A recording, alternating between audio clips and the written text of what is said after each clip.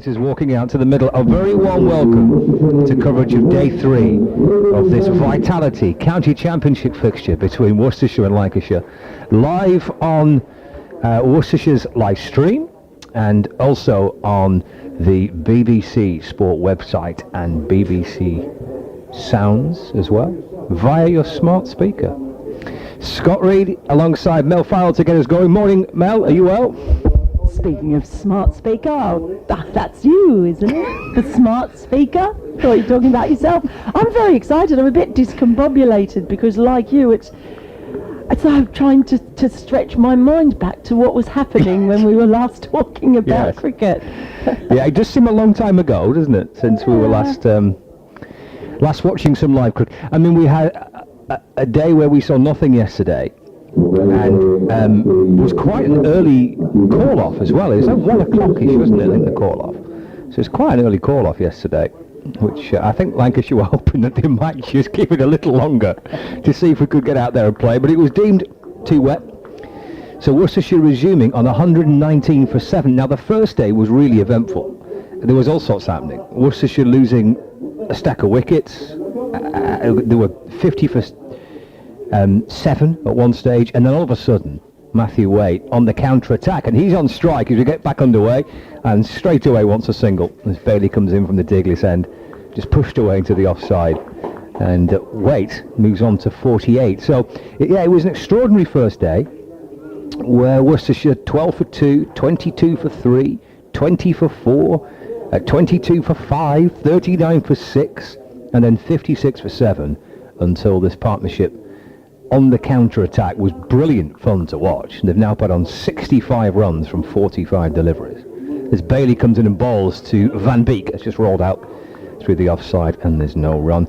And yeah, it was a bit of a breathless first day, wasn't it? Well, it was. It was quite amazing, just how quickly everything was happening. I think if people weren't listening or watching and just saw the scorecard, they might not realise just how incredibly treacherous conditions were for the batters, because the ball was just swinging hoops and sideways. As Bailey comes in, bowls to Van Beek, that's pushed defensively into the offside, no run.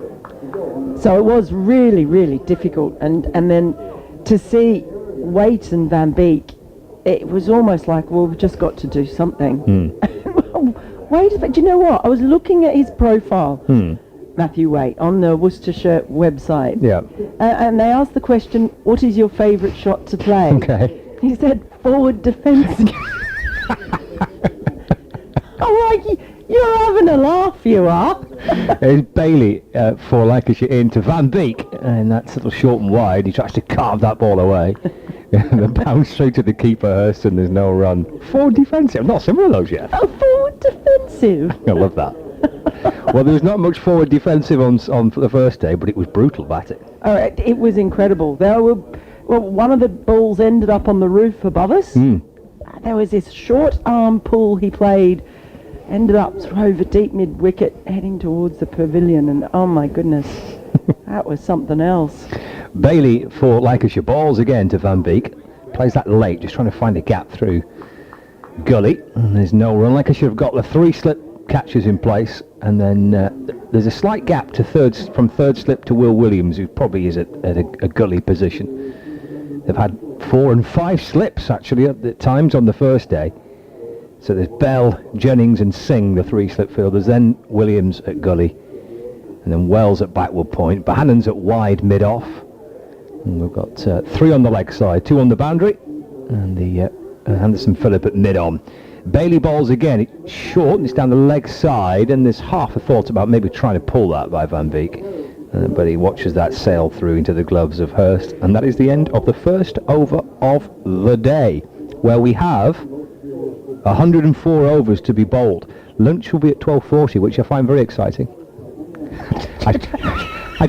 I don't know why, I just do. So lunch is 10 minutes later at 12:40, 104 overs in the day. I'm getting a bit giddy. And then, I don't know when tea is. We'll think about tea later on in the afternoon. You don't want to get all your excitement. I don't want. Hey, so he's just excited about lunch, or the fact that it's 12:40. I think it's 12:40. I love a late lunch. I love a lunch that's 10 minutes delayed. Why is that? I've no idea. I think this requires deep investigation and thought. I think I'm losing the plot after a long season, I think, is what it is. Well, that actually is understandable. Yes, I've gone completely crackers. Yeah. Anderson Phillip it is, who is going to bowl from this is the New Road End, isn't it? It is, yeah. There's the New Road End, where he started off bowling on the first day. He is running in now to weight bowls, and is just pushed down towards mid-on, and I'll take his quick single. We were talking to Anderson Phillip after the first day's play, and because he started off bowling at this end and then he switched to the Digless end, and he was because I asked him, was there one he preferred, and he said, I didn't really enjoy either because, you know, the run-up was a bit soft. It was really hard work. I said, you've got 7 wickets. They got the ball's hooping around. It's nipping off the seam. Doing what more do you want? A hard run-up? How much can they endure as he's in again and bowls that's left alone outside the off stump by Van Beek? It's like bowlers, they want everything, don't they? He said it with that lovely smile on his face, didn't he? A little bit of a glint in his eye. Yeah. Having just picked up 3 wickets and Lancashire had a great first day. Oh, it's a bit wet. Yeah, it's a bit hard work out. What? Yeah. Ah, He's bowled well. I think he's been the last 3 games of the season. He's been a little bit of a ray of sunshine, really, for what has been a dark, bleak, miserable season. oh dear. It's not that bad, is it, Scott? He's in again, over the wicket, and it's driven down towards a deep square leg, between there and deep mid-wicket, and they'll just take a single. Yeah, I'm sure there are good things. I'm sure there are good things. I'll get back to you. See, this is the beauty for me of being the impartial, you see, the outsider, because I just get to enjoy all the good times. I have enjoyed the season. I am only joking. I think there's a lot of good things that have come out of it, even if at the end Lancashire will be relegated. Here comes Phillip, and again it's left outside the off stump, but I think that has come back in, has it? Yeah, the way that Hurst took it would suggest that. Yeah, he ended up. It's a bit hard, of course, the angle that we're on, but the shouts of "Oh my!" I suggest that. Oh yeah, it did. Yeah. That swung back an awfully long way because he did leave it outside the off stump. But yeah, just the reaction and where Hurst took it, you can see why they got a little bit excited. So he may not have the hardest run up, but he's still managing to make the ball talk as he runs in once more, and this time it's played nicely down past mid-on. I'm not going to get 4, but that does bring up the 50 for weight, and it has come off just 37 balls. He moves on to 51. It really has been a terrific innings because nobody else was able to get anywhere near the ball except to edge it pretty much on the first day. But Waite has set an example, and he's been really well supported by Van Beek, who's now on 25 off 26. Really fine innings by Waite. As Phillip is in once more, and this time it's a little uppish, ends up dribbling down to mid-on, who has a little flick at the stumps, ends up flat on his face, a nice little face plant. It was, wasn't it? Yeah. From Tom Bailey. Well done. It's the end of the over, 125 for 7. Waite now on 52 after taking that single on the last, and Van Beek 25. We are welcoming listeners. I think they've been with us since the start, but on Sports Extra to this game here at New Road, where, well, I think we've described the crazy first day and the frustrating second day. I'm not sure how this pans out today. I suppose Lancashire want to get this wrapped up obviously as quickly as they can, get themselves the maximum bowling bonus points, and they're going to have to score pretty quickly, aren't they?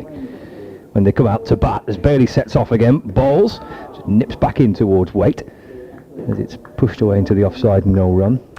They've they've lost a slip as well. I mean, they haven't lost it. They know where they've put him, but Been relocated. he's been relocated. It's so careless, isn't it? It is very careless when you lose a slip. When you lose a slip. Yeah, it is. But maybe just a little bit of a recognition that these two look like they've picked up where they left off. Yeah, it was a crazy end to that first day by Waite and Van Beek. 125 for 7. There's Bailey balls again, and Waite wants a single. He just drops it up towards mid-on.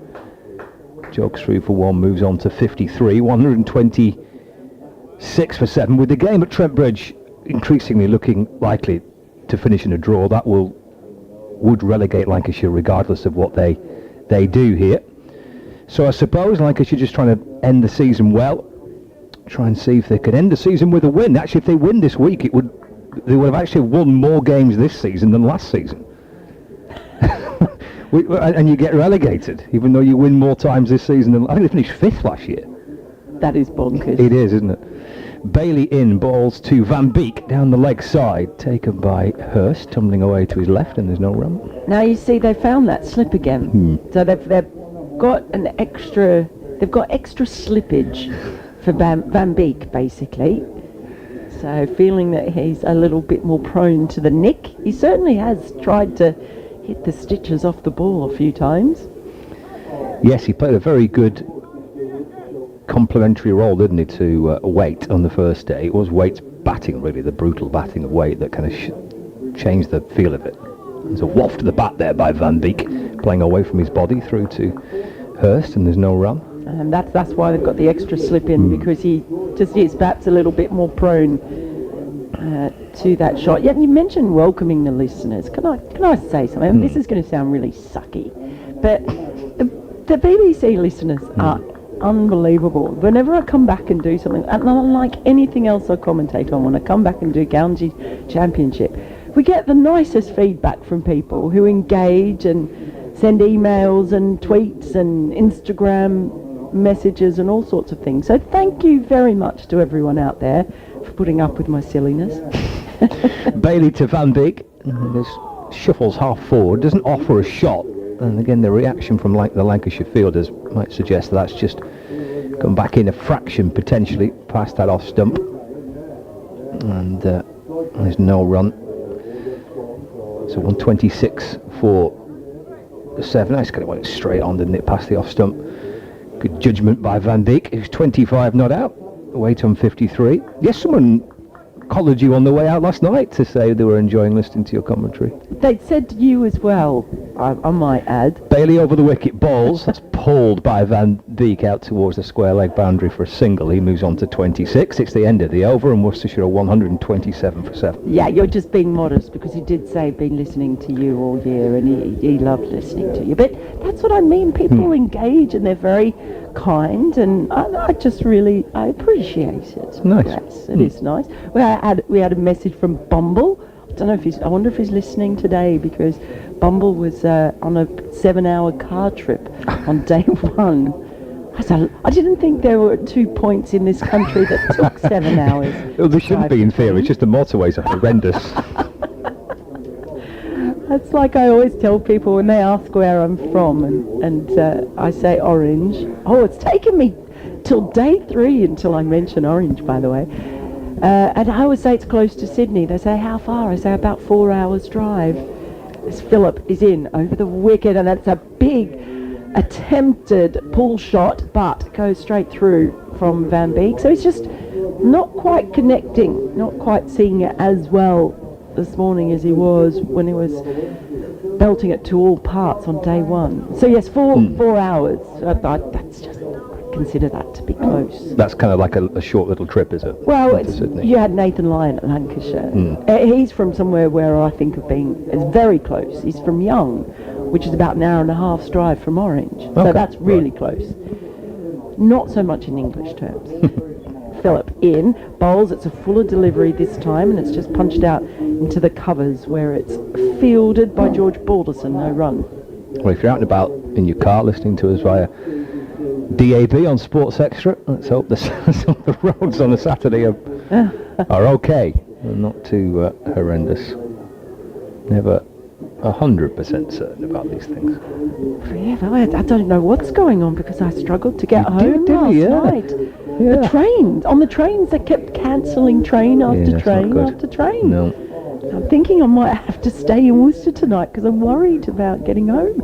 Here comes Philip in, and that one has leapt up a little bit. Surprised Van Beek, ends up going through to the keeper.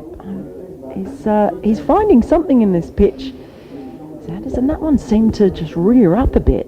Yeah, I think I've been impressed with him in the last 3 games. He's been a little spark at the end of the season for Lancashire, and he runs him pretty hard. He's obviously really committed. I think he's probably a little bit, actually going back to that conversation, I've been saying I think he's maybe a little quicker than what perhaps you might expect. He's not a big, tall, 6'6" bowler, is he? But he's skiddy, and I think he gets the ball just to...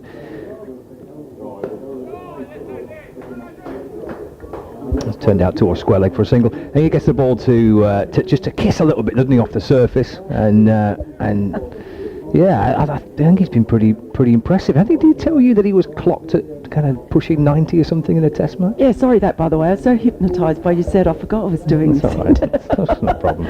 But look, he's got his hands in his pockets too every time he walks back. I think he might have the hand warmers in there and just warming his hands up in between deliveries. So yeah, he did say he'd been clocked at 150 kilometres an hour. Now that is proper. That is really quick. And that was in the test match, his first test match. And it's in now over the wicket, and that is just nicely swivel pulled. It'll just be for a single because there's a fielder down there at deep square leg. So 1 run takes them to 129 for 7. So now what's that? I'll have to do the actual calculation. Yeah, I'm not sure about that. I get confused by these things. Yeah, so I'll look that up. That is proper sharp. So he said that was in his first test was against Bangladesh, and then he got injured in Australia in that test series over the summer.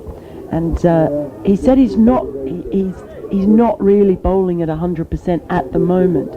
So even though he does seem to have that extra skiddiness, he's got some way to go. He's in again now, and this time it is pulled. It's in the air momentarily, but long leg runs around and does the fielding. It drops short anyway. So just a little bit of excitement there as the ball was in the air, but at the end of that over, Worcestershire 130 for 7 with weight on 54 off just 41. I think it's worth pointing out. Van Beek is 28 off 35. Yeah, that debut that he mentioned for West Indies against Bangladesh in 2022, he bowled 9 overs, picked up 2 for 30. He didn't bowl that much, but I mean, Kemar Roach, Alzari Joseph, for example, are bowling in that for West Indies in that game, and Bangladesh were skittled pretty cheaply, so it wasn't required too much. 2 for 30 in the first innings, Anderson Phillip, and then went wicketless in the second innings, bowled 5 overs for 23, but Joseph and Roach picked up the wickets for the West Indies. Bailey in bowls, and that's pushed away by Van Beek. Slightly horizontal bat, just trying to force it away into the offside. So 150 kilometres per hour is equivalent to 93.21 miles per hour. So when I say it's rapid, it's rapid. Yeah. He had a good day then, didn't he? Well, he was running in pretty well, it would seem. So that was what he was clocked at in that first test against Bangladesh. But because he spent some time out with injuries, sort of been coming back. And it's Bailey from over the wicket, bowls. That's just nudged away by Van Beek. Just loops out towards square leg, just trying to work it away off his hip. Does it come off? No, there's no bat on that. It's leg by, so he's just kind of billowed off the thigh pad out towards the square leg umpire. 131 for 7. There's one thing I really struggle with. It's so weird because I've lived over here for so much of my adult life, and I'm so used to, miles per hour limits and everything else. But when it comes to cricket, I cannot actually work out the quickness of things in miles. Bailey into weight. That's defender, just half step forward, then in the end just retreats back towards his crease and defends into the offside. No run. But have you ever noticed, like, when you're talking, even if you're from Australia or South Africa, everywhere that deals in kilometres, A ball never goes kilometres, does it? Only ever goes miles. It's very true, isn't it? Yeah. You know, oh, that's gone kilometres. Yeah, you never use that, do you? No, never. Maybe you should introduce that. It just doesn't sound as Doesn't, good. does it? No. Oh, it's gone kilometres. Bailey in, bowls, weight off the front foot. Just steers the ball out towards backward point. Thinks about one, but Wells is quickly up to deny the possibility of a cheeky little single. So 131 for 7 it remains. I've got to get used to going back to the other way around soon, because I'll be in Australia and the score will be 7 for 131, not 131 for 7. It's very hard. You don't understand how difficult it is. I feel for you, yeah. It must be very difficult. Enjoy this summer in Australia. There's Bailey in and balls to Waite. That's left. And through it goes to Hurst. And there's no run. But I do love it over here. It's just winter's difficult. I just struggle, so I try to avoid it. I don't blame you. No, and there's lots of things I miss when I'm not here. Actually, there are a couple of things I don't miss. Can I ask you what this? Can we investigate this further, or should we not? No. Okay. There's a few things I won't miss. So I'll give you 3. I'll give you 3. You got 3. I would say, give me 1, but you've got a top 3. Bailey to complete the over, balls again. Just tickled away off the pads by Waite, out towards deep backward square leg. And he keeps the strike as well. It's the end of the over. Worcestershire in their first innings, now 131 for 7. Waite on 55, Van Beek on 28, and we've had 31 overs of their first innings. So they're just little things that irritate me. They're only small things, because I love loads of things about this country, which is why I keep coming back. But one of them is specifically a London thing. Okay. The Northern Line. Oh, right. Okay, that particular line. Yes. What's wrong with that line? It's stupid. Half the trains are southbound. Oh, I see. It's the name of it that you don't like. Hey, right. It's such a stupid name. And when I first came over here, it caused me all sorts of problems when I was backpacking, because I just didn't understand how you could go south on the Northern Line, as it's Philip running in, bowling to Waite, who just lets this one outside the off stump. It's dropped by the keeper, but no harm done. So again, I just kept getting it wrong, and I didn't understand it, because I thought, I was going into, say, Covent Garden, and then I'd suddenly realise I was heading to a place called Morden, which has, I'm sure, no offence to the good people of Morden, I'm sure it's lovely, but it's not Covent Garden. So whenever I'm in London, I always just get annoyed by the Northern Line. So that's one. Okay. So I won't miss that. But are you happy when you're going north on the Northern Line? Is it just is just when you're travelling south on the Northern Line? Yes, it's that specifically. Right, okay. Philip in. Oh, there's a little swish outside the off stump by Waite, but doesn't connect. This wants to get going again, but it's just not happening. There's still a bit of movement about in the air. So the other thing, the other thing that's really nonsensical, that I will not miss, the manky plastic washing up dish that people put in their sinks. It's a sink. It's in its nature to be a sink, and then people put a plastic dish inside. It drives me nuts. As Philip is in over the wicket, up on his toes and punching through the gap in between point and cover as Waite, and that's 4 runs. He has managed to find his way through. He got up and just rode the bounce of that ball outside the off stump really well. Yes, good shot, isn't it? There's a little bit of width there for him. Just a little short and fraction wide, and he steered that away beautifully through the offside for 4. Yeah, it takes it to 136 for 7. So why do people do it? And don't come to me with the thing about, it's so if you forget you can tip out your half-empty coffee cup out the side or something. People put it in there and they have double sinks or 1.5 sinks, and they still do it. And it's just, I just can't deal. Here's Philip again. This one's just clipped away through the leg side. I'll just get a single for Waite, 137 for 7. So that really does get me. That area. So that's just for the. I mean, you travel around the world covering cricket. Do you experience that just only in this country? Oh, it's absolutely 100% only in this country. Right. And I just think that this country would be a happier place if people they set free the dishes in the sudsy water of an unencumbered sink. It would be, and then you pull out the plug, the water drains away. It simplifies life so much. Yeah, I mean, I suppose you are reducing the space in your sink, aren't you? Yeah, Yes. you're reducing your washing capacity. Yes. With the addition of the It plastic just thing. makes no sense, and and it always ends up so manky with bits of floaties in it. Here's Philip. He's in. He bowls. Oh, he's played with a very straight bat by Van Beek, but it only goes as far as mid-off. No run. Okay. And the third thing, but this is the biggie. This is the biggie. Okay. I will not miss the showers. The showers? Yes. What's wrong with our showers? You need an engineering degree to work out how to operate most of them. I mean, in Australia, so you have a hot water tap, and a cold water tap. That is it. You put them on, whichever combination you like. The most complicated it gets is a mixer tap, as Philip runs in over the wicket, and that is just nicely guided down towards deep third. It's not going to go all the way, but played with very soft hands on that occasion by Van Beek. 2 runs.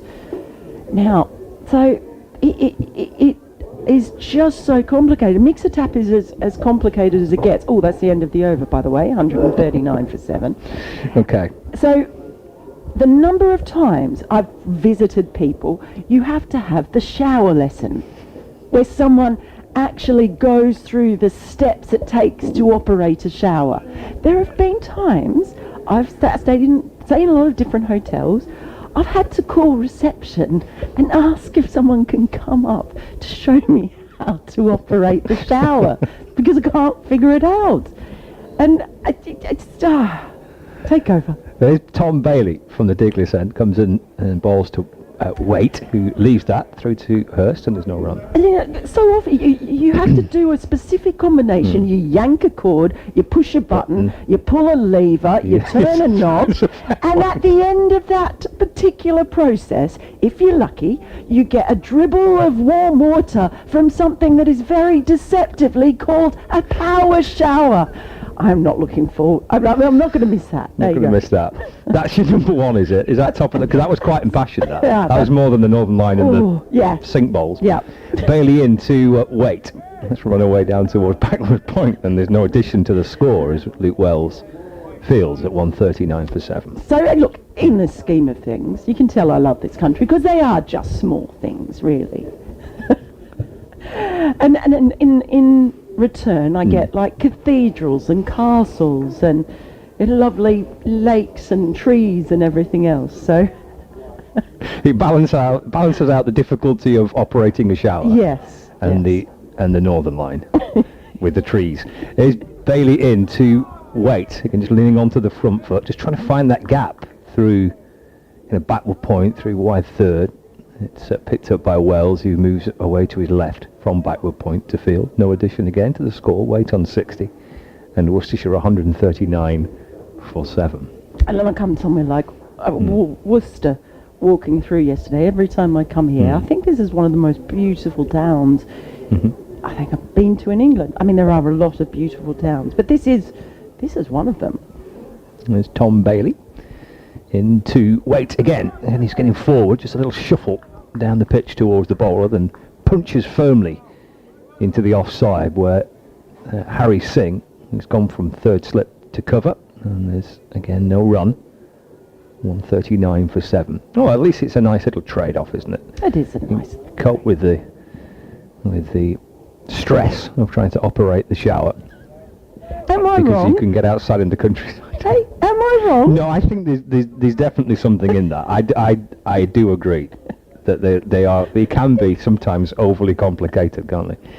Bailey to Waite, and just pushed away back down the pitch to Bailey, who's half-heartedly tried to stop the ball really off his own bowling. It was a low, slow stoop to his right to try and get fingertips on it, which he did, and then he didn't really pick it up cleanly. But it's okay, because Logan Van Beek, very politely and kindly at the non-striker's end, did the job for the bowler. It has just been a very different session so far to what we saw. Each sort of hour of play has seemed so different, because there are runs coming, but they're coming at a much more sedate pace than they did when this pair of Waite and Van Beek really got going. They're just dropping a player back out to deep backward point at the moment for Waite. It's Wells. He's gone back to the boundary. And this is the final ball of the over. Bailey's got 3 for 13 in the game so far. And that delivery from Bailey from over the wicket to Matthew Waite, just outside off stump, maybe trying to tempt him into a shot, and he left it, allowing that to go through to Hurst to complete the over. So we have half an hour of play. Worcestershire, who were on 119 for 7 at the close of play on the first day, and there was no addition to that until the start of play on the third day today, and now on 139 for 7 with Matthew Waite on 60 and Logan Van Beek on 30. I'll leave you, Mel. Chris will come join you. Oh, thank you very much, Scott. You've been outstanding as ever. And he's just given there's a very high-pitched giggle when I said that as he heads off and Chris makes his way in. Good morning. Welcome to the counselling hour with Scott Reed. In comes Philip, and that has flicked onto the leg side. Was any bat in it? I don't think so, no. It has just flicked the pad, and a leg bye is signalled by the umpire. Good. Well, look. He's gone for a lie down. Yeah. He did ask. He asked. If you don't ask. He's doing a John Cleese in the corner with his hands over his head, jumping up and down. Look, don't ask if you don't want to know, is all I'll say. Lesson learned. I'm an open book. What have you made of this morning? Did you know what you were coming into? Do you know, it's been proper cricket, hasn't it? I actually thought they might come out blazing, try and move, carry on the same way as they did the other day, but it's been proper cricket. As Philip is in once more over the wicket, and again that's really good carry through behind. He's got some good bounce. He's put his hands in his pocket again as he's walking back, so I'm absolutely convinced he's got the hand warmers in there. Yeah, right from the word go. Last time you and I worked together, I think they put us together when it's freezing cold, don't they? Because we were at Kidderminster when we'd got woolly hats on, gloves, scarves, back in May, April, May time. And then I think it was Jason Holder, another West Indies player who had, I think he had hand warmers, foot warmers, neck warmers, every kind of warmer you could imagine. As Philip runs in, and that's down the leg side. It was an attempted swish, but it's no bat involved. It's not called wide, of course, but there won't be any run there. But yeah, you're right. It's just been a more conventional sort of cricket being played, because that first segment of the first day was just wild with wickets falling, and then the counter attack, and now it just feels like it's settled into a bit of a contest. Yeah, I thought it would be, especially after the rain yesterday, still a green top and hooping around, but they've got the heads down, the two batters.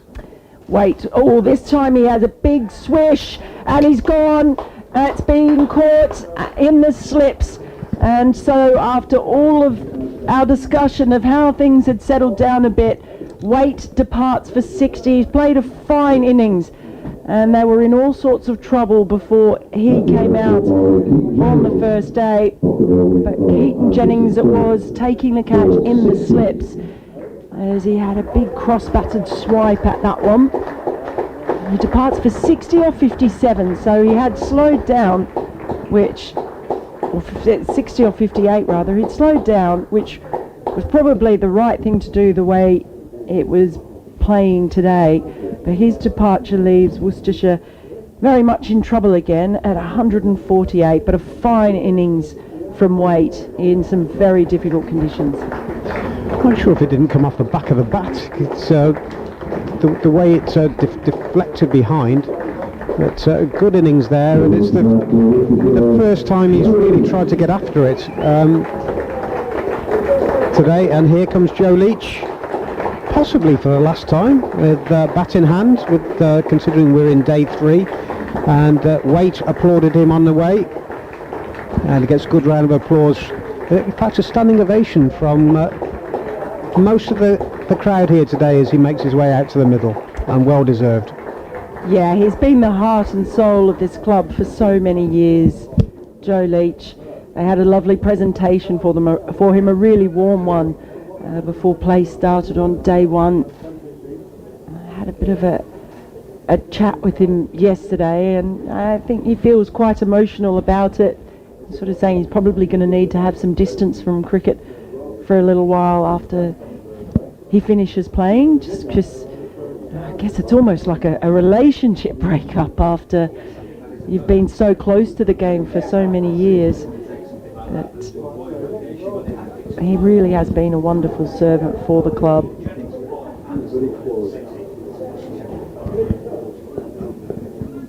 Both with bat and ball, to have someone who's regularly taken 50 wickets in a season, and the way he does as well, is going to be very hard to replace. He's on strike now as Phillip is in, and there's a shout straight away.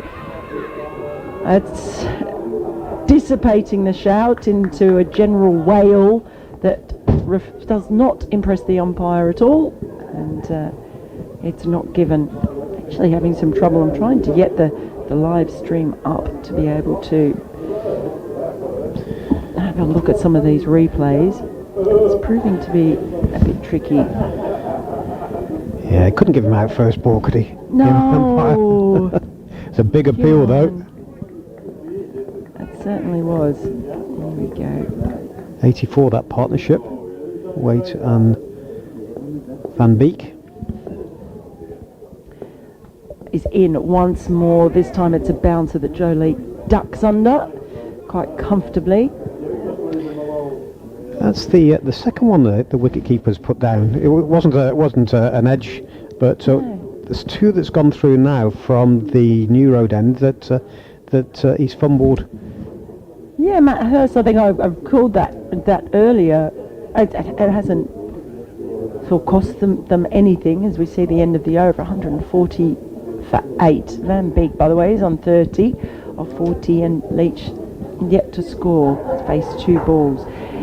Yeah, he's been really good, Hurst. At times he's kept up to the seamers, which always impresses me. Makes for some fun cricket.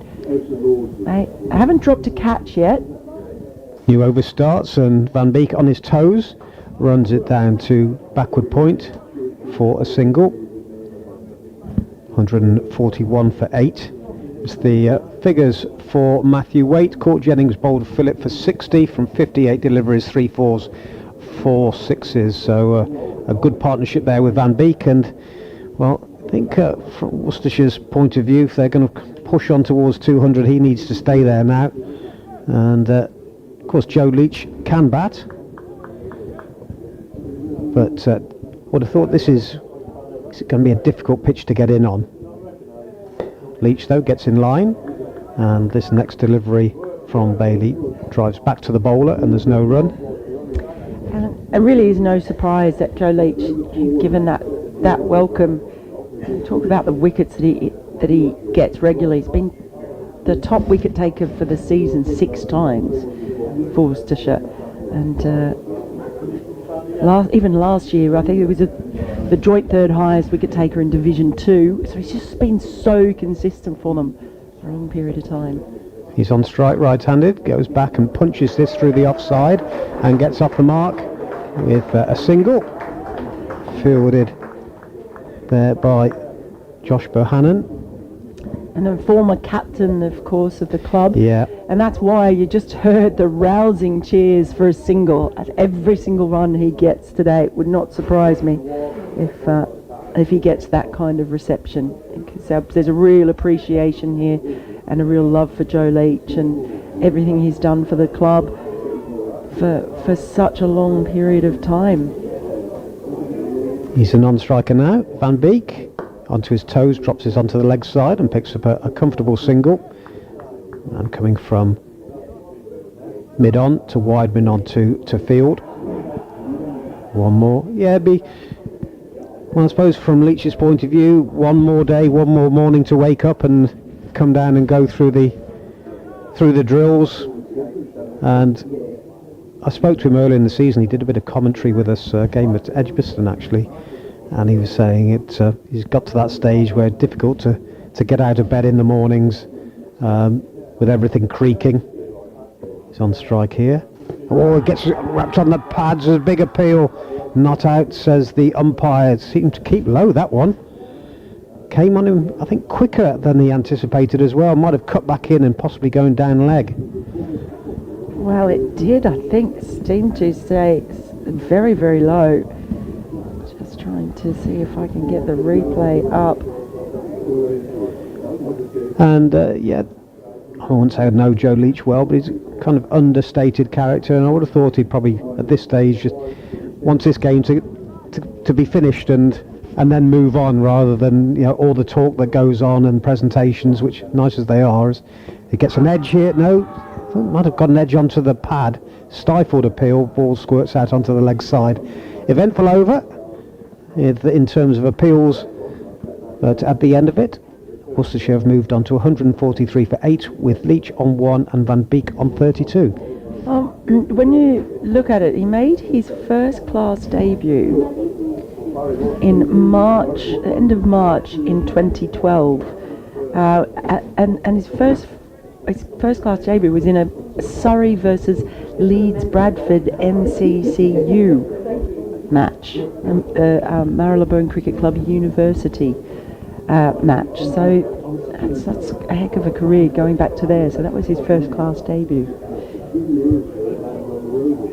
He took 4 for 73 in the first innings. First ball, the new over, punched up to wide mid-off, and there's no run. It's Philip continuing to keep those hands in the pockets. Oh, that they're gonna keep going in there. Yeah. He scored a half century, so he that was his first going back and looking at that. That's what I love about scorecards. When you go back, I end up going into a rabbit hole as soon as I look up a player, and it's so entertaining. So Philip, it is now over the wicket, and that's flashed at, but it's managed to get past the slips cordon, over the slips cordon from Van Beek, and that's a boundary. 4 more runs. Yeah, there's so much history in those old scorecards, and it's funny. My sport used to be rowing. It was, and there's a rowing almanac every year that comes out, and I used to think, well, I can remember all my wins. I can remember the different regattas I rowed at, and then I got them all down from the loft and started looking through, and it has a list of winning crews events. And I thought, I can't even remember half that crew. That's why we have wisdom. Yeah. Here comes Philip. He's in, and well, he shaped up to pull, did Van Beek, and then he thought the better of it. I think that ball might be moving in again, just looking at where Matty Hurst ended up taking it. That's why even, it's so sad, isn't it? Because I went out there, and Paul Edwards, who's here, the wonderful journalist, he's here for the Cricketer, maybe the Times this week. He's got the second 11, like, almanac or whatever you call it, the 2024 second 11 book, and I started going through that, and I was like, oh my gosh, I need this. That's really sad, isn't it? In comes Philip. Again, look to pull. It's a short ball. It's a no ball, in fact. So he shaped up to pull. Realised it was definitely too high. So basically, trying to bounce out Van Beek at the moment. It's not quite working yet, but they managed to remove weight. I'll feel if they get Van Beek as well, then it could be all over Red Rover. But one of the things Joe Leach can do is bat. Yep. He can certainly give good support to Van Beek and kind of just give him as much strike as possible while he adapts to the wicket. Van Beek waits now. He just lets that one through outside the off stump. So just a bit more measured now that he's lost weight. So he's just got to get things moving with the tail as far as they were. But gee, they're 149 for 8. You would not have bet on them making 150 when those wickets were tumbling on the first day. No, really good partnership. They took the attack to Lancashire, didn't they? Just wrestled the initiative. Yes, turned things around somewhat.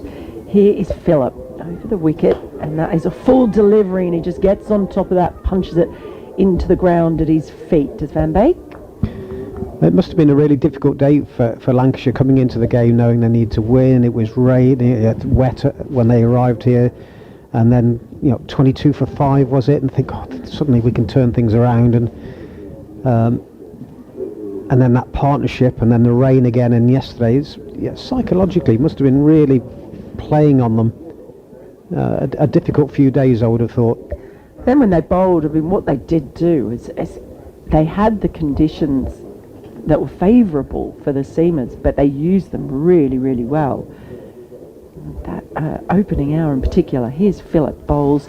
He does go for the pull this time, swivelling around Van Beek, but he doesn't connect. So it goes through to the keeper, and it's the end of the over. 149 for 8. Leach is on 1. Van Beek is on 36. Just holding the fort now as the two batters meet in the middle. Just have a little discussion about how they're going to approach this. There is some sun just trying to peep through the clouds. They're not heavy. They don't look that threatening. I can see a little patch of blue sky up to our right as well. So hopefully it's fair for the day. We don't want any more rain, Chris. No, I think we're going to be okay today. The light might be the thing later on as Bailey starts a new over to Leach, who fences this outside the off stump, and it goes through harmlessly to the wicket keeper. Interesting watching Van Beek actually this morning. What have we had now? 45 minutes. He's played within himself. He's gone for the odd attacking shot, but he hasn't really thrown everything at it. That in the last over he went for a pull, but didn't really give it the kitchen sink. That he just, if anything, was just trying to help it on its way. And I think it's changed from the nothing to lose to a score to build. Leach pick up a single here, which is the right thing to do. Give the strike to Van Beek. Just plays it to mid wicket, brings up the 150, which has come up 36.2, and it didn't look as though that 150 was going to be feasible. Well, what are we today? Saturday, going back now. I was trying to think what day it is. Back to Thursday. Of course, the day lost completely yesterday. Yeah, well, I think that change is for Van Beek. It's just come about because there was nothing to lose almost. He's on strike now, right-handed, just drops onto the Yorker, and the ball just runs a couple of yards off the pitch onto the offside. But now he's on 36. He's actually grown an innings, and that partnership that was there for a long time, and so that just has changed the complexion, I think, of how he goes about doing this. Yeah, at the start of play he was on 24 from 19. He's now on 36 from 50. So there's the story of the morning, really. 2 slips and a gully for Van Beek, mid on, mid off. Deep backward point, and this is edged, and it'll go for 4 past the diving gully, even on the damp outfield. Ball goes quickly down to the rope, away to our left. Keaton Jennings just trotting after it, knew that was 4 all the way. So useful runs. Of course, every run that's scored makes it more and more difficult more time out there that Lancashire are going to have to face with the bats. What they would have been looking for was to wrap that innings up with Worcestershire resuming this morning 119 for 7, if they could have taken 3 quick wickets and then get out there and score quickly. Of course, they've moved that on now to 154, so that's more time out of the game as Van Beek who's now on 40, pushes into the offside and there's no run. To say it's the ground is drained well after the deluge we had on Thursday night, right through the night. Yeah, went all the way through, and they were trying everything yesterday to the Super Sopper was just working non-stop. But I think if it had 10 Super Soppers, it would have still been hard. Bailey in again, outside off stump, and that's another one put down by the wicket keeper. Whether it's just shaping a bit after it goes past, I'm not too sure, but that's the third one that he's fumbled this morning. End of the over, 154 for 8. Leach has 2, and Van Beek has 40, the one man out today. Matthew Waite caught in the slips by Jennings off Phillip for 60 with the score on 140. You did miss something wonderful by not being here yesterday. Even though we didn't have any play, we had a brilliant occasion. And that was the renaming of the press lounge. We had a little bit of a ceremony. It's now called the Curtis Oldnall and Beddoe Press Lounge, after Mike Beddoe, Chris Oldnall, and of course John Curtis, or JC, who are three of the people who have brought cricket to the public in Worcestershire for many decades. As Phillip begins a new over, bowling to Leach, who that time he's got right through his defences on this occasion. He's rattled the stumps, and maybe for the last time, Joe Leach, I should say, Joe Leach walks off here at Worcestershire. He'll be back out bowling, possibly very soon. Who knows? We might see him in another innings with the bat shortly. But it's a bit quiet now as he walks off, and it's 154 for 9 with Van Beek on 40. It's a 5 for Phillip. And it is a 5 for 2. Gosh, that has been some day. Well, he was complaining about the run-up being a bit soft. But he's had a lot of things in his favour, but he's bowled really well. And just of that extra bit of skiddiness that he gets. I think he was done for pace there, wasn't he? Seemed to be late on the shot. Might have just nipped back. Good delivery.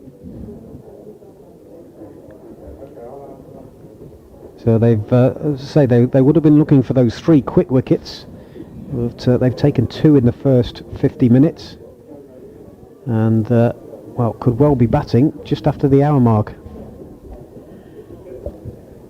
Yeah, well, it's going to be Home coming in now. Jack Home, the 18-year-old. And he's another one where Worcestershire will be hoping him. He started really as a batter. He's in as a bowler, but he's only been bowling for a couple of years. I'll tell you what, he looks slight, doesn't he? Very slight. Yeah, very young. Well, as I say, only 18. Yeah. In the academy this year. He's got his opportunities because of injuries. There now as a first ball, there's a big shout. Might have been a bit of bat in that though as well. It did sound a bit woody as the ball drifts out towards mid-wicket. In fact, it is signalled a leg by, so there wasn't any bat in it. Yeah, he's 18. He's very confident. But it is... I saw him play earlier in the season, but it's just noticeable. I said he looks so slight out there, and it really does look like a junior playing a senior game, doesn't it? Because there's nothing on him. Well, they obviously rate him highly enough because he signed a 3-year deal last week.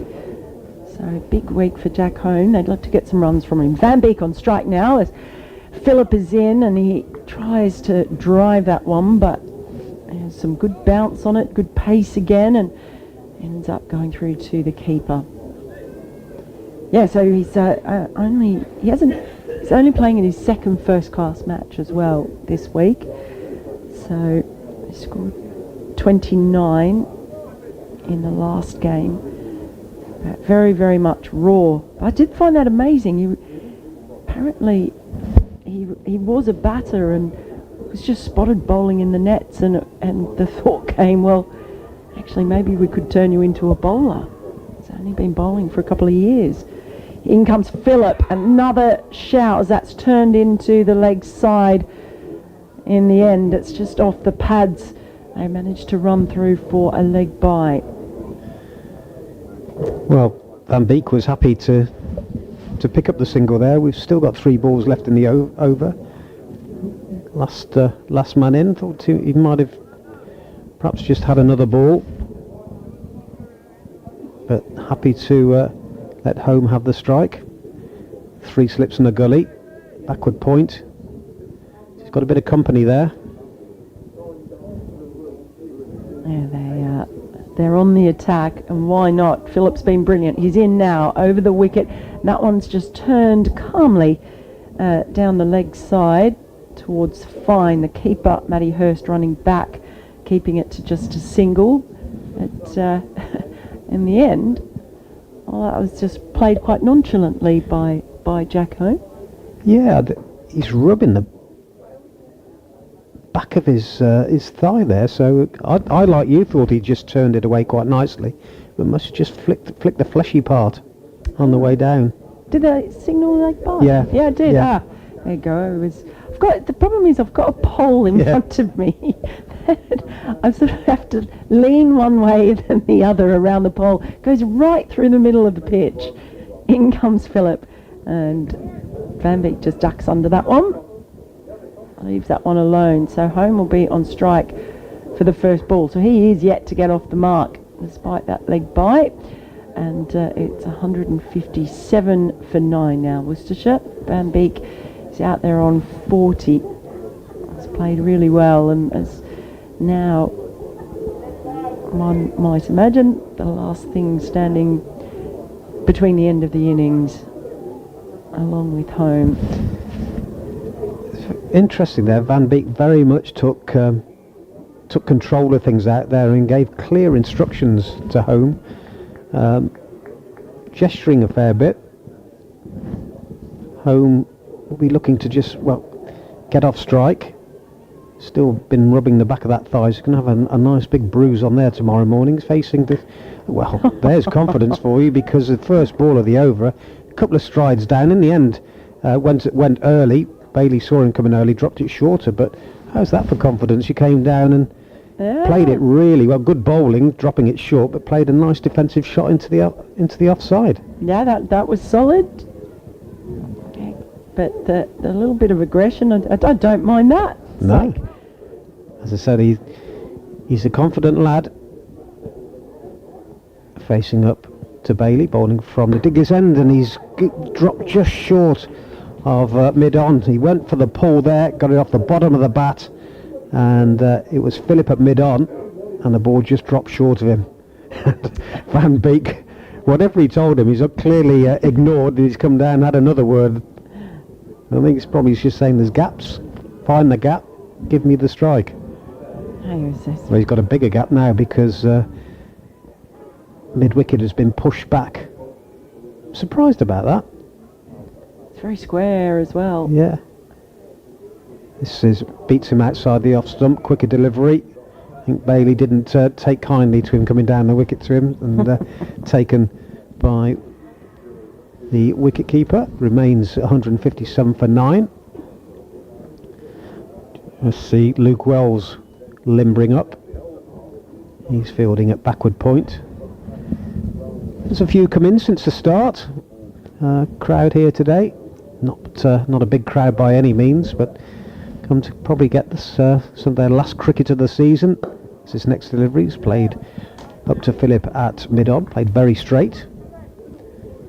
Yeah, there'll be one or two here tomorrow, but for some this might be it. Oh, it's the bit I start getting all emotional when people start saying winter well. Yeah. There's something just about those two words, even though I don't do winter. I don't do it at all, let alone well. But it always makes me feel a bit emotional. Yeah, next delivery, outside the off stump, not played at. It used to be for me the last day of the last test match used to signal the end of the season. Of course, things go on and on and on now, but for me that used to be a one where it's just a sad day, and of course this my last day at New Road this season, and it sounds very morbid, but there are people that you see don't appear the following season. Well, there's a photo, so the glorious summer over here of 2019, of course, when we had that incredible World Cup, and then the Ashes series that included the Headingley tests and Ben Stokes heroics. Home weights, bat held high, and flicks this away. We'll get his first run down to deep backward square. And at the end of it, the last test, of course, at the Oval, and they'd actually, everyone sort of left, all the public had left. We were doing various media bits, everyone was filing, writing, doing video, and Surrey brought up a few beers for us. So we were sitting outside, and it was dark. We are going to see a change in the bowling. Is that Wells coming on to bowl? Yeah, yes, that was the end of the over, 158 for 9. And so we were sitting up there in the dark, drinking a couple of beers, and you could hear the Australians in the dressing room on the other side were basically playing loud music and singing along with it. It was a bit of a karaoke session. And of course one of them was Sweet Caroline, and I've got this little video of us on the other side singing along with the Australian players in the dark at the Oval. And there's a photo of me wearing I pinched a tie from someone, or someone had given me a red tie. I've got by the way, we have got a short leg in now that Wells is on to bowl. He's bowling to home, and that first ball, well, that's just gone past him. So perhaps a little bit of turn already for Wells. They're on the attack, so he's got a slip in as well as that short leg. Wideish gully in as well.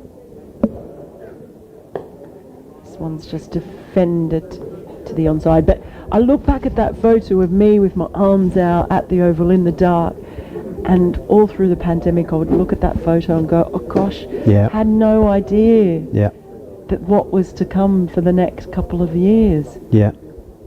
In comes Wells, and it's a big stride forward, and it's smothered by home, no run. So you've got to enjoy every bit, haven't you? You just never know what is happening. But I still, when I look back at that photo, I get a bit emotional about last day at the Oval and all that sort of thing. Wells is in over the wicket, and that has pulled, and it somehow managed to get past the keeper and first slip. It's very fine. It's going to go all the way for 4.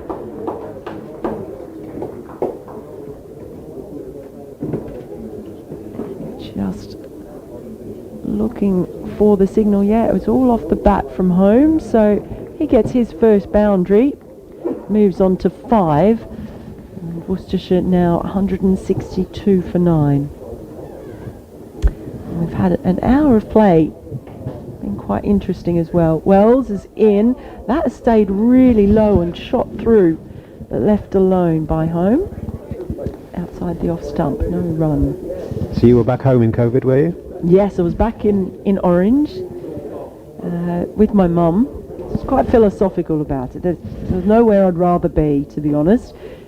In comes home, and that one again is just left well outside the off stump by home. End of the over, 162 for 9.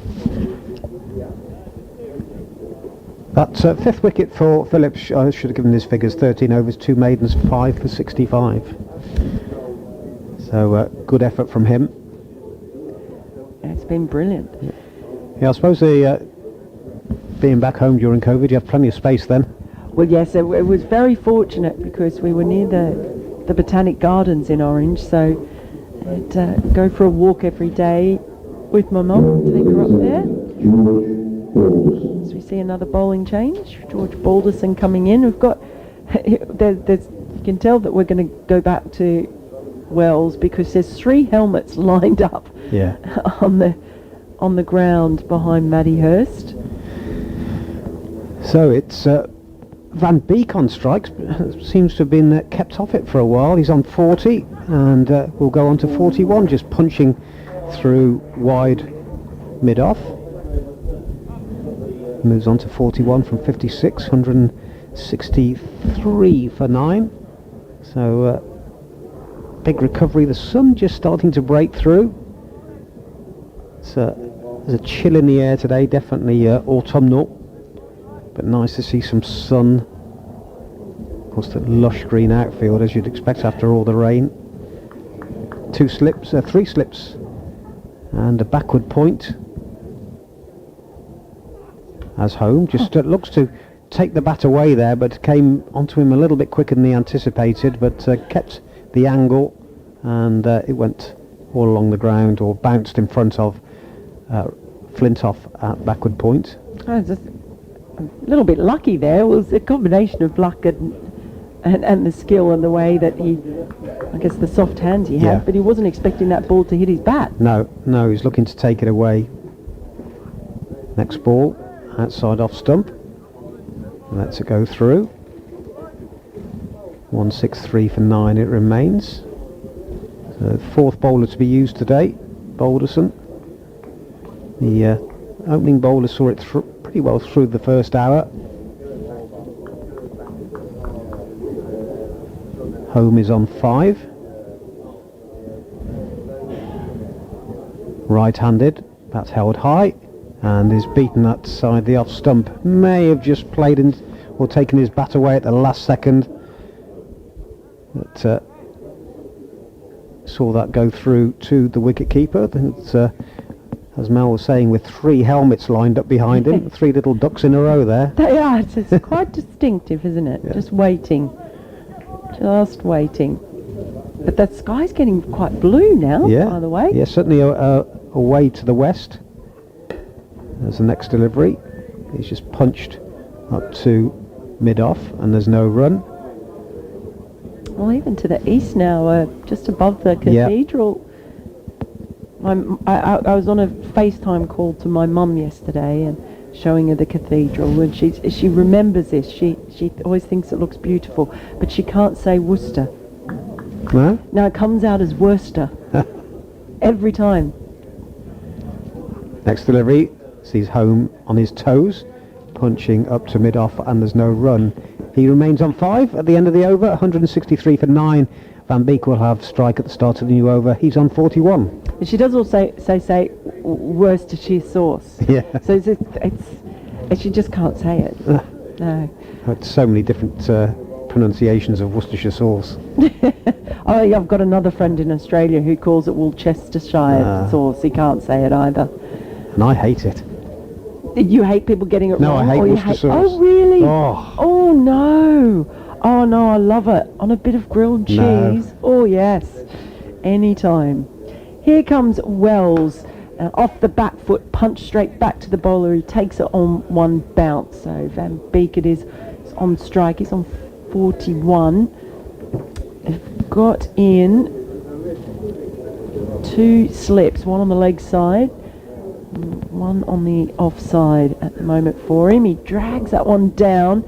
And that's turned square. They'll run through for a single. Deep square leg comes running and does the fielding. Both slips got helmets on. They do that. Well, they're quite in quite close, aren't they? We don't have a short leg in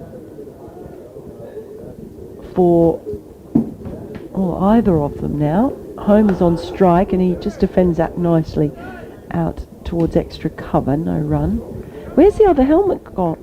So both slips have got helmets. Both and slips. Wicket keeper. Oh, the wicket. Didn't he have his on before? He didn't have his on in the last over then. Because that would be bad if you lost a helmet. In comes Wells once more. It stays low and it's swished away to the left of fielder in the covers. Manages to stop it though. No, I think he might attack it home. He's just looking a little bit twitchy. He waits now as Wells lopes in. Again, that one stays quite low and he plays a nice little defensive stroke out to the offside and holds the pose for just a moment. Yeah, he did it. There's a couple. He's timed quite. Oh, the man coming just in front now on the offside. Yes. Silly mid-off in now, right in his eye. In comes Wells, and he just calmly flicks that into the leg side. So it's handled quite well in the end by home over, because they were trying to put pressure on him at the end of that over from Wells. It's 164 for 9 home. He's on 5 of 23, so he's been pretty patient. And just 2 scoring shots in that. Van Beek is 42 of 59. Yeah, I think that was good cricket all round, because I think Lancashire could see he was also starting to get a little bit twitchy, might get after it. So just bringing that man forward, and he had to adjust his new over starting, and Van Beek punches into the covers, and there's no run. It's Balderson bowling from the Diglis end. Yeah, just thinking all around, and then bringing that man in at silly mid-off. He then just had to square his body up a little bit, turn it, and played onto the leg side. So good cricket all round. Van Beek playing defensively. Next, back to the bowler, and there's no run. I think for Van Beek's point of view, he's happy to just grind it out now and take as much time out of the game as he can. I think at 22 for 5, they'll be happy, regardless of the weather, to come out of this with a draw. Absolutely. Taking time out. I mean, goodness, if they could manage to get up towards 200, it would be a big win. Next delivery, thinks of going for the hook, but in fact it's been called a no ball by the umpire, was way too high. So 1 more to the total. Umpire Alex Wolf just trying to catch the attention of the scorers. But really slowed down from his overnight score, Van Beek, but a valuable innings. Goes back and across, punches into the offside. I think it's been really impressive, actually, because just the range of tempos that he's shown, and we saw that with Waite as well. I mean, they really did rescue Worcestershire from a really difficult position. Yeah. The way he's played to different tempos with different partners. Yeah, it's an inside edge, getting the ball back to the bowler. But he's very much taken the lead in this partnership. Came together 154, so they've only put on 12. But as I was saying, it's not just the runs, it's the time element. And brightest part of the day now. The sun's reflecting off the covers on the far side of the ground. Oh, I have to put my sunglasses on too. Well, he gets wrapped on the pad. Here's an appeal. We'll go through for a leg bye. And I don't think is he given a leg bye actually, or a run? I think there must have been bat on that, because the bowler certainly wasn't convinced or convincing. 1 ball left in the over. Balderson 8.5 overs, 1 maiden, 1 for 38.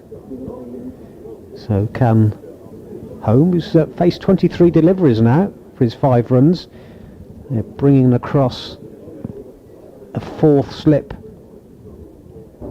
All quite close together as well. Uses his feet, and that's a nice looking shot. Just punches into the offside, immediately sets off for the run. And again, that's confidence. That last ball of the over could have easily left it to his partner for the start of the new over, but as it was, he used his feet, just punched it into the offside, set off for the single, and moves on to 6. And at the end of the over, Worcestershire are 168 for 9. It's going to be Wells to continue. I was having a look at his profile. He went to St Bede School in Upper Dicker. Now that's a great name of a place, and I don't know where Upper Dicker is. No, I'm with you on that one. If anyone out there knows where Upper Dicker is and what happens there, here comes Wells. That is slashed away in front of the fielder, a backward point, and that's going to be 4 runs. Lovely shot from Home. He's got got a boundary for the second time in his innings. He's only got 3 scoring shots. 2 of them have been boundaries. 3 scoring shots, I think, maybe now. But 2 boundaries in his 10 runs off 25, and that was played really well. Just waited for it. In comes Wells again, and this time he plays it square, down towards deep square. He'd come back for a second. But this is good work from the 18-year-old. Yeah, he's played some nice shots, and as I said from the start, he's a confident lad, and he's batting with confidence there. The fact he took the single off the last ball of the last over, that tells you the story. He just is forward this time and plays that into the offside, but again it just looked like quite a confident defensive shot. So for an 18-year-old batting at number 11, Holmes doing a fine job. It's 174 for 9 at the moment, so that score is just creeping a little higher as Wells is in, drags that one down, stays quite low, and again just a textbook front foot defensive shot, high elbow, held the pose for just a second. I think I'll tell you after this next delivery. So Holmes still on strike, waits, taps his bat, Wells is in. Again he just plays that defensively, a bit wristily out towards the offside. Another nice shot. What have you noticed? That he gets into his stance very quickly, and I think one of the things they may say over a period of time is that switch on, switch off a little bit. Give yourself a little bit more time. Waits again. Wells is in, and he just shoulders arm, he sticks his left leg out and across, and just patted that ball away. It was well outside the off stump, but just a really interesting contest that has developed between both of these bowlers and Jack Home. They obviously see as the number 11 the weak link, but he's held his own so far, and it's 174 for 9. Home is on 12 now, and Van Beek has been starved of strike, really. He's on 43 now. He will be on strike for the start of this next over. Yeah, Balderson will start the new over. Yeah, but just going back to that, so you do see kind of that move out to square leg, have a switch off. So you switch off, then you come back in, switch on, whereas he goes down quite early and ready to face up to the next delivery. New over, and Van Beek drives through the covers. That'll go to the boundary. It's slowing down as it gets towards the rope on that damp outfield, but a welcome boundary for him and for the total. Worcestershire move on to 178 for 9. Yeah, it's a lovely shot from Van Beek, who hasn't had a huge amount of time facing since Home got in there. It's an interesting and productive little partnership forming. Yeah, 154 for 9 when they came together. He's 3 away from a half century here, Van Beek, and he gets a thick outside edge down to third man, fielded by Flintoff. So Home will come on strike. Flintoff wearing 11. Was that the number his dad wore? Yeah. A nod from Scott Reed, who's I think he's got his composure back after his counselling session earlier on. He's had a lie down. He's wearing his sunglasses and hiding in the corner. This is pulled by Home. I don't think he got all of it. He's in fact only got to get a single. It's plugged as it went about 3/4 of the way to the mid-wicket boundary. But again, confidence, got onto it. He's moved on to 13 from 31 balls he's faced. Well, he's shown quite a bit of patience. It's been interesting watching him bat for the first time. He's not had really the rush of blood to the head moments. And Beek's on 48 and will remain on that as he plays defensively. The next delivery from Balderson, just to the left of the actual pitch. Because they have really, they've put fielders in his eye line. They've they've had slip fielders either side for him. They've put, made obvious fielding changes to see if they can tempt him. But so far, he's handled it. Wicketkeeper standing up to Balderson, and this is straight to mid-wicket, who's quite a little bit closer than orthodox mid-wicket, is Philip. Still got those hands in his pockets. He's not liking the September weather here at New Road. But he'd be liking the figures he got earlier on, taking 5 wickets, 5 for 65 from his 13 overs. Last ball of the over, and he's bowled him, and that's the end of the innings. Just may have kept a little bit low, may have taken the inside edge of Van Beek. He's gone for 48 from 70 balls, and the Worcestershire innings has come to an end on 180.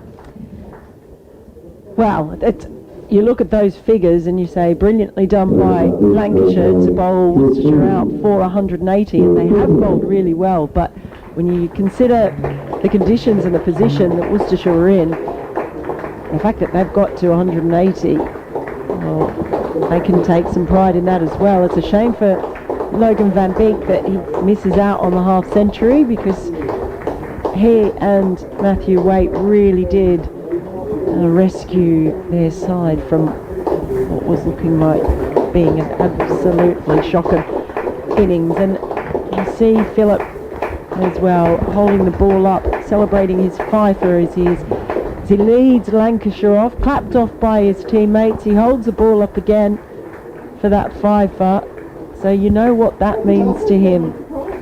Really big moment for Anderson Phillip. He's bowled terrifically for Lancashire in an all-round excellent bowling display from them. A partnership there of 26, so valuable runs at the end there, and Home finished 13 not out from 31 balls, so good effort from him. So you look at where, as you say, 22 for 580 all out. The innings will start at just before 12 o'clock, so 40 minutes Lancashire will have. And, well, Jack Leach leading the bowlers out there, they're keen to get on with it. Quite probably like to get onto that. It's still a tinge of green in that pitch as soon as they can. But good effort from, just look at the Matthew Waite 60, Van Beek 48, Home 13. The only ones that made double figures, Roderick, just go through the scorecard for you actually. Gareth Roderick caught Williams bowled Bailey for 0. He went in the first over, 0 for 1. Jake Libby caught Singh bowled Phillip for 5. Kashif Ali caught Bell bowled Bailey for 9. Rob Jones caught Hurst bowled Phillip for 8.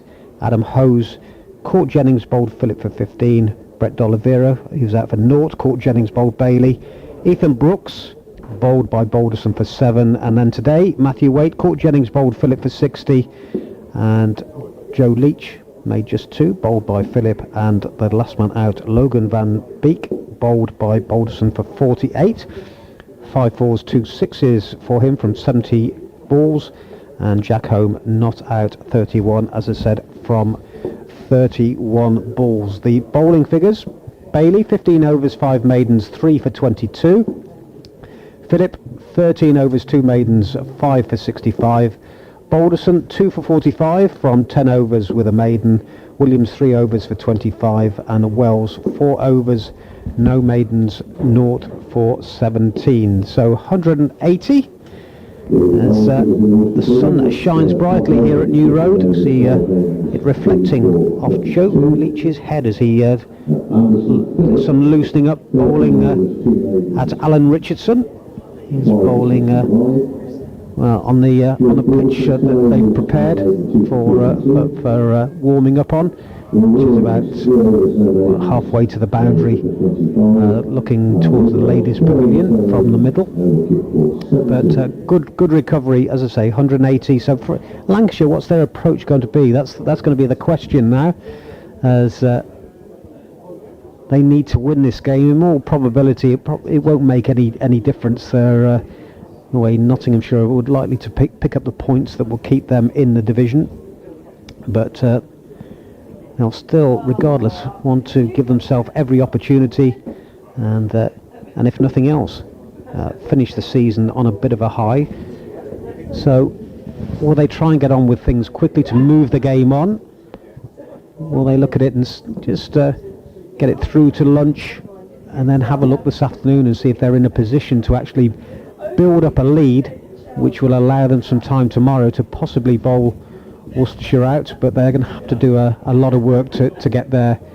Was losing best part of 2 days makes life really difficult for them, but they have to be positive if they are going to make anything happen here. And from Worcestershire's point of view, Joe Leach in his last game, he'll want to be going out on a high. They've got Jack Home, who's signed a 3-year contract, and he'll be keen to get on with it. As I was saying, he's a confident lad, both with bat and ball, and he'll give it everything. So an interesting passage of play ahead, and it's difficult to. It's typical of the British weather when you look at the sun shining brightly out there at the moment, and the miserable conditions we've had on Thursday and Friday, or certainly overnight Thursday, where it just rained and rained and rained. And I have to say the river's on its way up, and I did wonder if with a high water table whether any of it might have seeped through, but the ground staff have worked incredibly hard, as they always do, and for them, just best part of 2 days left of their season, and they can of course have to get everything nailed down for the winter, but at least they can some of the pressure will come off them a little bit. But say, with the river on its way up, they'll have to get everything nailed down and prepared for the floods that will inevitably come during the winter. But just going back to this Worcestershire scorecard: 22 for 5, 39 for 6, 56 for 7, and they've made their way to 180, thanks in the main to that partnership of 84 between Waite and Van Beek, and just counter-attacked in the little play that there was on day one. And then today came out, very different approach, played each ball on its merits. I thought they might come on and play in a similar vein, but very, very happy to just take each ball as it came today. And if you look at Van Beek in particular, he's on 24 from 19 at the start of play, and in the end he doubled his score, but 70 balls in total he faced, 5 4s and 2 6s. And Matthew Waite, continues to show what a valuable player he is to this Worcestershire side. He attacked on day one, made 60 today. It's caught by Jennings in the slips. The ball may have come off the back of the bat, just looped up, and taken comfortably by Jennings. He faced 58 deliveries for his 60 runs, 3 4s and 4 6s. Other than that, I think I might have said that Home was the only other man that made double figures. I was incorrect there. Hose made 15, but they come and went very quickly on day one. So it'd be interesting to see the approach. But I would have thought when the innings starts at 12 o'clock, that it'll be just seeing it through to lunchtime, not looking to lose any early wickets from the Lancashire batters, and then just get going this afternoon, and then try to accelerate as the afternoon wears on. But they will have decent conditions to bat in with if things continue as they are now. We've got blue sky and the sun shining. You'd expect there to still be a little bit in the wicket, but didn't do too much this morning, to be fair. The batting looked reasonably comfortable. You look at the wickets that fell. I think Waite got taken a little bit by surprise, played early. The ball may have just taken the back of the bat and spooned up to the slips. Joe Leach, I think, may have got one that possibly kept a little bit low. And then the last man, Van Beek, one that nipped back a little bit. So there should be something in it for the bowlers. Philip, the pick of the bowlers. Not the odd one to nip through pretty quickly. 13 overs, 2 maidens, 5 for 65.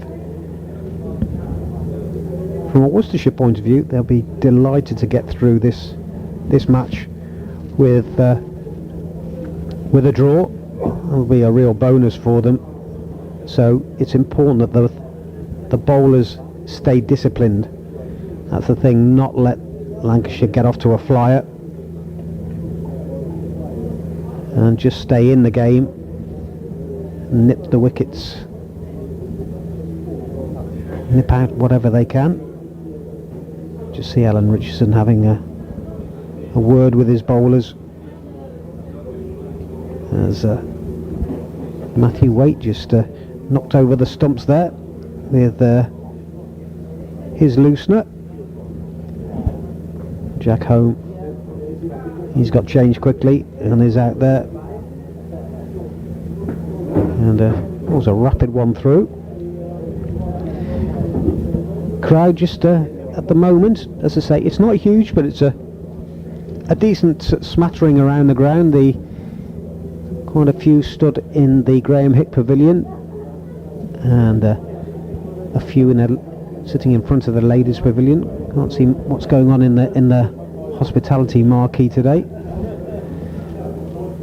It's all closed up. But try and give you some scores from the other games being played.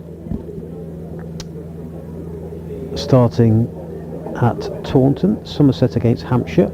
Somerset 136 in their first innings, Hampshire all at 196, and in their second innings Somerset are 147 for 7th, so they lead by 87 with 3 wickets remaining.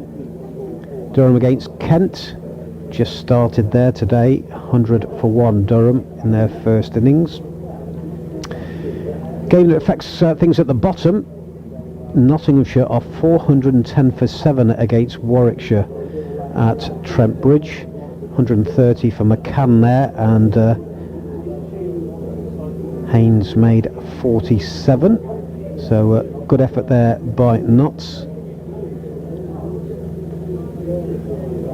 Essex, good start against Surrey, 209 for 1, with Wesley 107 not out and Dean Elgar 89 not out. So Surrey, the champions, played a few inexperienced players there today. In Division 2, Glamorgan against Gloucestershire. Glamorgan have declared their first innings on 381 for 4, and the Gloucestershire innings has just started. They're 3 balls into that. They're naught without loss.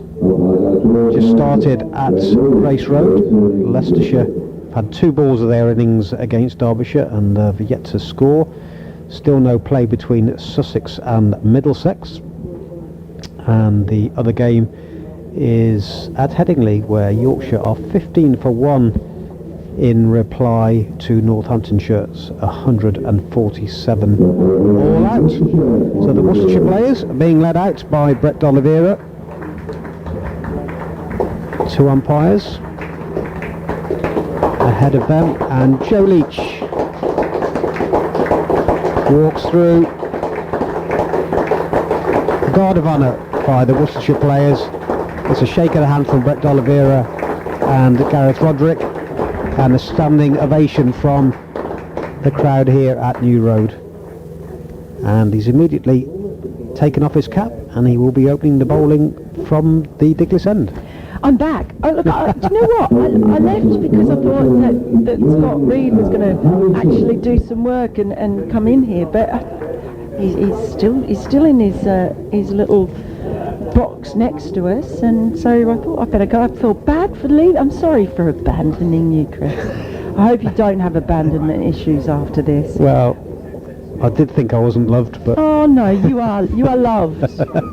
You are. So is Joe Leach. And you can tell by that reception, it's the second standing ovation he's had today. Gosh, wouldn't they love it if he took a wicket? if he took a couple of wickets. Well, they would, and it would really liven things up, wouldn't it? As I said, I think these two batters will, from a Lancashire point of view, just look to take things through to lunch, and then see where they stand going into the afternoon session, what the approach will be. Well, as far as the sky goes, it looks much better for batting, doesn't it, now, than it did this morning. Yeah. The clouds have lightened up. There's still some around, but they're much whiter than they were this morning. And the ground is bathed in full sunlight, with the shadows of the players clearly visible as well.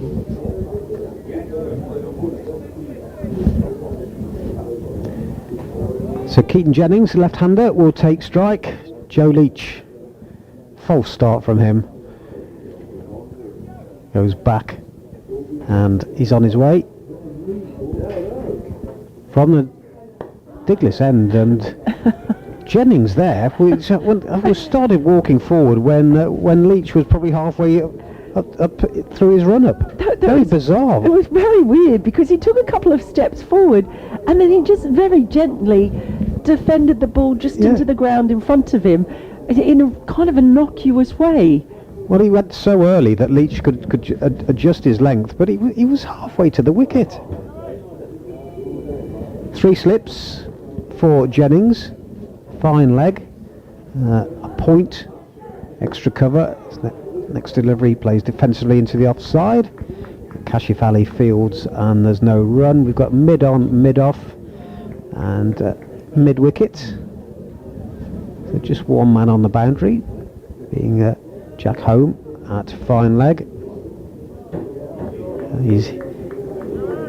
He's got the fine leg stance already, arms folded, biting his nails. He's settled into life. Professional cricket. This is beaten the edge. It was just a quite a lazy shot from Jennings there, fencing at the ball, just almost a kind of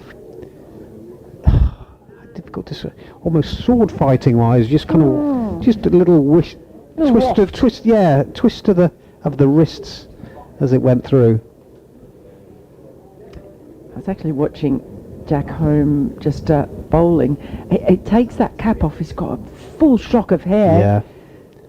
He's on the walk again is Jennings, and gets his first run, flicking it down to the aforementioned Home, and keeping Roderick on his toes there. He had to leap into the air to take that one-handed. Surprised he didn't get the glare then. Was Roderick let him off that? The experienced wicket-keeper said, "I don't need that." He's only 18. Give him a break. Like, you don't want him getting the glare at 18. You thought they just, the experienced ones like to keep the younger ones on the toes, don't they? And in the gloves, please, over the stumps. All about getting things right. He's away from a snag, so he's got the right-handed Singh on strike. Tall man. And nice forward defensive stroke from him, which Leach might have got his fingertips onto, and there's no run. In stark contrast to those defensive shots of Jennings too, it was a very definitive defensive shot. Yeah. There's a couple of odd little ones from Jennings early on. Yeah. That from Singh was a "they shall not pass," wasn't it? That was a big deliberate stride in. Dead bat. Oh, just flicked on the pads here, and that'll go down for 4 leg byes. Just strain down the leg side, and takes the score on to 5 without loss after 1 over. Well, now I am going to leave you, because Scott Reed has decided that he is deigning to actually get on commentary and give me a break for a while, so I'm going to go and have my coffee. So 5 without loss. Nice, comfortable start for the 2 Lancashire batters. Be interesting to know what their mindset is after being in total control for the first hour on Thursday, and I don't think they would have expected to come out there with Worcestershire having was going to say a mast. I don't think I can hardly say it was a mast, but finishing on 180. Yeah, it's good. Well, I mean, from where they were, it was it's a pretty good recovery, wasn't it? It looked like it could be kind of a 70-80 all-out type situation. So, under the circumstances, it was a bit of fun, wasn't it? Actually, they came out and had a real go last night with, on the first day with Waite and with Van Beek, and managed to get themselves up to 180.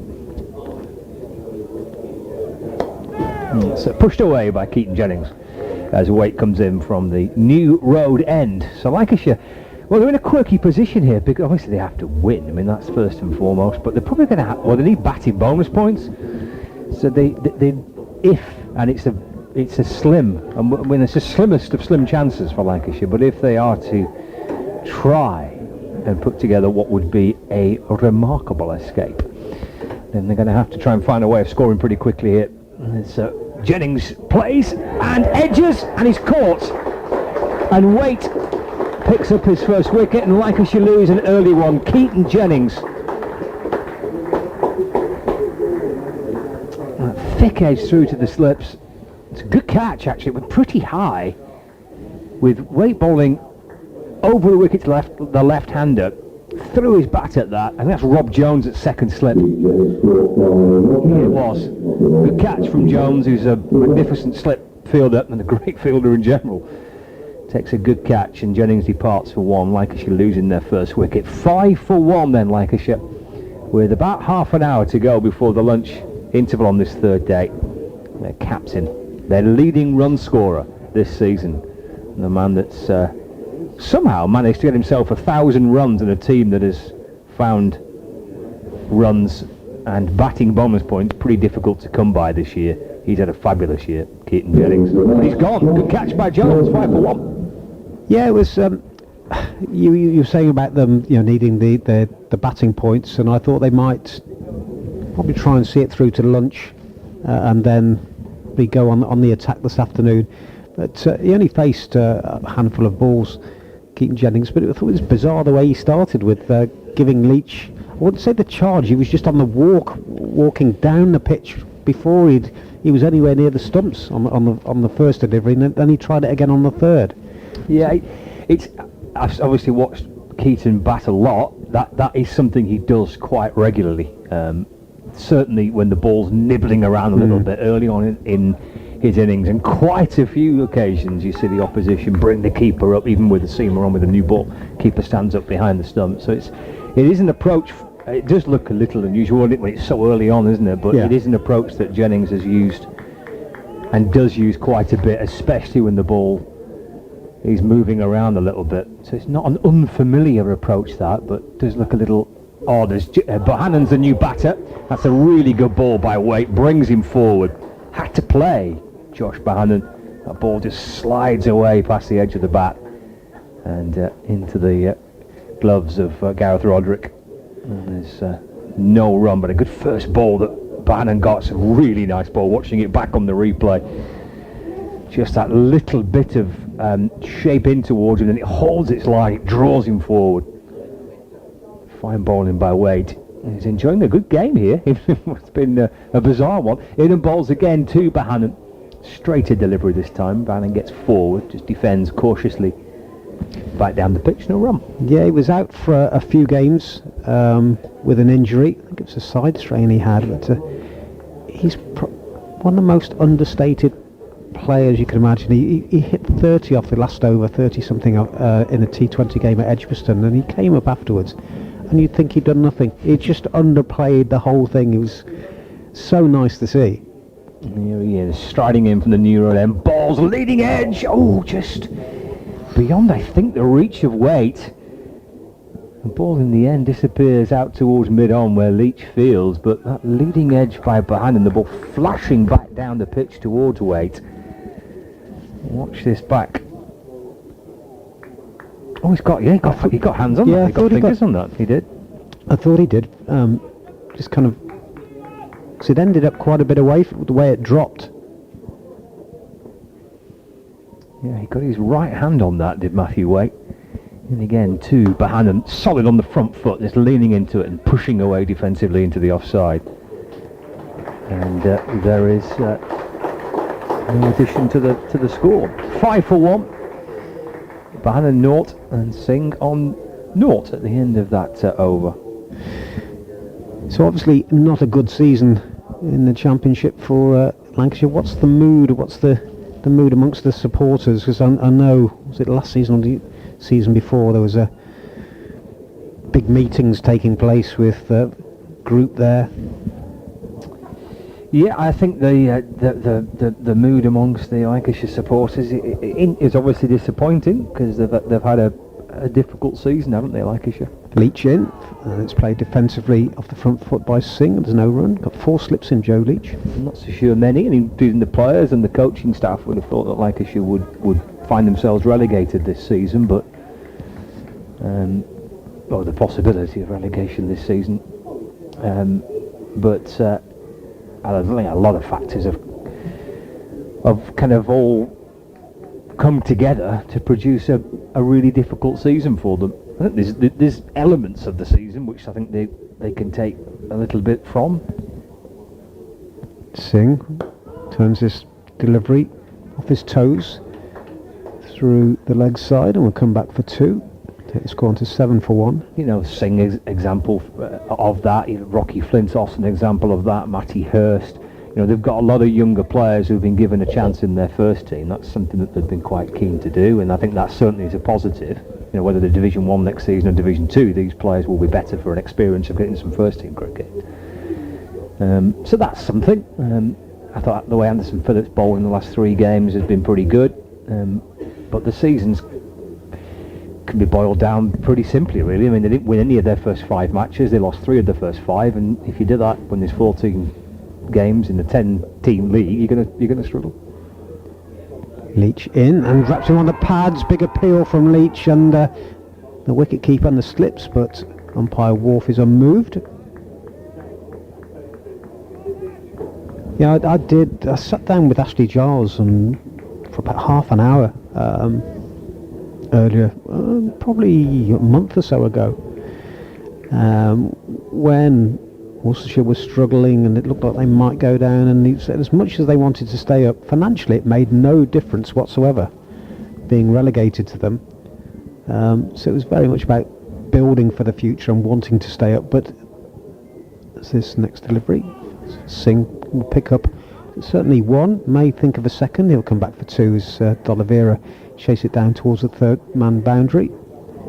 But financially the relegation thing didn't make any difference. So in trying to stay up, they had to make sure they didn't overspend for the sake of staying in the First Division. They pulled it round in the latter stages, that's for sure, with some impressive wins. 9-1. Leach from the Diglis end. Played inside the line there, did Singh, who's on 4 from 7 deliveries. Yeah, it's been a fabulous year, hasn't it? For Worcestershire.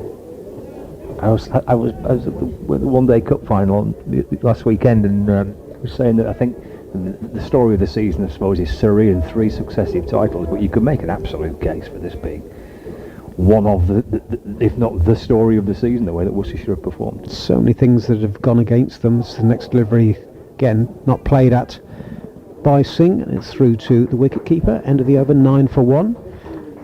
Yes, obviously floods at the start, and Josh Baker, can't underestimate just how traumatic that was for them. They've come through that. When I say come through, as best they can. I don't think he ever come through something like that. And then T20 didn't go as they wanted, and then a lot of injuries. But they've just, I think the adversity has brought them together, and great credit to Alan Richardson and his team. Oh, absolutely. Yeah. His weight starts to fresh over bowls. Oh, just nips back a little bit. That's got Waite interested. There's an LBW decision by, appeal by Waite and by the slips. I mean, just to come back in a little bit towards behind. And apologies, I mean, we're not behind the bowler's arm, so that the replays that we get are a little bit delayed. Yeah, it came back here. It's not the worst shout. It's got quite forward there, hasn't it? Just hitting him just a fraction below the knee roll. Could start this by Waite. Lancashire 9 for 1. Waite with that wicket, that of Keaton Jennings. 3 slips waiting in and balls to Bohannon. That's pushed away defensively off the front foot, just getting forward. Steers the ball out towards the offside. No run. Watching Joe Leach, who's feeling it mid-on for Worcestershire. Got a lovely reception. The guard of honour. He's made his way out from the pavilion, away to our right, down the steps and through that guard of honour. It was great to see the supporters inside the ground and his teammates applauding him. He got a special presentation at lunch as well on the first day. Wait to Bohannon, that's just glanced away down towards fine leg. And that's 4 runs for Josh Bohannon. That gets him up and running. His first contribution off the bat takes him to 4. And Lancashire are 13 for 1 in reply to that 180 all out. Nice little leg glance that by Bohannon. So yeah, that was nice, the Leach presentation, and I suppose when you get to this stage of the season, final game of the season, and players calling time on their careers, and to be a little bit reflective, don't you, about what has been and gone. His weight in balls again, defended away by Bohannon, just pushed into the offside. And there's no addition to the score. I was chatting to Stephen Croft actually on yesterday with no cricket being played. Just trying to fill your time really. I sent Stephen a message to say would he come across and have a chat, and we were in a good conversation and recorded the interview with Stephen about his time with Lancashire, because he is retiring from professional cricket, staying on as part of the coaching staff. As Bohannon leaves this from Waite through towards the keeper, Gareth Roderick, and there's no addition to the score. So Leach with his presentation at lunchtime, and Croft calling time on his professional career, and every year get to a point around the counties where someone is either moving on to a new club or calling time on their career. I was watching some comments from Luke Fletcher, who was chatting to the crowd at Trent Bridge this morning again. His time with Nottinghamshire at an end. Was left alone by Bohannon, just a little bit of gentle shape away from Lancashire's vice-captain into the gloves of Gareth Roderick. And that is the end of the over. That 4, the only runs coming off with that leg glance down to the boundary of the bat of Bohannon. The only runs started quite wide, that last delivery by Waite, and got a little bit wider as it went away from the keeper. That's the end of the over. 4 overs gone. Lancashire 13 for 1. Josh Bohannon on 4 and Harry Singh on 4. Here comes Leach from the Diglis end, sets off again, bowls. So left by Singh and through to the keeper. Cathedral here in Worcester. Thick cloud cover above it, but just the odd little patch of blue sky either side. But at least it's nice and dry. Forecast is dry for the day.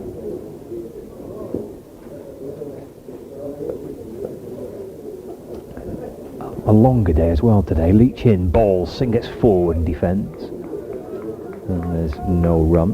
104 over day, having lost the entire day's play yesterday. It didn't actually rain that much. It was raining in the morning, but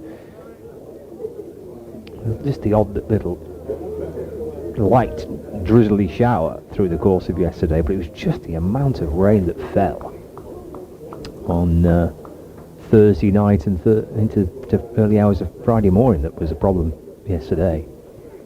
That edged. Singh doesn't think so. Umpire raises the finger, and Leach celebrates a wicket. It's been, I'm sure, an emotional few days for Joe Leach. But he's in the game with the ball here. Just dragging Singh onto the front foot, and a little thin edge through to the keeper. Gareth Roderick takes the catch, and Lancashire lose their second wicket. They're 13 for 2. Both openers are gone, Jennings and now Harry Singh. For those watching on the live stream, I just hear a few beeps at the minute, but we're just reconnecting the line to the BBC Sport website. That's the little beep in the background. So Singh makes his way off, 13 for 2. Out comes Rocky Flintoff, batting at 4 for Lancashire, joining Josh Bahanam. He's still got a little over 15 minutes now. I'm just shade under 15 minutes to go of the morning session, and Lancashire losing 2 early wickets. Jennings and Singh have both departed. Flintoff joins Vahanan. Good start this for Worcestershire. We've got Lancashire at 13 for 2. Let's take a little look at what's happening elsewhere in the county championship. Of particular interest for Lancashire is the game at Trent Bridge, where Nottinghamshire are 425 for 8. And they have now gone past that 110 over mark. So batting bonus points have been plentiful for Nottinghamshire, and Warwickshire in the end is picking up 2 bowling bonus points.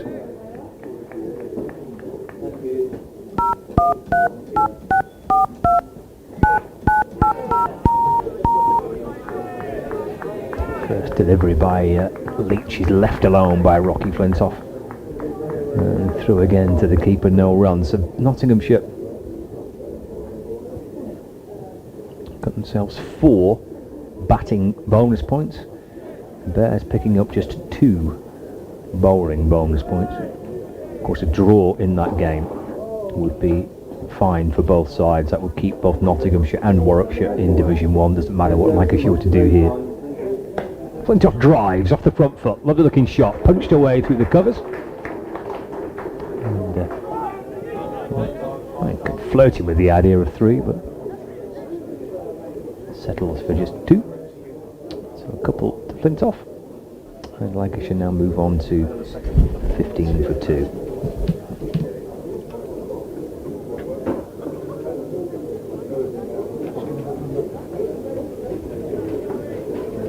In reply to that total of 180 that Worcestershire managed to get. Driven by Flintoff to mid-on. Again, there's no run. Just hearing a few beeps. We're just trying to re-establish the line to the BBC Sport website and app.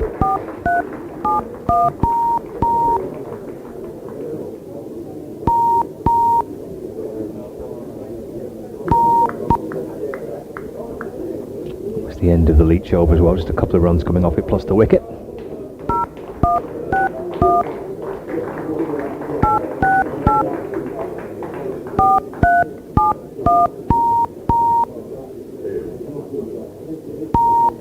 That's not connecting. Oh, it is. Yeah.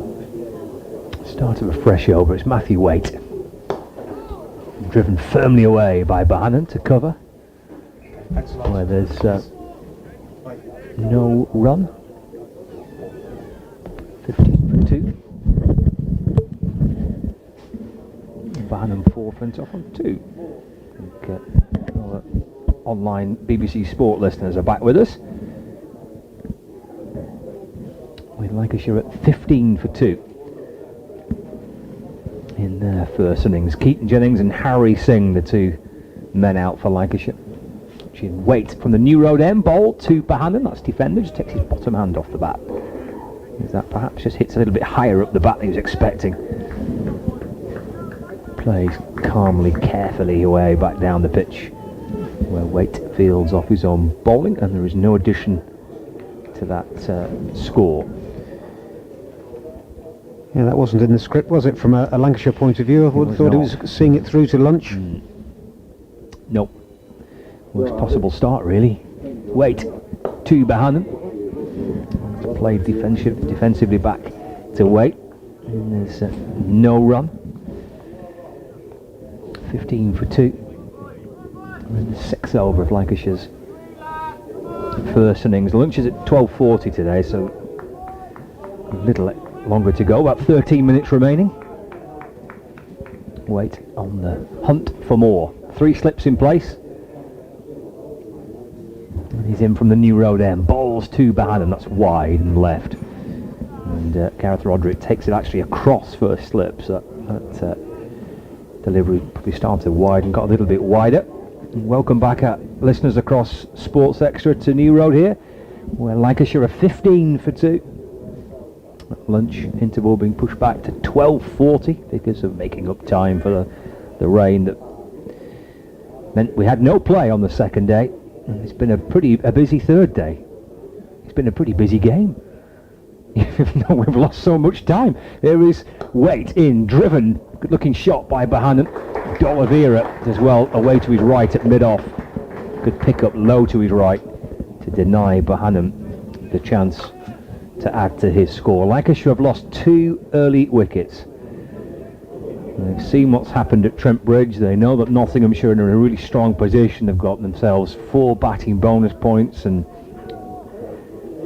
look unlikely to lose from that position. Nottinghamshire draw for both sides, keep Notts and Warwickshire in Division 1. Lancashire have to win here. They have to win well.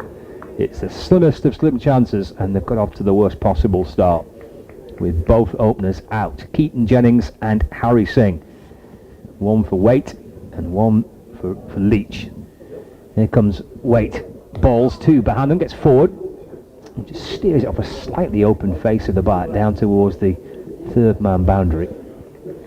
Just guided the ball away. Good looking shot actually. And good work down on the 3rd man boundary to prevent it going for 4, and that is the end of the over. 6 overs of Lancashire's first innings. 17 for 2. Josh Bohannon on 6. And Rocky Flintoff is unbeaten on 4. Correction, 2.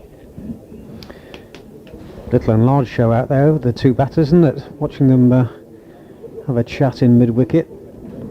Bohannon and Flintoff. It's Flintoff who takes strike at the start of the new over from Joe Leach. You see 3 slips.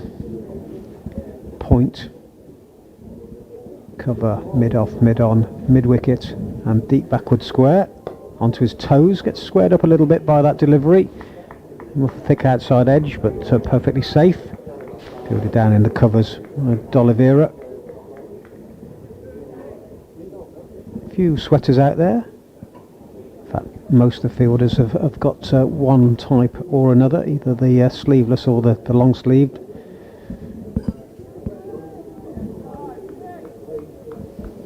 Most of the spectators here today trying to get themselves into a position where the sun is, they've got a bit of sun on them to keep them warm, as this next delivery from Leach is not played at by Flintoff, taken by Gareth Roderick. Yes, it's a little bit of September sunshine, but Yeah. it's not baking warm, is it? Even in the sun, No. still need your jacket on, don't you, I think? You do, but it's nice with it just going down on you a little bit rather than being sat in the shade.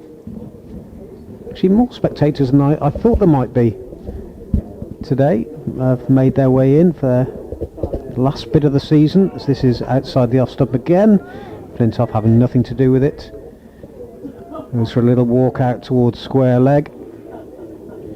There's the difference you can see with Flintoff to what I was saying about Jack Home earlier on. Home is very quickly down into his stance and has quite a weight, whereas Flintoff here taking his time, little walk to square leg, and then when he sees Leach towards the end of his run up, comes back and settles down.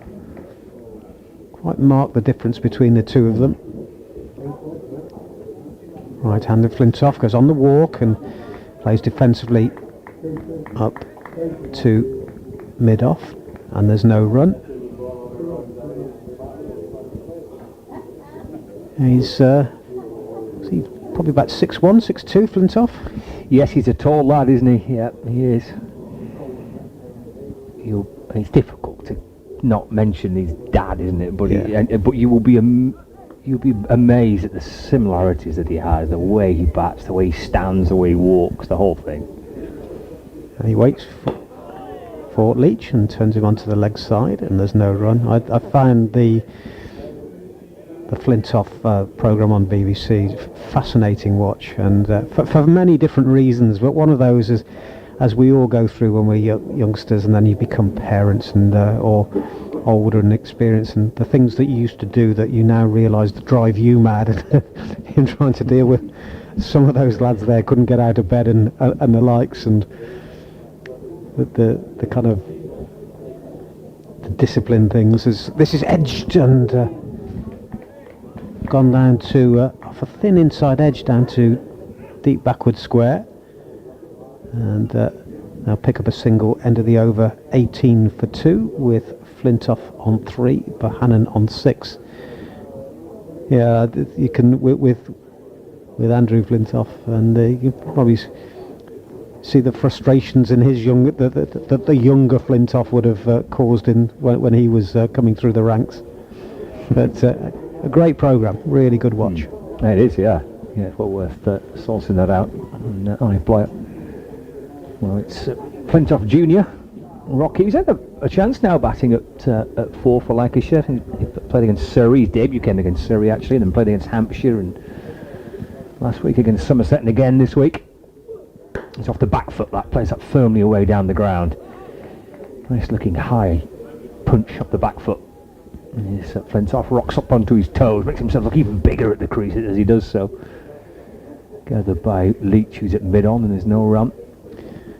Have you spoken to him at all? Because coming in, you're always going to be in your father's shadow in that scenario. No, I've not spoken to him. I mean, he's only 16, so I suppose that's one for further down the line. There's weight balls to Flintoff, who defends. And there's no run.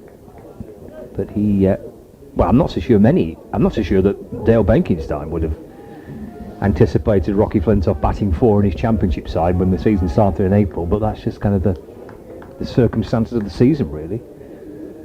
For various different reasons, I'm not sure that Rocky was in the mind of Lancashire's championship team this year, but got his chance. And has a chance here. It just comes back in towards him. Ball deflects away into the offside off his thigh pad, and there's no addition to the score. There was a lovely story actually when he made his first class debut, Chris. It was in a game at Surrey, and the morning of that game, of the first day of that game, was GCSE results day. So he got his GCSE results during the warm-up. He was told during Lancashire's warm-up about his GCSE results, and then went on to play cricket against Surrey at the Oval. So it would be a very memorable day for him for various different reasons. I'll tell you what, no one would have given me my GCSE results, what O-levels as they were then. They were so bad, that would have put me on a downer for the rest of the day. Okay. Weight balls again. Flintoff drives, trying to force it back down the pitch. Thickish inside edge, back down towards Weight, who fields off his own bowling, and there's no run. 18 for 2. About a minute and a bit to go before lunch, so with 2 balls left at the over, they've probably got about 4 minutes, haven't we, till lunch? Yeah.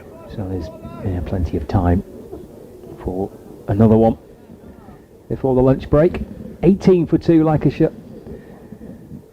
Best forecast for the week today. The weather forecast is dry. We've got some sunshine here now. Down comes Flintoff towards Weight. Solid on the front foot as he defends. On the walk to Weight.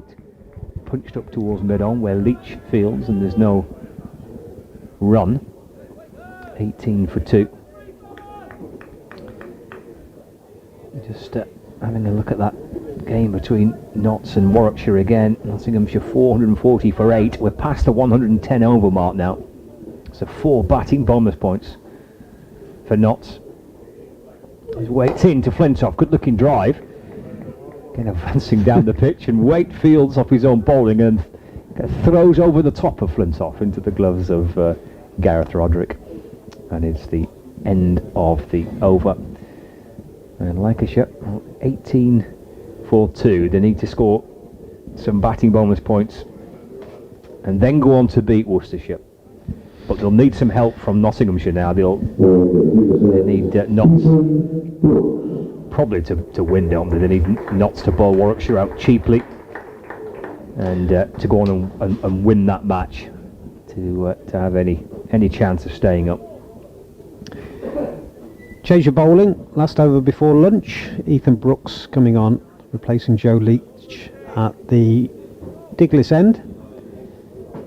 3 slips in for him, Hose at first, Jones at second. Just above medium pace, Brooks first ball is played defensively by Bohannon into the offside and there's no run. Kashi Valley was the fielder there.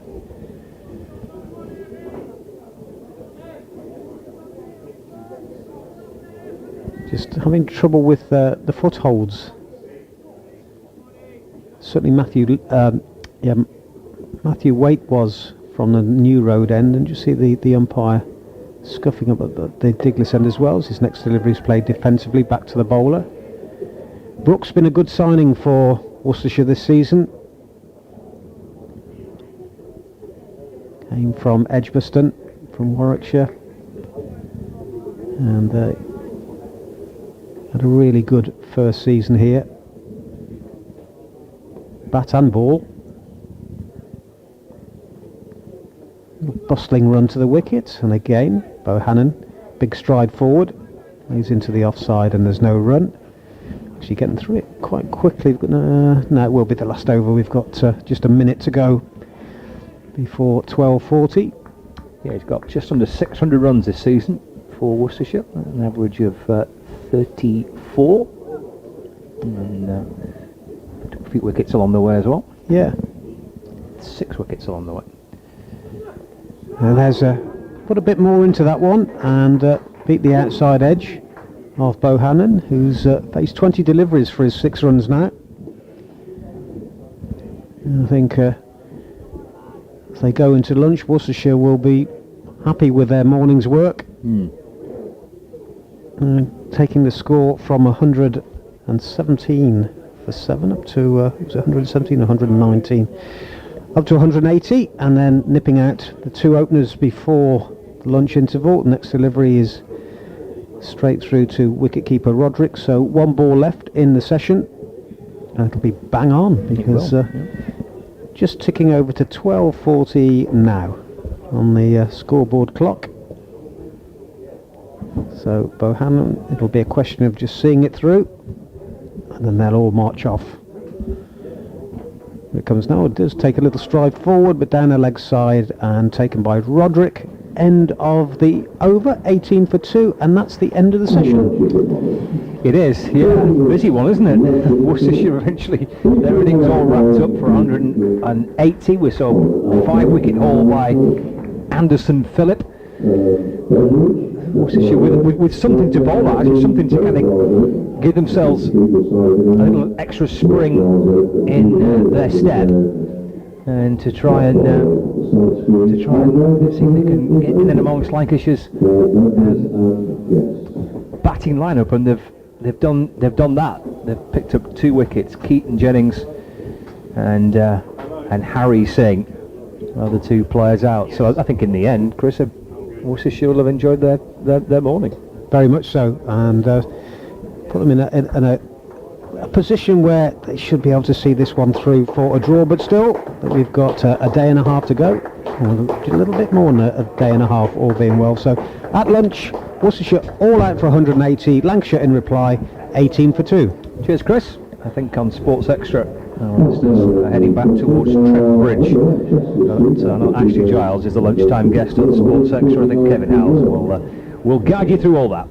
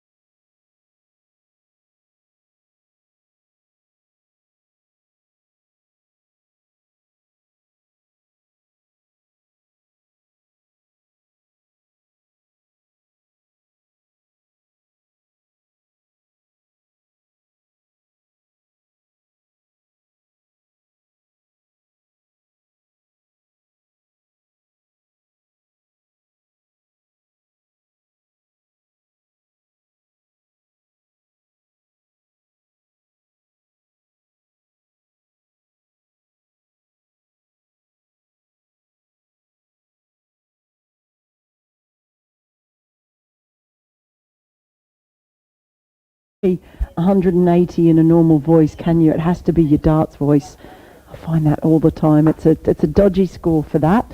But in reply, the wickets have kept on falling, and it still looks to be quite difficult for bowlers out there as we get underway now. First ball of the over from Van Beek is just played into the leg side, and they managed to scamper through for a single. It was Flintoff. So Bohannon on strike now. So Van Beek, he's such a character, isn't he? He loves dancing. He does? Yeah, have you not seen that? No. He's not on social media, on Instagram. No. Ah, he loves dancing. Bohannon on strike now as Van Beek is in, and he lifts his arms high as he lets that one go through to the keeper. And Joe Leach is out there warming up as well, fielding at mid-on, so we'll see him come back in, perhaps bowling from the Diglis end. At the moment it's Van Beek from the New Road end, which is our end. I went for a walk around the ground at lunchtime, which I like to do. In comes Van Beek, up on his toes, and over the ball is Bohannon as he plays it, rolls back out into the onside past Van Beek. No, I'm a bit of dinosaur with all that type of thing, and in fact had a right rigmarole with upgrading my broadband this week. Oh dear. And just a nightmare. Lost my Sky, lost everything, and in the end my son's in the RAF at Bryce Norton. I had to bring him home Oh no. to sort it out for me. Bohannon waits, bat raises, Van Beek is in, and he's forward and presses it. Ball drops it down at his feet, and just for good measure he prods it away with his bat. Now, I was promised that going to fibre it was going to be this all singing all dancing, and the engineer came round, decided there was a blockage in the road, left me with no phone, no broadband. Finally did that after 2 weeks, and then I lost everything. Oh, that is very sad. I'm sad now. Bohannon on strike again. That ball's hurried him a bit from Van Beek as it's angled in, but he manages to jam his bat down, keep the ball on the ground. And I'm having my own problems. I've got problems. Well, your problems this morning. We've lost one commentator as a result. Yeah, he's done everything he possibly can to avoid me, Scott Reed. We've not been on together since. I can't believe it. In comes Van Beek, and again that's sharp. He's fallen over in the delivery, but that ball really hurrying Bohannon. In the end, it goes past the bat. So that was a pretty testing over there from Logan Van Beek. So your latest problem is? Well, he's coming back into the attack, Joe Leach. So yesterday, because it was called off at about 1, so with Frank and Scott, we went over and just had a beer and a chat across the river. And at about 3 o'clock, I left to sort of wend my way to the train station and get the train back to Birmingham. But all the trains kept getting cancelled, one after another after another. I didn't get back home until 8 o'clock in the evening. It took me like 4.5 hours to get home. So, on you go. Leach, new over, and it's edged just wide of the diving third slip, and it'll go down to the third man boundary. It wasn't too far away, and might have got just fingertips to it. But, 4 runs nonetheless to the total, but good effort there by Leach. May have been just a ball drifting away from Flintoff a little bit, but it's doubled Flintoff's score. He's moved on to 8. Yeah, that little chance there. So anyway, no, I can't. My train here this morning was also cancelled. So there seems to be some issue at the moment with the trains between Worcester and Birmingham. Leach from the Diglis end, driven, and there'll be runs here. 1 across for 2 as Jack Home just slips over, running towards the boundary at wide mid-off. Restricts them to 2. So a little bit stodgy in that outfield. Yes, it's the washing machines are going to get a good go after this game, I think.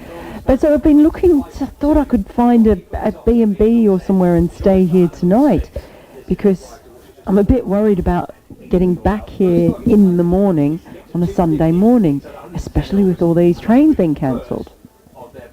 Leach is met on the walk by Flintoff, turns it onto the leg side, no run. But as yet I've not been able to find a single hotel or B&B that has any availability. You can't tell me, not everywhere in Worcester. What's going on in Worcester today? I don't know. So I've made some inquiries to see if I can sleep in the press box overnight, if necessary. Because I'm a little bit worried. Leach to Flintoff, drives nicely all along the ground, and good diving stop by Home at wide mid-off. Restricts them to 1, score on to 26 for 2. So you've still not found anywhere? No, I have been looking, but as yet to find anything. By the way, we were talking about Upper Dicker. And thank you, David Hurren has emailed in to say it's just north of the southern coast, near the outer fringes of Eastbourne. Ah, right. Must go there. Well, Hannon gets a ball that just comes up off a length a little bit, and to jar that one down into the ground. Oh, perfectly safe, played it nicely. I think might have come onto him a little bit quicker than he was anticipating. I've thought that a few times, just even the ball does seem to be coming on really well, doesn't it? Yeah, just jabbed on him, that one, didn't it? Yeah, a couple of them have. He's still there. He's on 5 or 6 actually. As Leach bowls again and playing round down the wrong line. Might have just got a little bit of away movement, Leach, there through to the wicket keeper. And it's the end of the over, 26 for 2 in reply to Worcestershire's 180 first innings total, though Hannon is on 6 and Flintoff 11.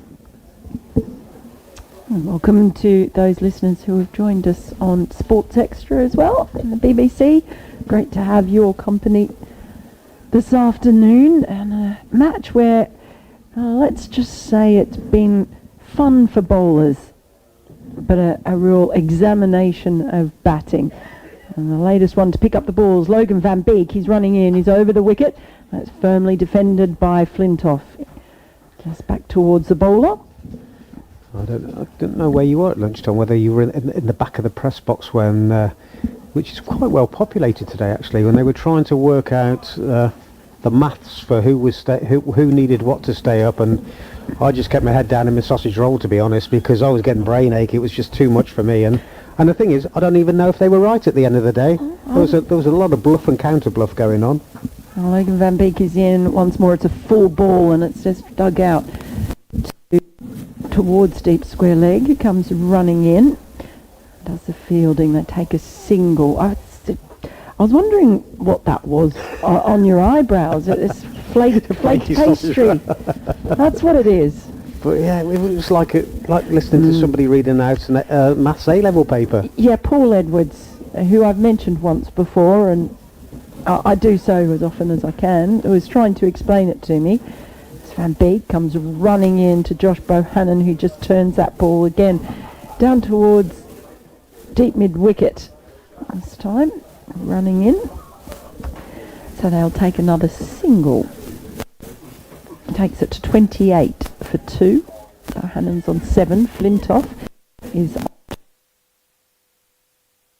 Lancashire, Nottinghamshire, Warwickshire Notts have got themselves into a nice position. It's at the moment it's looking most like Lancashire going down, doesn't it? Yeah. As Van Beek is in again, this is flicked towards deep mid wicket, who's got an awful lot of work to do. It's Kashif Ali down there. It's on the boundary, but he's had to come running in 3 times in a row as they take another single. Moves Lancashire on to 29 for 2. suppose the interesting thing with all three is that so much has been said over the years about the test ground powerhouses, that three of those looking for the one relegation position are test playing. That the next delivery from Van Beek again is possibly a little straight, and you know what? It is turned this time towards square leg, and it's Kashifali, who I hope is getting paid by the fielding appearance, because he's having to work very, very hard out there. Well, you say that, and you can look at it that way. I look on it as the positive for a county like Worcestershire, that when you think, 8 floods over the winter, 8 times this ground was flooded. They couldn't play here for the first month of the season, and then when they got a game here, they couldn't play because of there was rain and waterlogged fields. Obviously had the tragic passing of young Josh Baker as well. They lost a lot of players to other teams. As Van Beek is in, and that's firmly defended. Straight back down the ground past the bowler.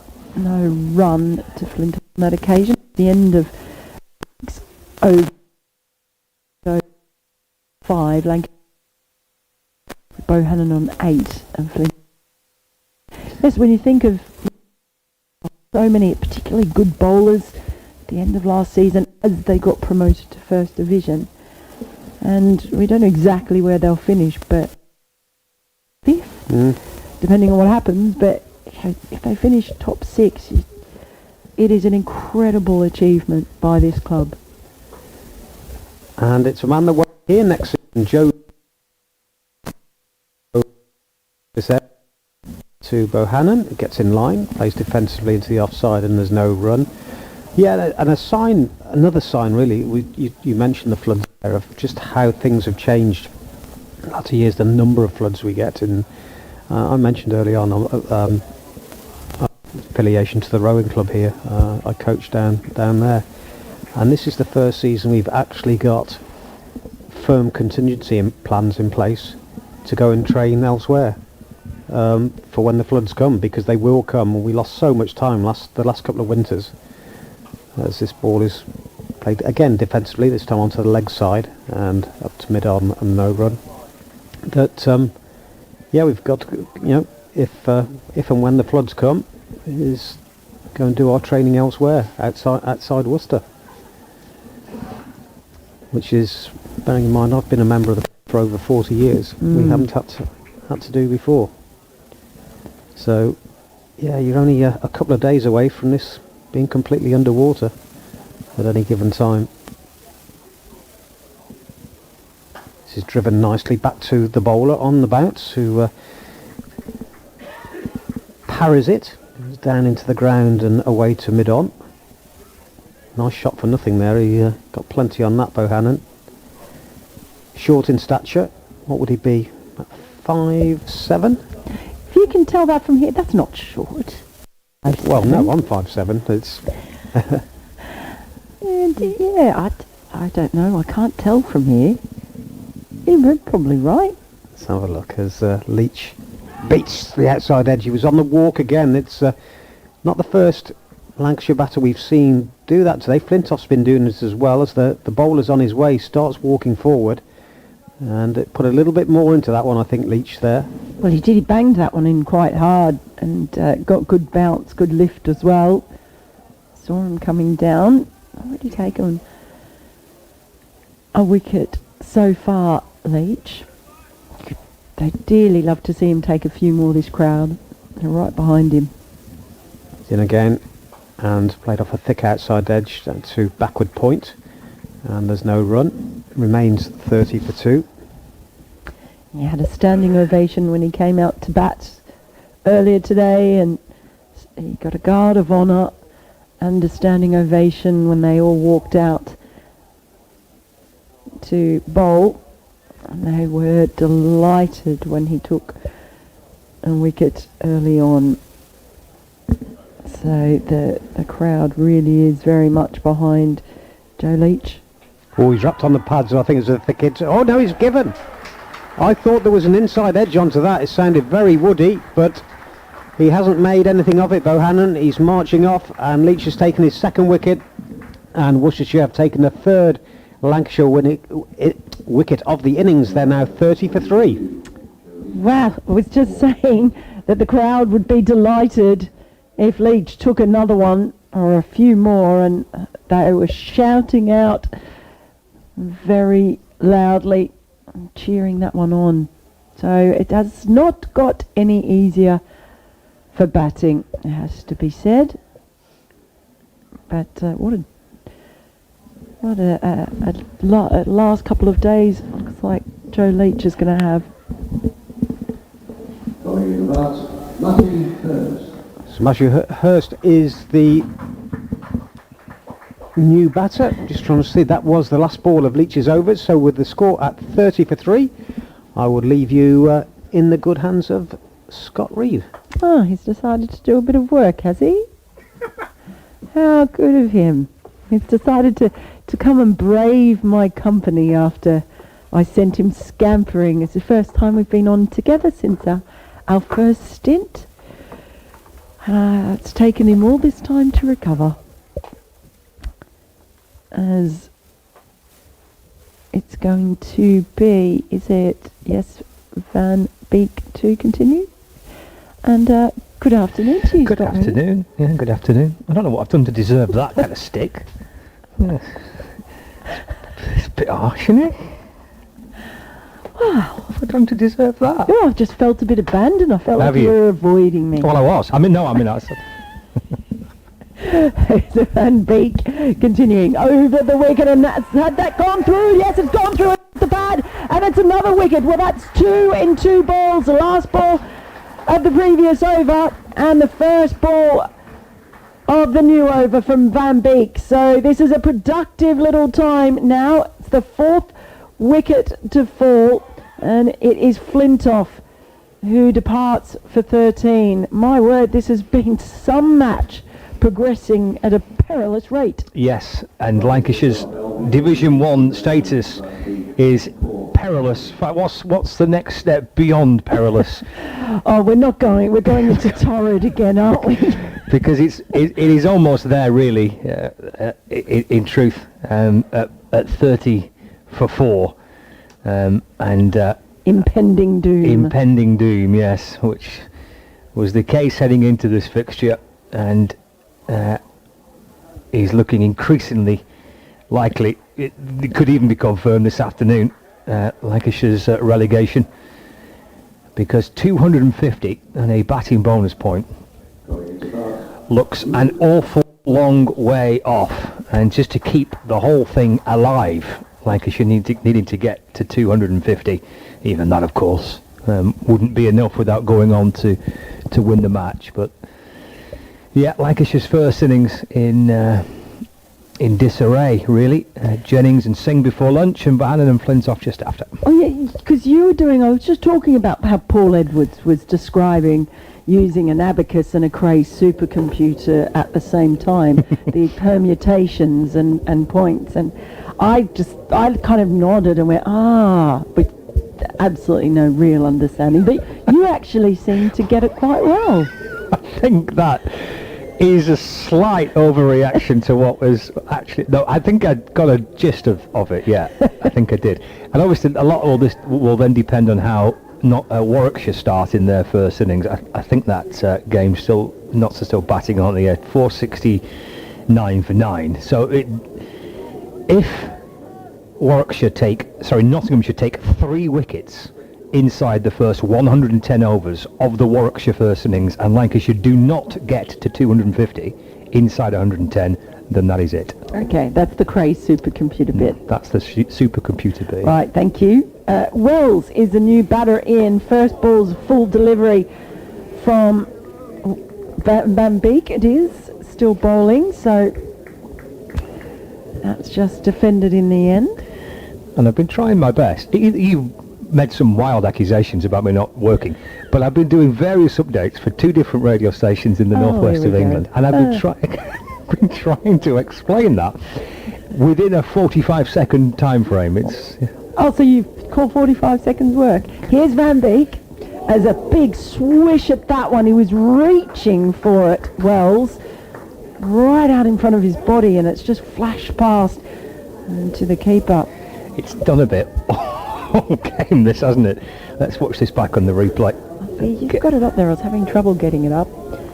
He's not done a great deal as he's played. But he was reaching a long way forward for yeah. it. He just didn't look particularly comfortable playing it.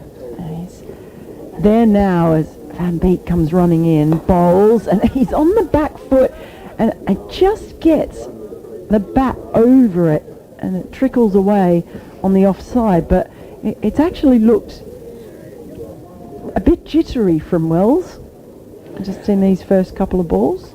Yeah, he's coming into this game on the back of a big score actually in the match against Somerset last time out for Lancashire in the second innings, making 130. In comes Van Beek, bowls, and again on the back foot, and just drops this one down in front. And Kashif Ali runs in from the covers to pick that one up and toss it back to Van Beek. But it's a new role for Luke Wells. It's not one that he would have imagined. It's certainly not one that he would have wanted to be batting at 6 for Lancashire. For his almost entire career, professional career, as being an opening batter. You know, he's got over 10,000 runs in first-class cricket as an opening batter. In is Van Beek, and this time he's up on his toes and plays it down to mid-on. So no run there, just a little examination of him. That's a wicket maiden for Van Beek. Gosh, he and Leach have been terrific, but Van Beek has bowled 3 overs and has figures of 1 for 5. Leach has bowled 6 and has figures of 2 for 15. Yeah, super stuff. And actually, I mean, Waite played his part, didn't he, actually, before lunch? Yeah. That 4-over spell before the lunch break with 1 for 6. He's had a terrific game He has, so hasn't he? far. He has. Yeah, Wells has played 194 first-class matches and got 10,000 runs, or 10,695 to be precise. His Leach comes in and bowls to Hurst, who plays forward. He's beaten. Through to the keeper, no run, of which almost, 193 of them have been as an opening batter. So, but because he's had struggles this season, I think Wells and Jennings as an opening pair this season have averaged about 20. And I think prior to the dropping of Wells down the order last week, I think they were averaging about 10 in the previous 4 or 5 games between them as an opening partnership, so it just wasn't working. And Wells dropping down the order to bat at 6 last week and again this week. Leach is into Hurst, that's turned away out towards, down to fine leg. Oh, it's fielded below the hotel, a single for Hurst, and he gets his first run. Lancashire now 31 for 4. Well, I don't know why I keep mentioning Paul Edwards. I must be getting... I feel like I should be getting a paper bag with a little, thank you note or something from Paul, because he was also... he did give us a stat, didn't he, about the last 50-run or 50-plus run opening stand for Lancashire was back in May? Yeah. Early May? It was on my birthday, the 17th of May. 17th of May. There was a birthday bell. What'd you get for your birthday? Well, Lancashire got an opening partnership of more than 50 runs. You know what? Best present I've had all season. 31 for 4. Well, Wells is on strike. He's twirling the bat with 3 slips in place. Here's Joe Leach from around the wicket balls to Luke Wells. And there's a little bit of hesitation. That's pushed away into the onside. It's a good stop at mid-wicket, but they do get through for a single. Wells off the mark with that. Now, so 32 for 4. You're easily pleased, aren't you? Very well. It's like lunch being at 12:40. I mean, that cheered me up no end this morning. I did. I saw your eyes light up when you saw it was a pie as well. It was an Australian-style pie. What? Just a meat pie? Yeah. Or maybe Australian? Because it actually was a full pie with a bottom. What? Here's Leach to Hurst. 4 slips in place. Hurst, a little creep down the pitch, just pushing into the offside. Oh, then he slips as he's sent by Wells to add to the sense of jeopardy about the whole thing, really, which is Lancashire's season, teetering on the brink here. 32 for 4. Hurst on 1, Wells on 1. So if you look for our viewers on the live stream, we're going to hear a few beeps in a minute because I think we've lost the line to the BBC again, so we're going to reconnect. So you'll get a few beeps along the way, but it's It's nothing sinister. Don't need any medicine for it. Dial him for murder. Yes. Here's Leach to Hurst. It's off the front foot and run away down towards the third man boundary. Hurst comes back for 2. So he moves on to 3. And the score moves on to 34 for 4. So that's 3. 34 for 4. I think we're online BBC listeners are back with us. A few technical issues. But Yeah, but you normally call pies. oh, God, yeah, back to the pie thing, yeah. The importance. Yeah, quite right. Because quite often here you have, like, it comes in a dish with a bit of flaky pastry or thing on top. Well, that's just a plate pie. I've never heard it called that. Leach in to Hurst. That's deflects away off the thigh pad again. A little bit of hesitation as to whether to get through for a single or not. End of the over. 34 for 4. With Hurst on 3 and Wells on 1. No, I mean a pie. I mean, I'm from the land of pies in the northwest of England. Wigan. I mean, a pie's got a full. A pie's a pie. Yeah, I suppose, yeah. Because Wigan are the pie eaters, aren't they? Rumour has it. Yes. I've spent a lot of time there. I have. I was known as Armel in Wigan. I used to go out King Street all the time. Lots of good nights out in Wigan. So it's a wonderful place. There's Logan Van Beek off a wicket maiden. He comes in, bowls to Wells, who is again very deep in his crease and up on his toes, punching it out to Kashifali in the covers. No run. But it was a lovely pie at lunch, definitely. Yes. Yeah, so thank you for that. We've been well looked after at Worcestershire with a fantastic coffee machine. Oh, I've still got half a coffee. Amazing coffee machine. That in the press keeps box. it keeps me happy. Well, I'm easily pleased like you. Van Beek, he's still got 3 slips in as he runs in on the back foot. This has come off the inside edge and trickling all the way down to a very fine leg. So Van Beek is really causing Wells to just examine his own technique. I don't think that missed by a huge amount. So yeah, just back to Luke Wells. The decision was made. The conversation was had between the captain and Luke Wells to say, look, it's not happening at the top, is it? It's just not getting runs. And he dropped down the order last week, batted at 6 for the first time in his career. His return was 130 in the second innings. Hurst on strike now as the ball is just coming back in again. I think it's a little inducker from Van Beek. Gave him half a shout as he prodded forward. No run again. So it's twofold as well.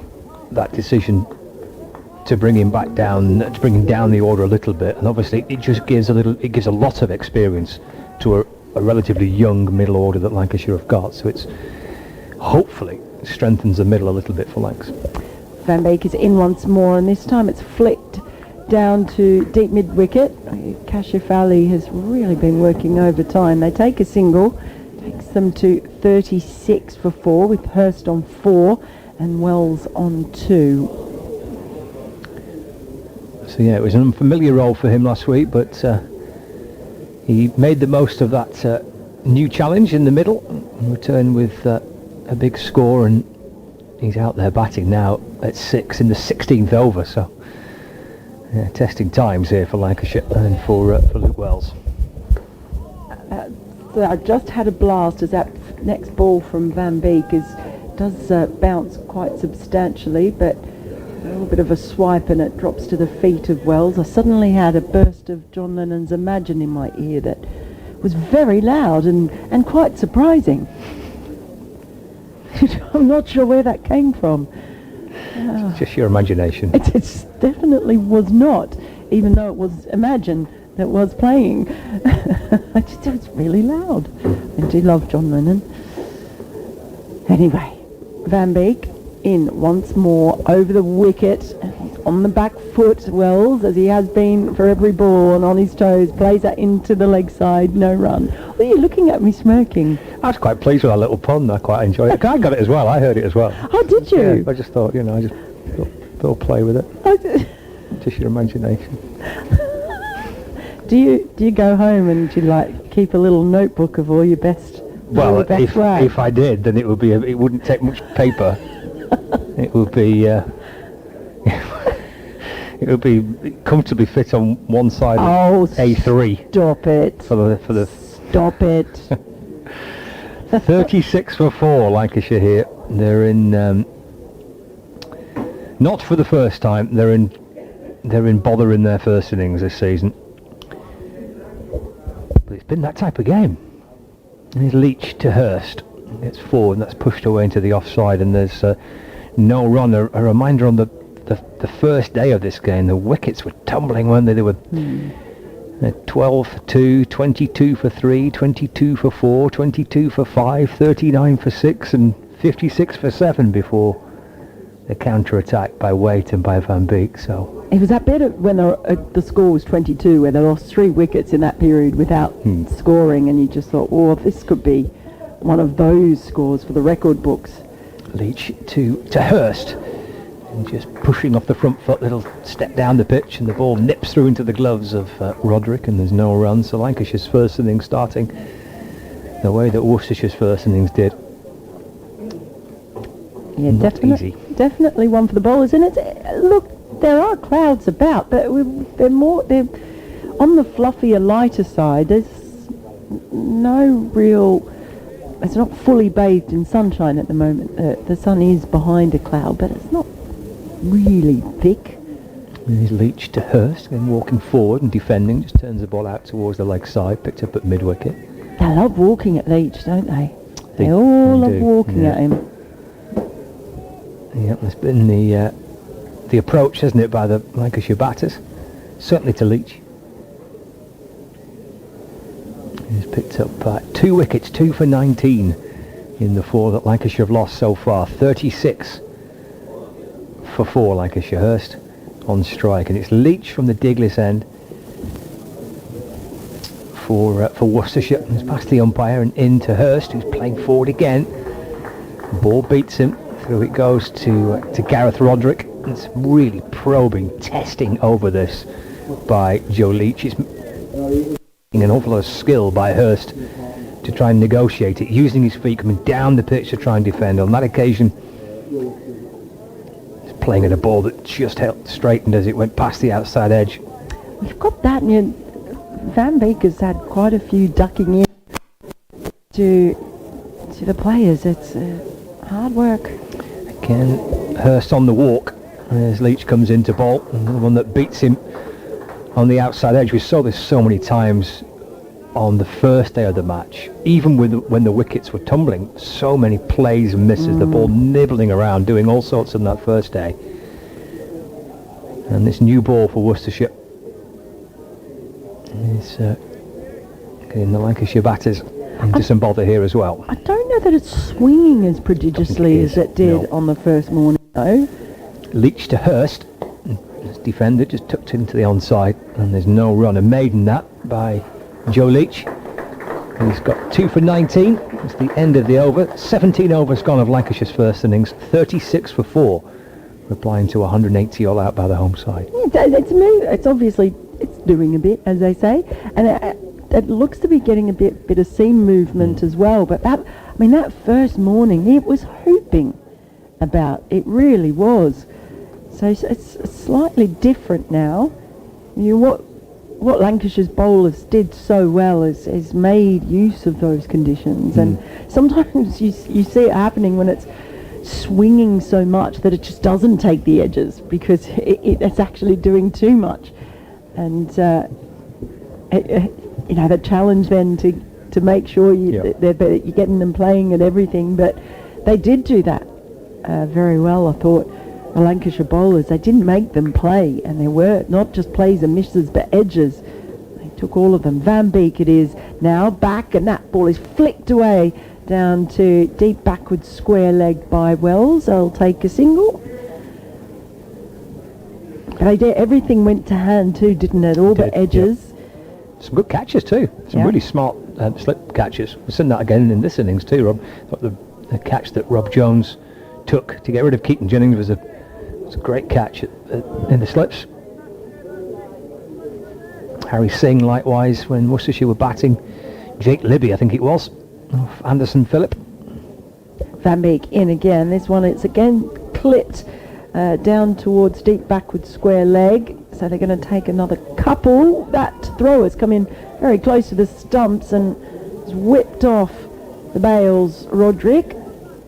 He was home safe though for a couple. So Lancashire 39 for 4, Hurst on 6, Wells on 3.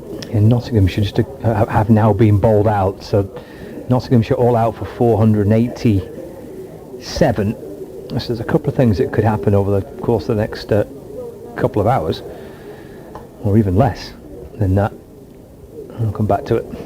Hurst on strike. Van Beek is in and he just takes a step forward and just leaves that one with his bat raised. Nottinghamshire get those 3 Warwickshire wickets inside 110 overs.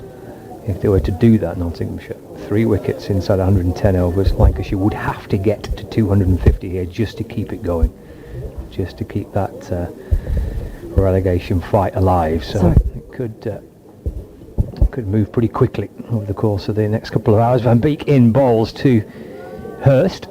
This defender just nudged away past back down the pitch and gathered by Logan Van Beek off his own bowling. We're having a change it, and Chris is going to come back in. Mel's going to take a break. Hurst on 6 and Wells on 3. Lancashire 39 for 4. With lots of work to do. And here's Van Beek. Bowls it short and it's pulled off the toe end of the bat by the looks of it. As Hurst jogs through for a single and looks right at the bottom of his bat. Wasn't a full-blooded pull shot by Hurst, just controlled pull, but off the Q end. Single for Hurst. He moves on to 7. Lancashire now 40 for 4 to bring Luke Wells back on strike here on the BBC Sport website and app. On your smart speaker and across the live stream as well. Worcestershire looking for more wickets. Van Beek into Wells, who goes back and that's deflected away off his thigh pad. Just tries to whip it out to mid-wicket. Wells shuffling deep into his crease and the ball thuds onto the thigh pad. Just pops away into leg side. Leg by, signal by. So Wells remains on strike for the start of the next over. He's on 3, Hurst on 7. And Lancashire 41 for 4 with 18 overs gone. I shall be updating listeners to BBC Hereford and Worcester's Sport on Saturday programme at around 2 o'clock. Big FA Cup afternoon for local teams. So should be coming within the next 2 minutes. Matthew Waite coming back into the attack from the Diglis end. Previous overs today been bowled from the New Road end, so replacing Joe Leach, who every time Joe Leach has something to do, or if he's been replaced, he'll get a round of applause for the rest of today and tomorrow. He's taking his place, the former Worcestershire captain, at mid-on. Yeah, it was a lovely moment, wasn't it? The guard of honour he received. Waits in, and Wells, he was looking at first to play that onto the leg side, and then just had to readjust at the last second, a millisecond actually. Did well to adjust there. Just looking at Matthew Leach as he marches back to his the end of his run. One for the youngsters here. Remember the Monty Python characters that used to have the sleeves rolled up and the hankies on the head? Used to march around. As this is driven nicely, and this could, in fact, only going to go for a single. So it's stopped by the boot of D'Oliveira, running round from mid-off. Score moves on to 42 for 4. Yes. It's got that farmer's gait, isn't it? Yeah, I can kind of see what you're saying. Yeah. It's as if the fists are clenched as he's walking back and rocks from side to side, and legs wide apart. Like you say, wouldn't stop a pig in an alley. But an effective cricketer nonetheless, and he's on his way now. And reaching forward, Hurst steers it into the offside, and there's no run. He's had some good performances this season, Matt Waite, and one is Worcestershire supporters love a win over their local rivals Warwickshire or the Birmingham Bears, and he was instrumental in that last over at Edgbaston where he struck 30, might have been 32. Bowls here, outside the off stump, signalled wide. And it started wide and went wider, and signalled by the umpire. So in the Premier League, it's Newcastle 1, Manchester City 1. The early kick-off today here at New Road. Had a pleasant day, still chilly out there though. See, players clearly got hand warmers in their pockets as between deliveries his hands go in for a bit of warmth as this next delivery is driven to Cashy Valley in the covers, and there's no run. So 2 wickets either side of lunch. I've put Worcestershire in a position where, considering they were 22 for 5, to think they've reduced the visitors to 43 for 4, still 137 behind. Got some good odds on that on around Thursday early afternoon as this next delivery just rushes Hurst a little bit, drops the ball down to backward point, and there's no run.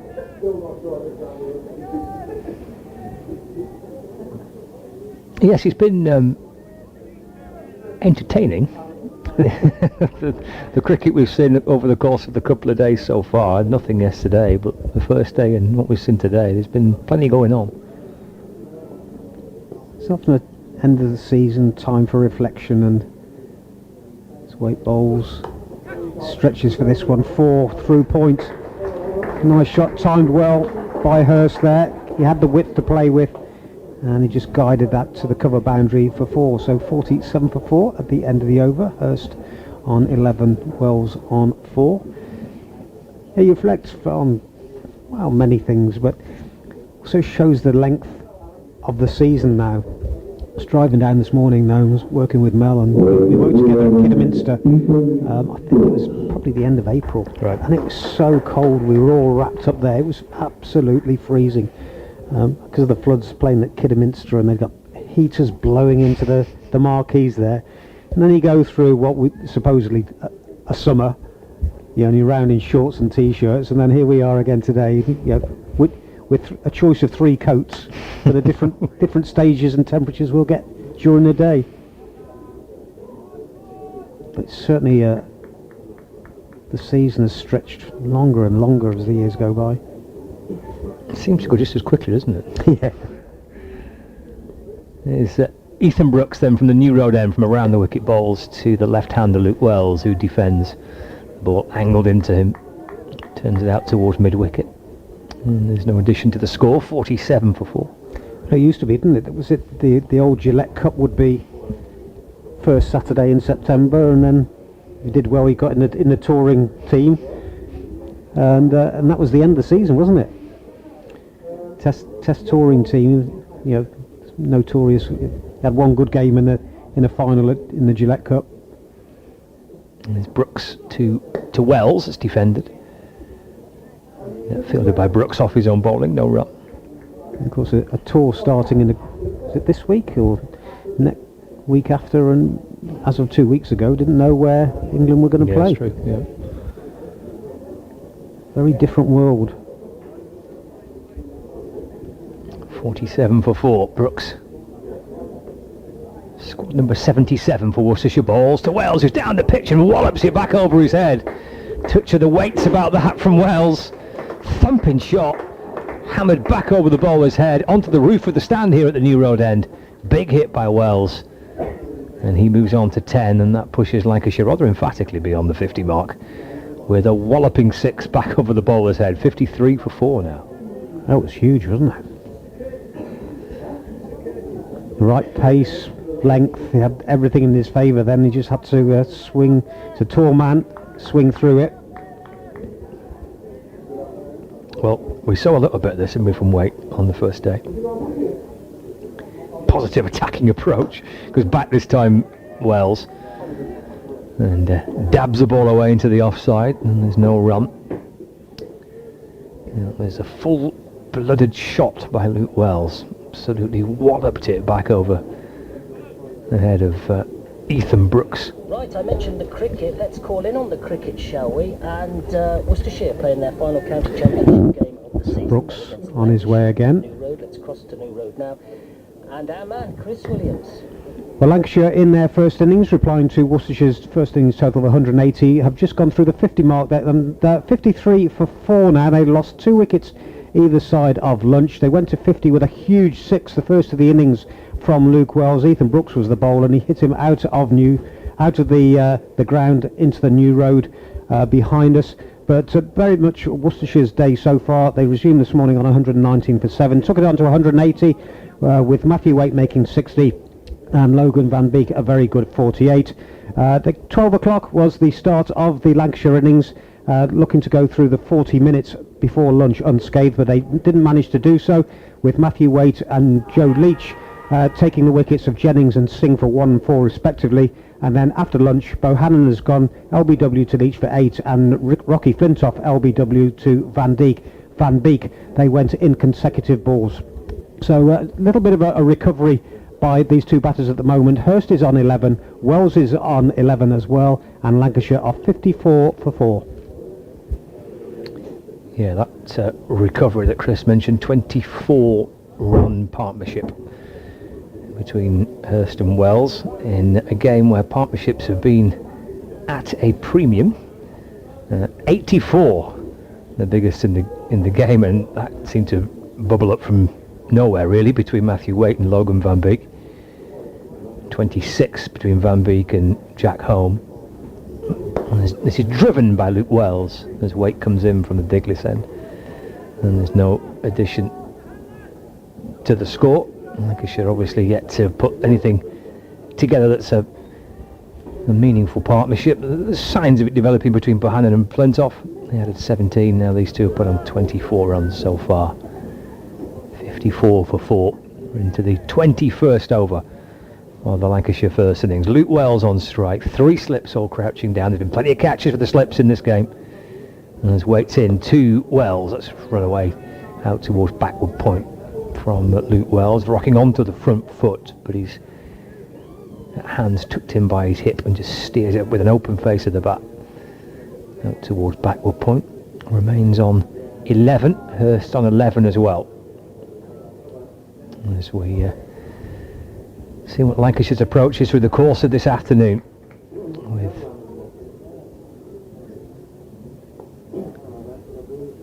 Waite coming in and bowling to Wells, flashed away up and over mid-on and down towards the boundary. Big hit by Wells. Another boundary this time, 4 of them, 1 bouncing over the rope at long on. And the score's now 58 for 4. I must mention that Warwickshire have lost a wicket in the first over of their first innings. Rob Yates, the man out. So Warwickshire are 0 for 1. 2 more wickets for Nottinghamshire. Inside 110 overs means Lancashire have to get to 250 in 110 to keep this relegation fight going a little bit longer. It might all, I'm sure, be ultimately too little too late. It's clipped away by Wells off his hip out towards deep backward square leg. And through they go for a single. Wells moves on to 16. And the score now is 58 for 4. 59 for 4 with the addition of that 1 run. And we've got 2 balls left of the over. Yeah, I wonder, Wells has a couple of good boundaries now, whether he feels he's got the pace of the pitch, feeling good off the middle, whether he might just really start to put the foot down.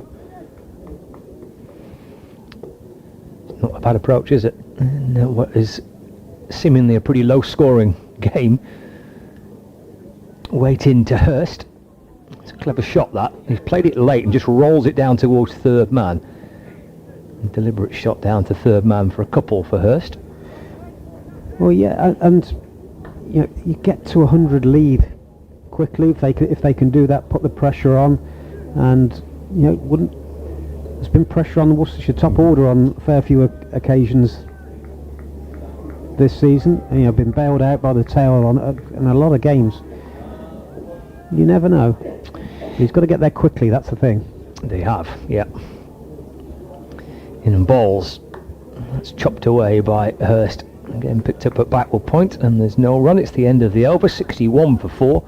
Hurst on 13 and Wells on 16. And with that point in mind, because Nottinghamshire are, it would appear, unlikely to lose at Trent Bridge, but Warwickshire could yet be defeated.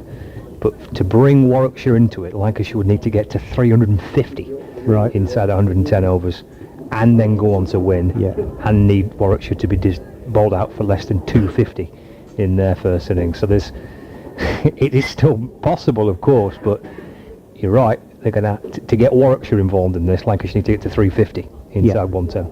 Yeah.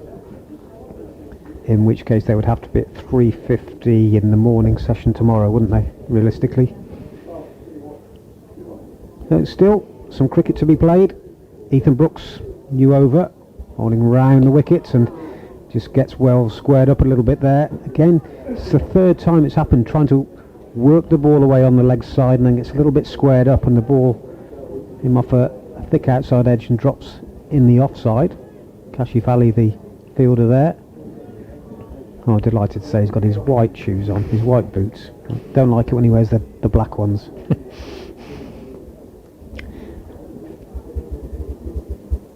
Bowls again on the charge, and whips this away square of the wicket. It's a fielder on the boundary, but can't stop it. It's another boundary. I think that was home out there. Got across to it and made attempted diving stop, but couldn't keep the ball in. So right in front of the scoreboard. 4 more to Wells. He's on to 20 from 25. 65 for 4. Good approach this. I like this from Luke Wells. This has been tricky for batters on both sides. Lancashire in trouble here in their first innings, but not Worcestershire were likewise as well. I don't think it's the worst approach. Well, Luke Wells. 62 overs left today, maximum. Oh, minimum. Providing the light holds up. So if they went at 4 and over, yeah. Got to stay there though, haven't they? And the thing is, playing this way on a pitch that's got a little bit. Everything's got to go your way. Just a bit. You've got to bat well, and you've got to have your share of the luck. You have. I agree. But if it happens, it'll be an entertaining afternoon's cricket. That's for sure. Wicketkeeper standing up. Brooks picks up another boundary, just lifting it over the infield on the offside. Got 2 fielders there. Didn't overhit it. Just guided it over them and down to the boundary in front of the ladies' pavilion. He's on to 28. That's better than a run of ball now. Yeah, it's been enterprised, hasn't it, by Luke Wells. I was saying to Mel that he's coming into this game on the back of a good score, 130 last week against Somerset. Batting, well, he batted at 7 because they had a night watchman, but he's in at 6. A new position for him, unfamiliar.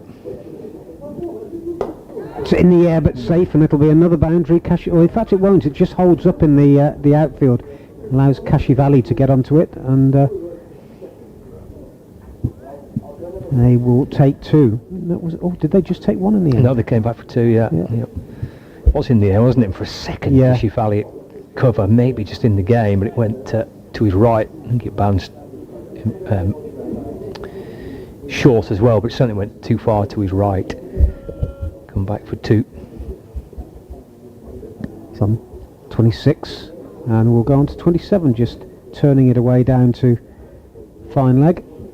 Joe Leach, the fielder, down there, and he's taken a liking to Ethan Brooks, hasn't he? 2.5 overs, 1 maiden, 0 for 18. So take out the maiden, he's gone at 9 and over. Comfortable for Wells. Now the right-handed Hurst is on strike, 13 from 24. 3 slips in for him. Waits onto his toes, steer this onto the leg side. Kashif Ali had a couple of yards to make up, so that allowed them to come through for a single. An expensive over there by Ethan Brooks, and at the end of 22 overs, Lancashire are 107 behind. They're at 73 for 4 with Hurst on 14 and Wells 27. Yeah, just a look at the scores elsewhere. I mentioned that Warwickshire score. They're 1 for 1 now in their first innings, replying to Nottinghamshire's 487. Elsewhere, there's been some interesting games. There's a game in Division 2 that catches me out because they've set up a match, a couple of declarations between Glamorgan and Gloucestershire to create a game. Hurst drives a full ball from Waite up towards mid-on. There's no run, but in Division 1, Hampshire are 46 for 4. They require a further 75 runs to beat Somerset. Basically, those two sides looking to try and battle it out for runners-up spot. Hampshire 46 for 4, need 75 more to beat Somerset with 6 wickets remaining. Of course, the game between Durham and Kent has been really badly affected. A couple of days rained off. Hurst defends from Waite, and there's no run. Durham 194 for 2, batting first against Kent. And the champions Surrey, they're at Essex this week. Like all the games around the country, so much time has been lost from this fixture as well. But they've got Dean Elgar on 135 not out. Tom Wesley made 135 as well. Essex 330 for 2 against Surrey. Waite to Hurst. Well, that just loops away and towards the onside. Is it caught? It is. It's a good catch, yes. I didn't think it had carried, but it has. It's a very good catch at mid-wicket. Just looped away off the hip by Hurst. And a good diving catch, I think, by Jack Home at mid-wicket to get forward and get his fingertips underneath that. And Hurst departs for 14. And Matthew Waite has his second wicket, 2 for 19 for him now. And Lancashire lose their 5th wicket, 73 for 5 Lancashire in their first innings, replying to that 180 all out by Worcestershire. Was a good catch. I thought it was going to die just in front of him, because he certainly underclubbed it. It dived forward, and it's one thing getting there, then you've got to make sure you don't drop it when the elbows hit. So, the good, as I was saying earlier on, actually, there's nothing to home in terms of size. So it's not as if you've got a load of bolt going through those elbows as they hit the ground, and it's soft ground anyway. And he held on to a very good catch. He did. Yeah, he's a slight lad, isn't he, Jack Home? Look at it from this distance anyway. But there's a good diving catch. George Bell, the new batter, joining Luke Wells. Just to complete some of those scores elsewhere, I've gone through the Division 1 scores. In Division 2, I mentioned this declarations in Cardiff. So Glamorgan declaring and then declaring their second innings, and Gloucestershire effectively forfeiting their first innings. So they've set up a game. So Gloucestershire 51 for 2, and they require a further 331 runs to beat Glamorgan. So 331 to win for Gloucestershire with 8 wickets remaining. Leicestershire 106 without loss, batting first against Derbyshire. Middlesex 115 for 3 in their first innings against Sussex. And Yorkshire 122 for 1, replying to Northamptonshire's 147 all out. Adam Lythe is 62 not out for Yorkshire, who are on course for that promotion back to Division 1 with Sussex as Division 2 champions. So Bell, the new batter, Lancashire 73 for 5, Waite 2 for 19. And here he is again, in and bowls to Bell, who gets forward and drives back down the ground underneath the fingertips of Waite towards mid-off, and there's no addition to the score. Keeps on going, Adam Lythe, doesn't he? Is he 37, I think, was he? Is that right? Ago, yeah. Okay. Yeah, he does. Keeps churning out the runs, doesn't he, for Yorkshire. There is Waite into Bell, who's off the back foot, and that's defended. And there's no run. I'm just going to take a look at what's he returned for Yorkshire this season. Adam Lythe, 1,118 runs. Of course, Ben Code has picked up 50 wickets as well. 56 wickets for Yorkshire, top of the Division 2 wicket-taking charts, the Yorkshire bowler. 73 for 5 here. One ball left of the over. Waite in, bowls to Bell off the back foot, pushed away towards mid-on, and that is the end of the over. Successful one for Matthew Waite. It's a wicket maiden. 2 for 19 from his 7 overs. Lancashire 73 for 5, still trailed by 107 runs. Yeah, he's been a good signing, Matthew Waite, since he came from Yorkshire. He's a good, solid performer, and he's the type of player that will take anything on. So at the start of the season, I think everybody was surprised when he was in the T20s, was given the opening berth there, and in fairness, it didn't really come off, but he hung on in there, and he got that big score against Warwickshire. But he is a 100% man. But he's gone off to long onto the boundary there. Brooks is continuing, which is perhaps a little bit of a surprise, bowling to Wells, who took a liking to him in the last over and half stopped as he pulled the first delivery, half stopped at mid-wicket, and allows them to take one. Haven't seen Jack home yet, which thought perhaps might have thrown him into the mix a little bit at the unknown. Whether it's anything to do with Wells actually looking to get after the bowling, but even if he did, Home is not the kind of player that would let that bother him, and if he did go for a few, he'd just keep coming back. So sticking with experience at the moment. Brooks over the wicket.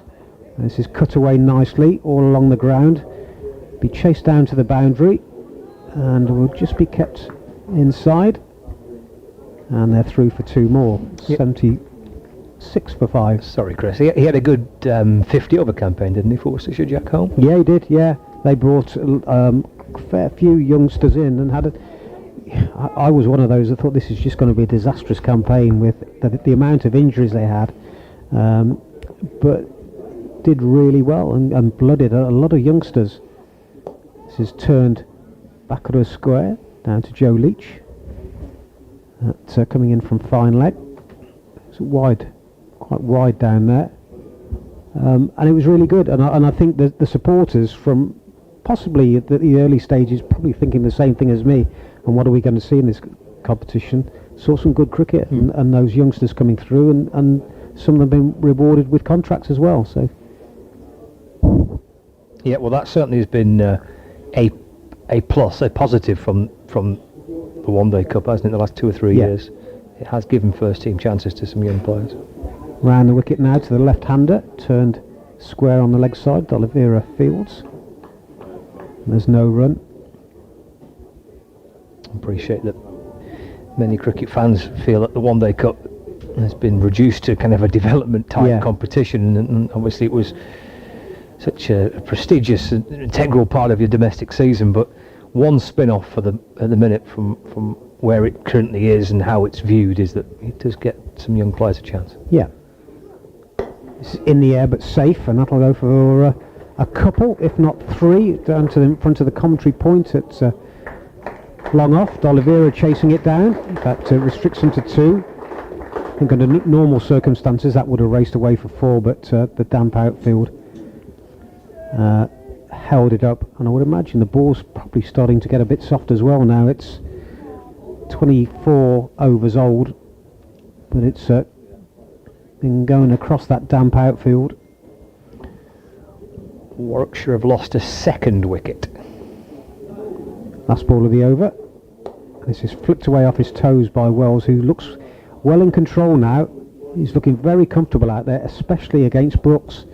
So he'll keep the strike at the end of the over. It's 80 for 5, with Brooks 4 overs, 1 maiden, 0 for 26.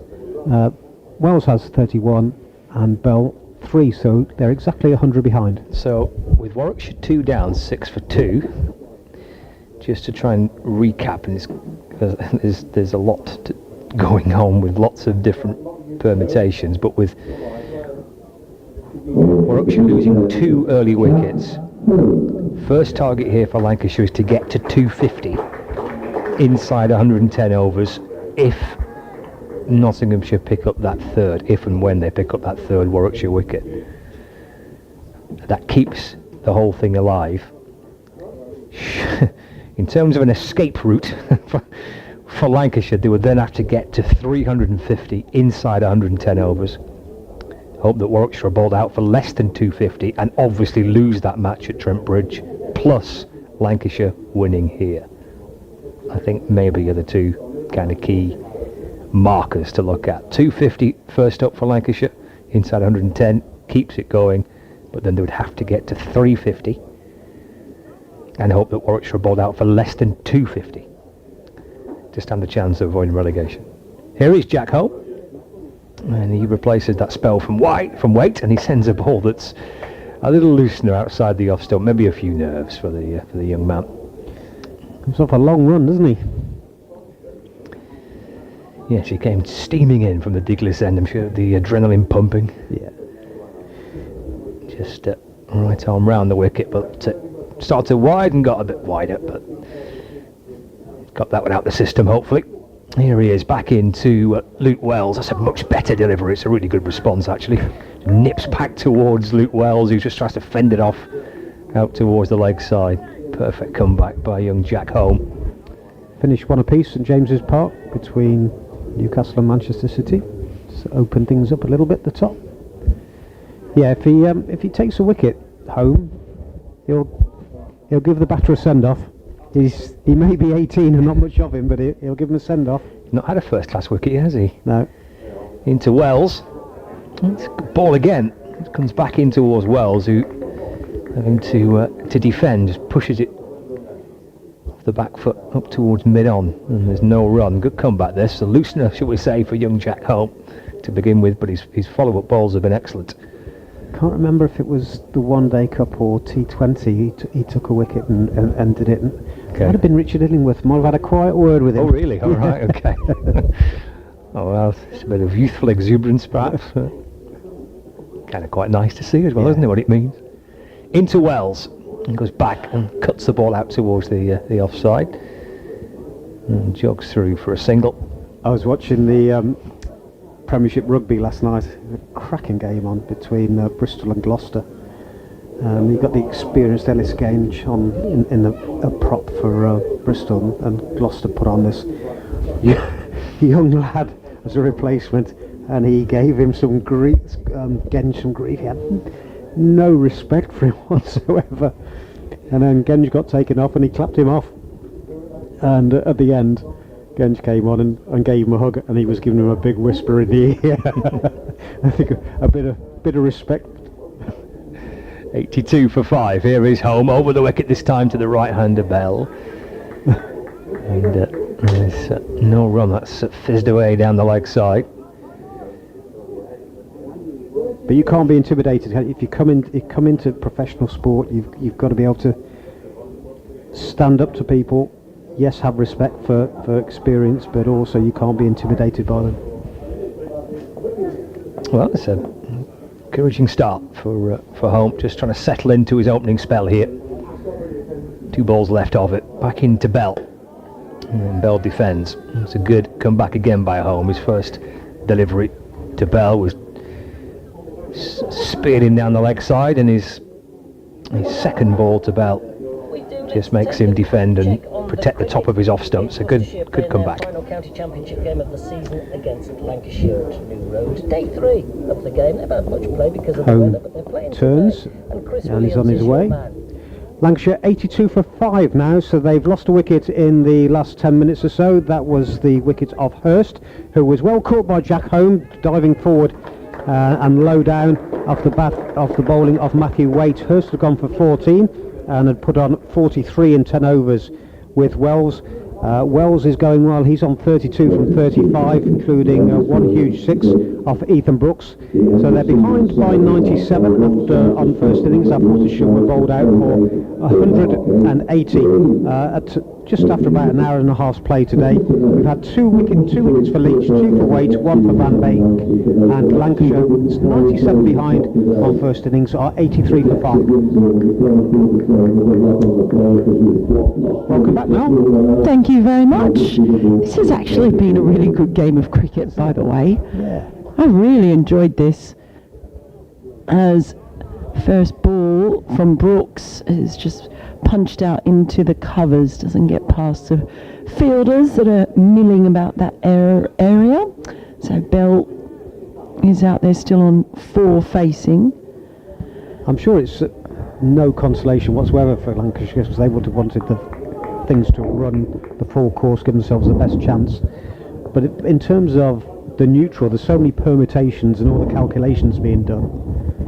In comes Brooks again. It's shorter delivery and he tries to cut that one away, Bell, but just goes straight into the ground and rolls out towards the offside. I love it. Do you know, the first time I really fell in love with the county championship. Now, what year was it? Was it my first year over here? The one where it came down to the last day. It's either 2015 or 2016. I think it was 2016 when Middlesex won, the Toby Rowland Jones hat-trick. But you had that, they were playing Yorkshire at Lord's, and also Somerset had a chance of winning, and all came down to the permutations as Brooks runs in over the wicket on his toes and tries to flick it away to the leg side, Bell, but just goes through to the keeper.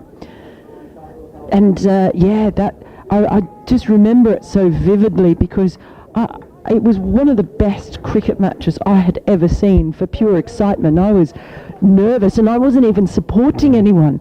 I remember going out the back of the press centre, modern spaceship at Lord's. People were running up from St John's Wood to watch. Bell waits as in comes Brooks, and he drives that nicely, gets past diving fielder, but only as far as wide mid-off. They take a single. Yeah, I think that jeopardy is so important when you're watching sport, isn't it? You know, if you're a neutral, it's different if you've got skin in the game, but as a neutral, you know, there's so much on TV now, different games, and I don't like watching things that are, you know, someone's winning by a long way in any kind of sport. You want the jeopardy, you want things that can affect it. Now it's Wells, a left-hander. He's round the wicket, Brook, and he tries to turn that into the leg side. In the end, he just gets a soft outside edge and the ball dribbles away behind point. And so they stroll through for another run. Takes Lancashire to 85 for 5. Bell now on 5. Wells is doing really well on 36. Yes, and well, for me, because really the whole thing about promotion and relegation, it's not really part of sporting culture in Australia. It's a smaller population, not as many teams.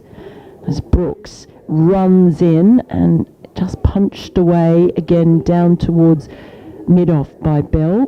Doesn't get a run on this occasion, and the umpire hands Brook his sweater. He takes his sunglasses from the umpire as well, and at the end of that over it's 85 for 5 with Bell on 5, Wells on 33, Brooks is none for 28 of his 5 overs.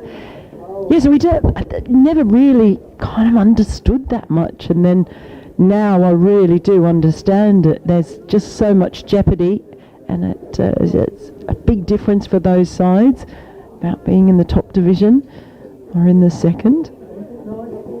But it's a wonderful part of English sporting culture generally. Jack Holmes starts a new over, his second, and sees Wells onto his toes, steering the ball through the covers, and there's a tumbling, well, I was going to say stop by Matthew Waite, but he couldn't prevent the ball from going over the rope in front of the sight screen on the Cathedral side of the ground. So 4 off that first delivery takes Wells on to 37 at a runner ball. He's got a very healthy head of hair, let's hope. That is a really good salad dressing. He's sporting. He runs towards a slightly angled run and down the leg side. Brilliant stop by Roderick behind the stumps. He took it one-handed, diving down to his right. The ball must have been just about an inch off the ground. brilliant stop. Gets a little round of applause. And I think it's people take it for granted that Roderick's got to make those. The amount of work that goes into it, the footwork, the agility. Brilliant work by the wicket keeper. And again, this is a checked pull by Wells. Didn't fully go through with it. Came up off a length. Just had plenty of time to basically just almost dead bat it down to deep square leg for a single. It's an interesting story around Jack Home, and I did mention it a little bit when he came out to bat. He's on his way now. Down the leg side, good stop again, but can't prevent a bye. Got that one on the boot, did Roderick. Just sprayed it about a little bit in this over, Jack Home. And talking a bit more to John Curtis, JC, who always looks after us so well, the club journalist, and he said he came into the academy as a batter. That was his calling card, and then was just bowling in the nets, and they like the look of him, and I think he believes he will end up being a batter who just bowls a bit.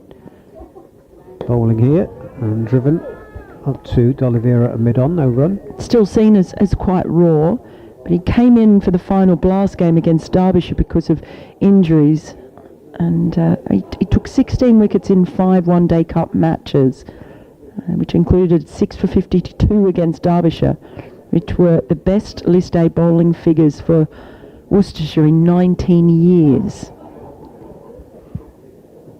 And he's bowling here, and just fenced at a ball that got up a little bit, and Wells was playing away from his body and looking to flat bat it away, but didn't get anything on it. Went through to Roderick. End of the over, 91 for 5, with Wells 38 and Bell on 5. But he is yet to take a first-class wicket. He's playing in just his second first-class match, but he has apparently been clocked, I'm told, at 90 miles per hour.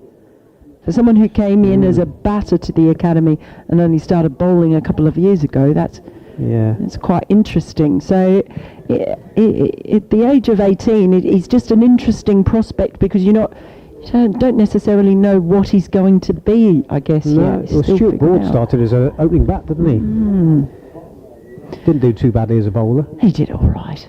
Brooks it is. He's on his way in, and the first ball is full and just thumped straight back down into the ground by Bell. It trickles out to Brett D'Oliveira, who does some really nice footwork in flicking the ball up, and a few football skills on display there by D'Oliveira. The one thing I would worry about Jack Home, it's very early days, but if he can generate that amount of pace, it's whether the body can take it. Well, that's always the worry, isn't it? In comes Brooks. He's on the back toes again. Bell been there a fair bit today. So has Wells, to be fair. Ball just goes straight back to past the bowler. You're 18 and you just you think you're invincible and you put everything into it, which is great. And this is last game of the season, but it is something that they know. There's enough staff on board here to know that, but you just got to be so careful, fast bowlers. Wait, it is, sorry, running in. I looked at the scoreboard, which hadn't changed, and that next delivery is just played towards point, but not very far, no run. Well, in Australia, there's former Australian men's physio Alex Contouris. When players like Josh Hazlewood, Pat Cummins, when they turned 24, he used to say Happy Bone Healing Day, because that was about the age that a lot of those stress fractures eased. Wait, in once more, over the wicket, and defended out to point again. Goes a bit further, but not enough for them to get a run. So that was because Pat Cummins, of course, played his first test as an 18-year-old and then didn't play another one for 6 years. Yeah. Because he just got one sort of stress-type injury after another. So there's still a lot of work being done in research and science trying to understand the way it affects bodies. Bell waits as in comes Waite, and he just defends this one down towards Brett D'Oliveira. This time he's tossing the ball about as if he was a leg spinner before he gives it a shine. And the sports science is so good these days, and you've got people watching and monitoring. I was only involved in amateur sport, and people used to look at me and say, "Oh, you'll do your back an injury, blah blah blah." Bell bends. He takes a couple of little steps down the pitch. This time he prods firmly down to Brett D'Oliveira, who ends up behind the bowler as he fields that ball and ends the over. That one from Waite. He's bowled 8 overs, 4 maidens, 2 for 19. He's had a terrific game. And Lancashire 91 for 5 with Bell on 5 and Wells on 38. It's felt like this has been a bit of a calming partnership so far. Just to calm things down. But yeah, just going back to it, so I listened to nobody. and at 30 was in hospital having a spinal decompression and off for months. Because you just got on with it, no matter what advice I was given as home starts new over. And he bowled in middle stump. That's his first wicket in first class cricket. He's put his finger to his mouth and in the air signalling that's number 1, and it could be number 1 of many, and he's got rid of the dangerous Wells. He's gone for 38 from 43 deliveries. Lancashire lose their 6th wicket, they're 91 for 6. And all the Worcestershire players coming in, there's high fives, there's hugs. You can see from right back here their delight in seeing the 18-year-old Jack Home taking his first wicket in first class cricket. And what a way to take it. There's nothing that I'm sure an 18-year-old fast bowler likes to see more than the middle stump sent cartwheeling back. The ability to say, on your way, son, and it's when it's the person who is offered the most resistance, it must taste a little bit sweeter. He just kept running, didn't he? He saw the middle stump knocked flat, and he just kept running with his finger in the air, and then he put it to his lips. Yeah, he's not a lad that's going to be accused of lack of confidence, I don't think. Well, it's exciting, isn't it, when you're there for someone's first ever wicket? It's like, wow, who knows what he may go on to become, what he may do, but it's a special thing to know that you'll be here, and we'll remember the sight of that as well, because to see that middle stump go flying, what a moment that is for the teenager. Gee, it's got Lancashire rocking again though. 91 for 6 with Balderson, the new batter, at the crease. Yep, Josh Balderson. Wells was looking dangerous. He looked in control, didn't he? That came from nothing really. It's unexpected, and as you said, it had gone calm. And then certainly livened things up. Left-handed Balderson on strike, and this is down the leg side and trying to flick that one away. Balderson got nothing on it and through to Roderick, and there's no run. That partnership 18 between Wells and Bell. So it's been very much Worcestershire's day so far. Took the score onto 180 in their first innings after being 22 for 5 and reduced the visitors to 91 for 6. Middle inside edge flicked down to fine legged. Kashi Valley gets Balderson off the mark halfway through the 29th over. Home 1 for 9 from 2.5 overs. Yeah, things, you say, to see his first wicket, and well, I wonder if I'm here towards the end of his career, because I can remember commentating when David Sales made his debut and got a double century. And he's long gone, his son's playing now, and that's how long I've been doing it. As this next ball is flicked away on the leg side and to deep square leg. Waite fields. And it just shows you that, that amount of time, you can get away with not being very good and getting paid for it. Oh, between you and Scott Reed, honestly, there's so much self-deprecation in this. He's looking at me now going, what, he knows You I'm can't talking about him. kid the people. Home in, outside off stump, not played out by Balderson. Well, my first test match, men's test match that I covered as a journalist when I started for Cricinfo, that was actually, well, it wasn't, it was before Cricinfo, it was cricket.com.au, so it was Ben Stokes' test debut in Adelaide. I was always feeling an affinity with him because I sort of was there for the first.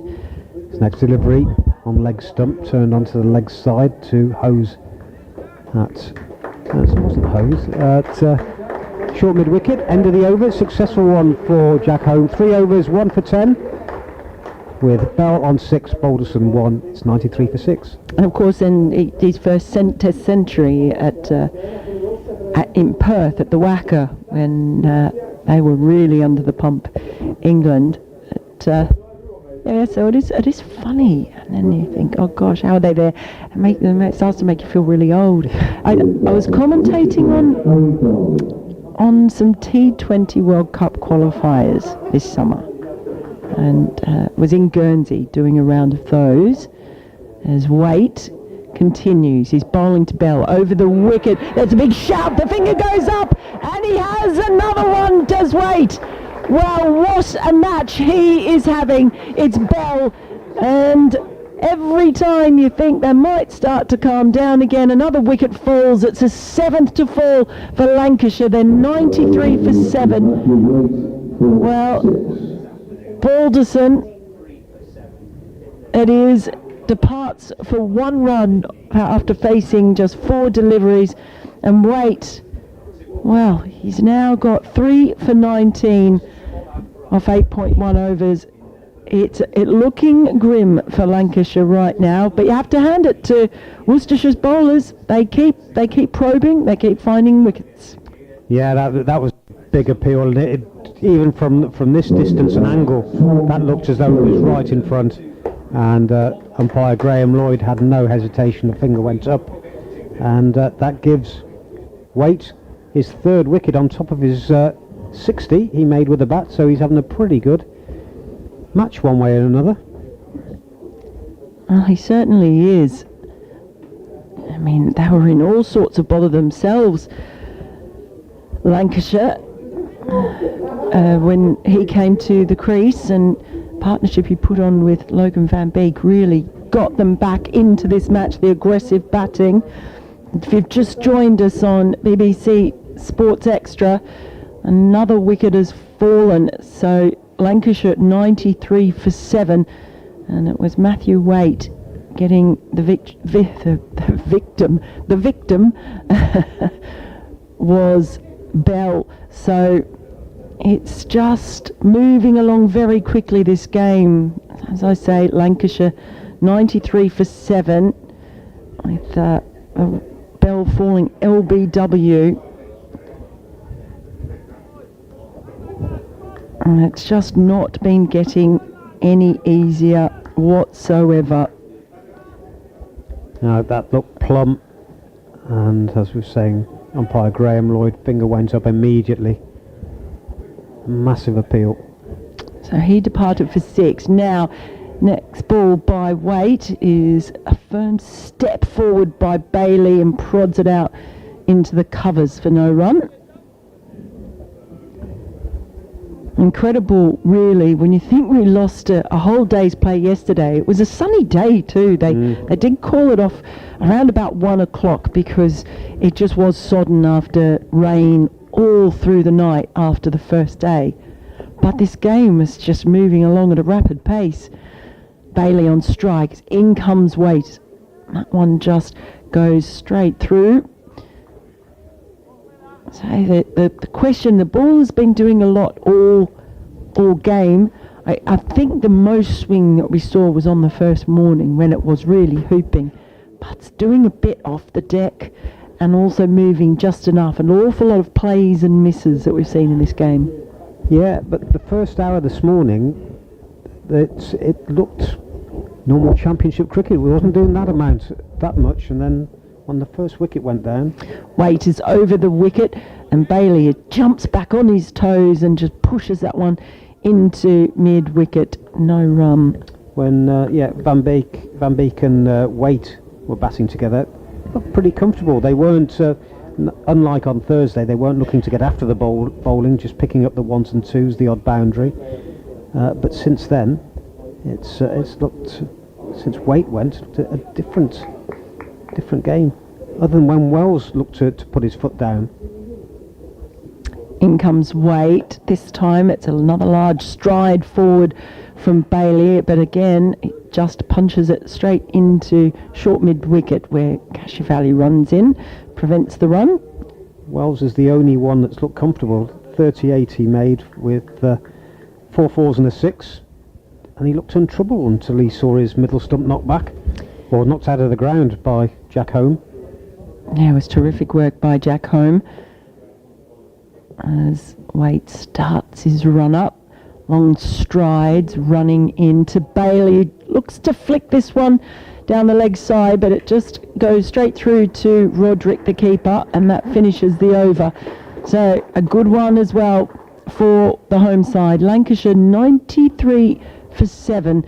And a reminder that 180 was the first innings total from Worcestershire. So it is a one for the bowlers. Waite is now 3 for 19 off his 9 overs. Bailey yet to score. Balderson on 1.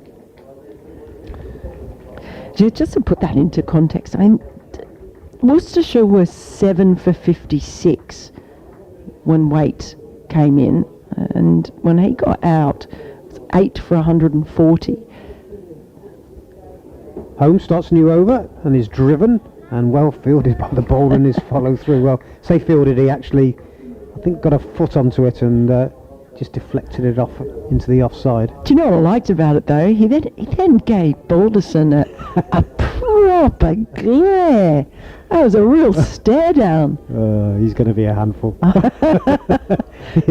Yeah. He's the kind you can imagine. I don't know this. I could be completely wrong. As he's in now to Balderson and beats him outside the off stump. Yeah. You can imagine, because the pavilion's up, you have to go a lot of stairs to get into the changing rooms here at New Road. But I would have thought first game he's played, you're walking into a pretty established changing room. I get the impression he'd have just walked in and says, "Where's my peg?" You know. Not standing at the doorway waiting to be invited in. It just gives you that impression. I could be completely wrong. It's driven next delivery to Leach, who's at the other end of his career. And let's say that wasn't the best bit of fielding. When Joe Leach looks back throughout his career, that won't be the best bit. But no runs conceded. An update for listeners to BBC Hereford and Worcester Sport on Saturday programme. And Lancashire have lost another wicket. They're 93 for 7 now. The wickets have gone down in the last 20 minutes or so. Luke Wells, he was looking dangerous, made 38 from 42 balls, 4 fours and a 6. But he saw his middle stump knocked out of the ground. A first class wicket for Jack Home. He enjoyed that. He went raising his finger in the air to say that's the first. And I think it'll be the first of many for Jack Home. So Wells went for 38. George Bell was then in a couple of overs, or the next over actually, LBW to Matthew Waite, right in front. Umpire had no hesitation, raised the finger, and Bell had gone for 6. So 3 wickets for Waite so far, 2 for Leach, 1 for Van Beek, and 1 for Home. And replying to Worcestershire's first innings total of 180, in which Matthew Waite top scored with 60, Lancashire 93 for 7. Outstanding update. Well done. I love listening to a pro like you to give an update. Oh, you can come again. Well, always, I've done quite a few Worcestershire games this year. A couple at Kidderminster, one at Edgbaston. Home in, bouncer, but easy for Balderson to dip underneath that one. Very much an end of over delivery, that one by Home. 4 overs, 1 maiden, 1 for 10, so neat and tidy from him. And at the other end, Matthew Waite, 9 overs, 5 maidens, 3 for 19. Yeah, just so as they came over then and saying that, yeah, 2 players at the opposite ends of their careers. In the bowler was Home, the fielder. Well, it wasn't the fielder in the end because I think he went just over the top of it, Joe Leach. But it was an it was a bit of a ponderous role. Yeah. And he could say to him, son, in a few years' time, that will be you. It comes to us all. He's a great ambassador for the sport, Joe Leach. In comes Waite. First delivery is just past the outside of the bat. A little push forward from Bailey, but I think we might give it to him and say he played inside the line of that one. I do mentoring with youngsters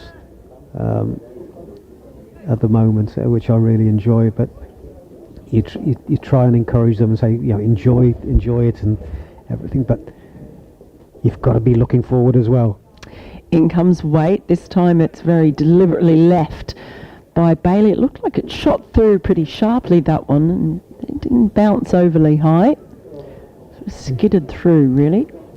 Yeah, enjoy the journey, but don't think it'll go on forever. When you're talking about pensions and things like that, saying to a 17-year-old about, they don't want a pension. What do I want a pension for? Well, that's what I started to tell you, and I think when Wickets started falling, I was doing some commentary on World Cup qualifiers as Waite runs in to Bailey, who just drives this one nicely, quite square, and they're going to get at least a couple as it goes out towards deep point.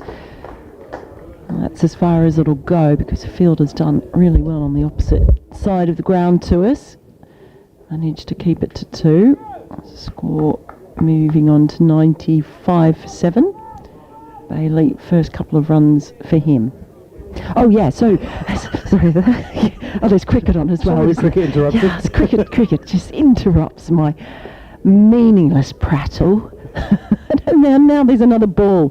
Jeez, just defend it or something, will you? Bailey waits. In comes Waite, and he clips this one. This may well be 4. D'Oliveira's got some work to do. No, he gets there, turns and flings the ball. He's taken a massive divot out of the ground with his knee, and he's just very responsibly putting it back in and giving it a nice little stomp and replacing that. So a couple more runs there. Bailey's on 4, 97 for 7. I'm going to get to this. You've got 2 balls left because I'm off it. Oh gosh. Oh, now I'm stressed. Okay, Bailey waits. In comes Waite. There is a shout, but it's not that convincing as the ball hit the pads. Might have been going down. Anyway, yeah. I did this survey of the players at these World Cup qualifiers that they filled in because I wanted to find out some information. And I asked them what was that had inspired them to take up cricket. One of them, a young guy from Bulgaria, said that he had watched the 2019 World Cup as a 10-year-old and thought cricket looked pretty cool. He was 15. I'm so used to players saying 2005. You cannot say the 2019 World Cup. It's not on. Here is Waite, and that ball is just pushed out into the onside. I think it might have actually come off the pad, and I'll wait and see if the umpire signals. He doesn't know. There was some bat in that one. So that's a single to finish the over, 98 for 7. And on that note, well, Chris is leaving me. But I'm sure you will enjoy the fact that I got that story in. He's off to write a book about it now, he says. And look, that means Scott Reed is back. Hello. Hello. Hello. Can you believe that someone said that an actual cricketer playing an international match said he was inspired by the 2019 World Cup? I was so offended by that. It only finished 2 weeks ago. It's just outrageous. It's a bit depressing, that, isn't it? Oh. But it's also, in a way, quite uplifting, isn't it? No. The younger generation. Oh, no, that should not be allowed. Oh, right, okay, fair enough. Is it me or is it you? It's Home. I'll take it then. I'll take it. It's all right. Home in and balls. It's all right. Down the leg side to Bailey, taken by Gareth Roderick, and there's no addition to the score, which looks a rather grim one from Lancashire's point of view at 98 for 7 in their first innings, with Bailey on 5 and Balderson on 1. I thought you were just talking about our relationship then. Is it me or is it you? If we're talking about that, it's definitely me. It's definitely that. Warwickshire still 2 down, 45 for 2 at Trent Bridge as Home comes in and bowls to Bailey, who's kind of groping at that delivery. And through it goes to Gareth Roderick, and there's no run. It's been an afternoon session which has unravelled quickly, and a game which has moved on at a pretty lively pace through the course of the first couple of days. It just shows you that Waite and Van Beek had the right approach, I think. Home in, bowls to Bailey. That's flicked away, it's in the air, but it's safe enough. It's going to bounce out towards the backward square leg boundary. Matthew Waite coming round from fine leg to field. Bailey through for a single. But the fact that they came out and they were really aggressive, and they were playing at T20 kind of scoring rate as well. But then, actually, this morning when they came back out, they played in a very different fashion as well, having been able to just push that score along a bit. So you have to look back at that partnership in the 2 innings played by Waite and Van Beek is really important in this match. 99 for 7 Lancashire. Balderson on strike. Home in and bowls left by Balderson through to Gareth Roderick. And again, there's no run. Yeah, it was the counter attack on the first day, and then managed to keep it going a little bit longer this morning. And yeah, but when 180 feels like a whopping score now, doesn't it? Really, at 98 for 7. It's been a treacherous game for the batters, certainly, on both sides. It's not been pleasant. Been tricky through the course of the match. Here's Home in, bowls, short ball to Balderson. And he crouched underneath that. Through it goes to Gareth Roderick. Good start this, isn't it, by Jack Home? This is impressive opening spell. Really impressive. I mean, seeing that middle stump clattered the way we did. I don't know if you were listening when I was talking about the fact that he was in the academy as a batter and has only been bowling for a couple of years. But he's been clocked at 90. Final ball of the over into Balderson, and that's left through to Roderick. End of the over. Well, that's his 5th over on the bounce in this opening spell, and he's got his wicket, and he's got a good one too. He's got, well, arguably, in the innings, the key one, because Wells is coming into this game on the back of a big century last week, and perhaps Lancashire's kind of last hope of trying to get to that 250, and he's managed to bowl Luke Wells for 38, so he's bowled 5 overs, 1 for 11. And it's also, there's been a lot of things to like about him, because there are other times when he's been threatening the outside edge, and he's not missed by too much, and also just got a little bit of attitude, like a little bit of stare down at certain times. So he's an intriguing prospect, shall we say, as we see Van Beek come back into the attack from the New Road end. Bailey's on strike. He bowls and he's driven firmly, but only as far as, I think that's Rob Yates in the covers, who has a shy at the stumps, doesn't hit it. The ball then trickles down and towards Joe Leach running in from deep third. So that was actually from long leg on that direction. It's what sort of seemed to happen there for a single. It was, yeah. He was almost run out, wasn't he? Definitely almost run out. I think it's a good job, but nice to get back. Oh, the end result is that has brought up the 100 as well. Yeah. With all that excitement, 100 for 7 now, Lancashire. It's a good spot, that, because that's gone pretty much unnoticed around the ground, hasn't it? A smattering of applause as Van Beek runs into Balderson, and that has come off the outside edge, but he's flashed hard and it's gone all the way along the ground in between the slips and point, and that's going to be 4 runs. So that adds to the tally. It's 104 for 7. Not necessarily the most convincing of strokes, but he'll claim it. Will Balderson. Bailey and Balderson. Why is it that half of Lancashire's lineup, it sounds like a law firm in whatever you sort of combination you put together, and there's a lot of B's, I've noticed as well. In comes Van Beek, And that one's just left alone outside the off stump through to the keeper. It helps, I think. It helps you get a place in the team if your surname begins with B. I think it's kind of part of the negotiations for a contract. If you got B as your surname, you're in. You're into Lancashire's middle order if your surname begins with B. Well, yeah, it just is a bit noticeable, isn't it? At one point this season, they had Bohannon, Blatherwick, Bell, Balderson and Bailey. That's ridiculous. Here's Van Beek, and that one flashed away. Nice square drive in the end from Balderson. And that's another 4 runs. So all of a sudden opening up, and Van Beek, who's been quite tidy, was seeing his figures just blow out a little bit with the first over back in to the attack. 108 for 7. And Balderson has moved on to 9. Yeah, that's ridiculous. Yeah, it's crazy, isn't it? To have Bell, so it's Bohannon, Bell, Balderson, Bailey and Blatherwick. That just sounds like something out of Harry Potter. It's a Quidditch lineup. In comes Van Beek, and he has another little flash at that one, Balderson. One hand came off. He didn't make contact in the end, and just goes through the keeper. But it was a shorter delivery outside the off stump that time. Yeah, it does sound like a Quidditch lineup, that one for me. Is that an actual... That's just a made-up sport, isn't it? I'm right in thinking that's just a made-up sport. No, it's a real sport where people get on their brooms and fly around. What? No, hang on, because someone's commentating. Who was I on air with last week? Anthony Gibson. No, it is a sport. In comes Van Beek, and that is just a prod forward in defence that does not make contact by Balderson. And the end of the over, it's 108 for 7 with Bailey on 7, Balderson on 9. Well, it can't be proper Quidditch if they're not flying on brooms. He said, well, I've never seen the programme, but You've never seen Harry Potter? No. The film, sorry. No, I've never seen it or read the books.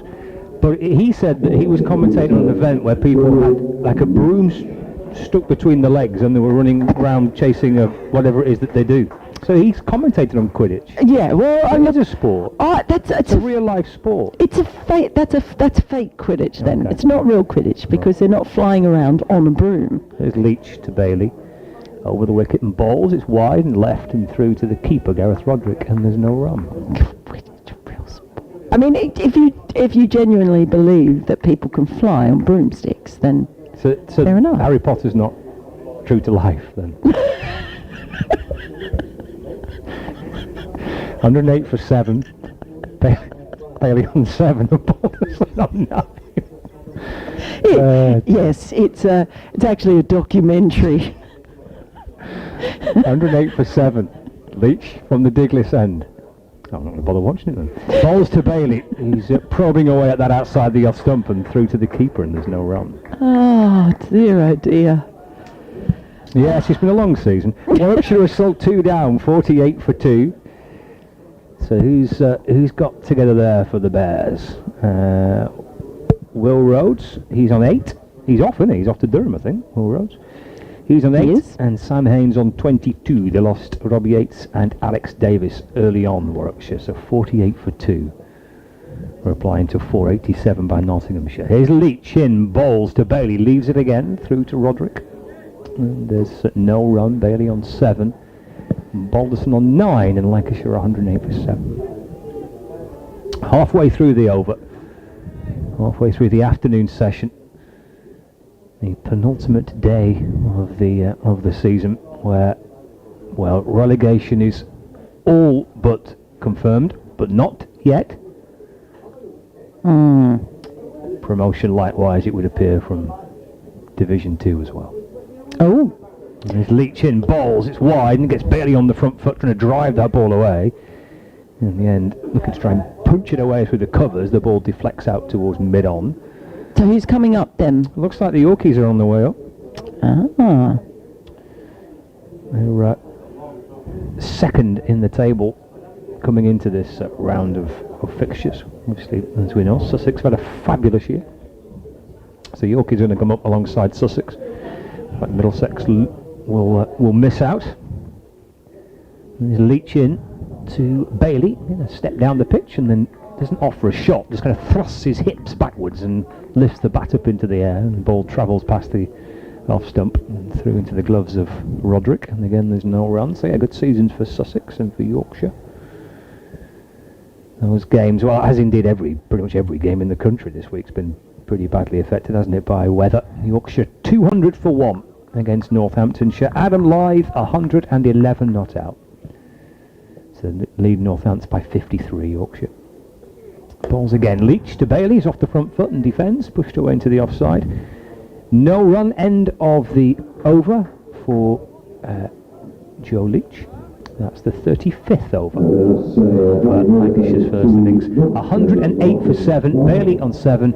And Balderson on 9. And it's a maiden over that for Leach. He's bowled 9 overs, 2 for 19. And you'd be happy to discover I was able to locate a room Excellent. for this evening. Okay. So do you know what I'm going to do then? Because I am going to stay here because I don't think I can get to Birmingham and back because all the trains are being cancelled. As Van Beek it is coming in, bowling to Balderson, who drives that very hard, and it's managed to get through one fielder. D'Oliveira is out there running backwards, though he manages to field it just inside the rope in front of us. But, that was a nice shot, really firmly driven, and takes the score to 110 for 7 now. Balderson on 11 off 19, I should say. Bailey on 7. It's Balderson on strike as Van Beek runs in over the wicket bowls, and that one has leapt a bit sharply, and in the end it goes straight through to Roderick. Didn't it? A little bit of extra bounce that. Yeah, Carry through to the keeper. Yeah. So I've been able to. So I am staying. Because you were struggling to find somewhere, weren't you? Oh, really struggling. It took a lot of searching, but that means I think tomorrow morning might be the morning that I finally visit the cathedral. Nice. And have a mooch in the cathedral. Gotta have a mooch. Balderson on strike. In comes Van Beek, and that one whistles past the outside edge again. Yes, you must have a mooch around the cathedral tomorrow. Yeah.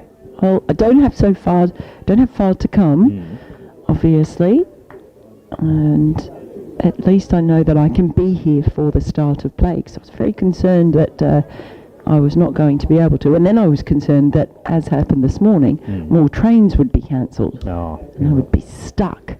Here's Van Beek, and that one has leapt up again, and just taken Balderson by surprise, as he's just had a little bit of a flash at that one. Went through to Roderick. No run again. Yeah, it seems like a good plan for tomorrow morning. Why not? I've been in there once. I was a few years ago. Again, it was a game between Worcestershire and Lancashire, and that was rain affected, and we were off early for the day, so I had a little mooch myself.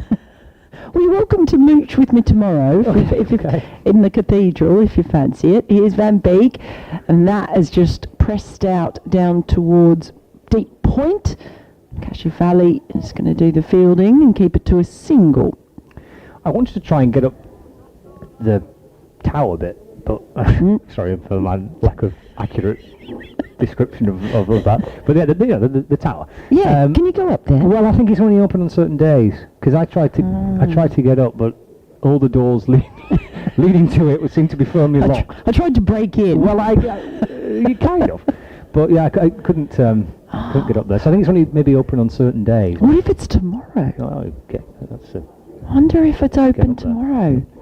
Well, could be the day. Here comes Van Beek. He's in over the wicket. A very flashy drive outside the off stump by Bailey. Doesn't make contact through to Roderick. So it's another dot ball to finish the over. Van Beek, 7th over, is 1 for 23 in Lancashire. 111 for 7 with Bailey on 7 and Balderson on 12, trying to build a partnership again. We keep seeing that the attempt, and it's not been easy to do. No, it hasn't. The partnership just 18, but Lancashire's first innings highest partnership was Hurst and Wells, 43, but there's not been many in the game. Worcestershire 180 all out. Lancashire 1-1-1 for 7 in reply. Will be Joe Leach looking for a third. Around the wicket to Balderson. That's just clipped away off the pads down to fine leg for a single. Takes him on to 13. And Lancashire now 112 for 7. As we start the 37th over. Brings Tom Bailey back on strike. So it'd be a Saturday night out in Worcester for you then. Well, watch out. Will you go anywhere other than Brown's? That's been the popular place for the last 2 nights. I mean, I've not seen anywhere else apart from Brown's. Here comes Leach into Bailey off the front foot in defence, and there's no run. Well, it does look like a little bit lively on a Saturday night. Saturday night on the lash. No, I won't be on the lash. I'd like to point that out because I'm very professional, and I, we'll be very sober at all times. But it could be worthwhile just having a little explore. Any place that has as many good cafes as Worcester does is sure to have some nice bars and lovely old pubs. Here comes Leach in, bowls Bailey off the back foot this time in defence. Just pushed away into the offside, no run. I'm sure there's somewhere nice there'll be lots of nice places to have dinner and various bits and bobs. So, and then a little sleep in and a mooch in the cathedral. Well, that sounds quite a nice way to... Well, it sounds better than sitting at the train station for nearly 2.5 hours waiting for a train while they all get cancelled. No, you don't want that. There's Leach, Digless end into Bailey off the front foot. Tom Bailey, and it's pushed up to mid-off. No run. Hampshire have beaten Somerset in Taunton. A victory for Hampshire by 5 wickets. Hampshire finishing on 121 for 5, so reaching their victory target, 5 wickets in hand. So a good win for Hampshire with James Vince making 54, and Liam Dawson, who's had a magnificent season for Hampshire, 44 not out. So again, Bailey off the front foot, pushing at that one. The ball just slides away past the edge of the bat. Got the slips and the keeper interested. So Hampshire actually finish above Somerset in the table. Yep. They finish on 190 points to Somerset's 196. Well, it's quite amazing when you think of where the season was, that you end up a top 4 of Surrey, Hampshire, Somerset and Essex. Yep. Yeah, that win pushes them up to second. I think that's their... I don't think they finished second for... Kevin James was telling me about this. As Leach is in. Again, Bailey off the front foot, pushing at that delivery. And then with a nervous glance over his shoulder as the ball, in the end, was taken by Rob Jones. That's the end of the over. Leach, I think, just conceding the single off that over. So 112 for 7. I think that's their highest place finish for some time. I think they finished third quite a few times, but a second place finish for Hampshire. It's been a while since they finished in the top 2, but that's what they've done with that victory against Somerset in Taunton this week. So congratulations to Hampshire, runners up to the champions Surrey. Warwickshire are still 2 down in their match at Trent Bridge, 57 for 2. So with Durham, because that game has been badly affected by weather, hasn't it? In comes Van Beek, a really flashy drive outside the off stump by Balderson, but only goes as far as Cashifali, deep backward point. So take a single. That game's been, so they got 304 for 5, 62.5 overs. Do they pick up any points, assuming there's no more play? Durham? Yeah. Yeah, Durham have got themselves 2 batting bonus points. 2, yeah. Right, so that which won't show on the table at the moment. In comes Van Beek, and that one has actually come back in. He's bowled a few of those to Bailey, and he tried to pull it away to the onside. There was some strangled shouts. I think it would have been too high at the very least. Hard to tell here if it was going down leg as well. Certainly looked high. Although the reason I'm asking is could Worcestershire get enough points to finish in 5th? Ooh, okay, right. In comes Van Beek, bowls over the wicket, and this time he does manage to get bat on it. And see, well, he doesn't actually, as he went to try and play the same shot that's actually gone through. But yeah, so looking at that, could they finish fifth? Well, I suppose they could, couldn't they? So they started 7 points away from behind Durham. Is that what they started with? Okay. Yeah. So Durham picked up two, so they need 9. Worcestershire have got 2 points from this game so far. So they need another 7. Yeah. If there's no more play in Durham. Yeah, it's possible, isn't it? I mean, a draw. Is it? Yeah, a draw plus the 2 points.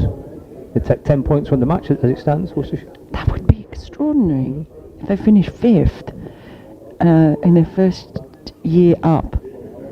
I mean, I think it's extraordinary if they finish 6th. Yeah. To be honest, it's quite something. Okay, so in comes Van Beek to Bailey, who is on his toes and just pushing in defence. But again, it's another play and miss.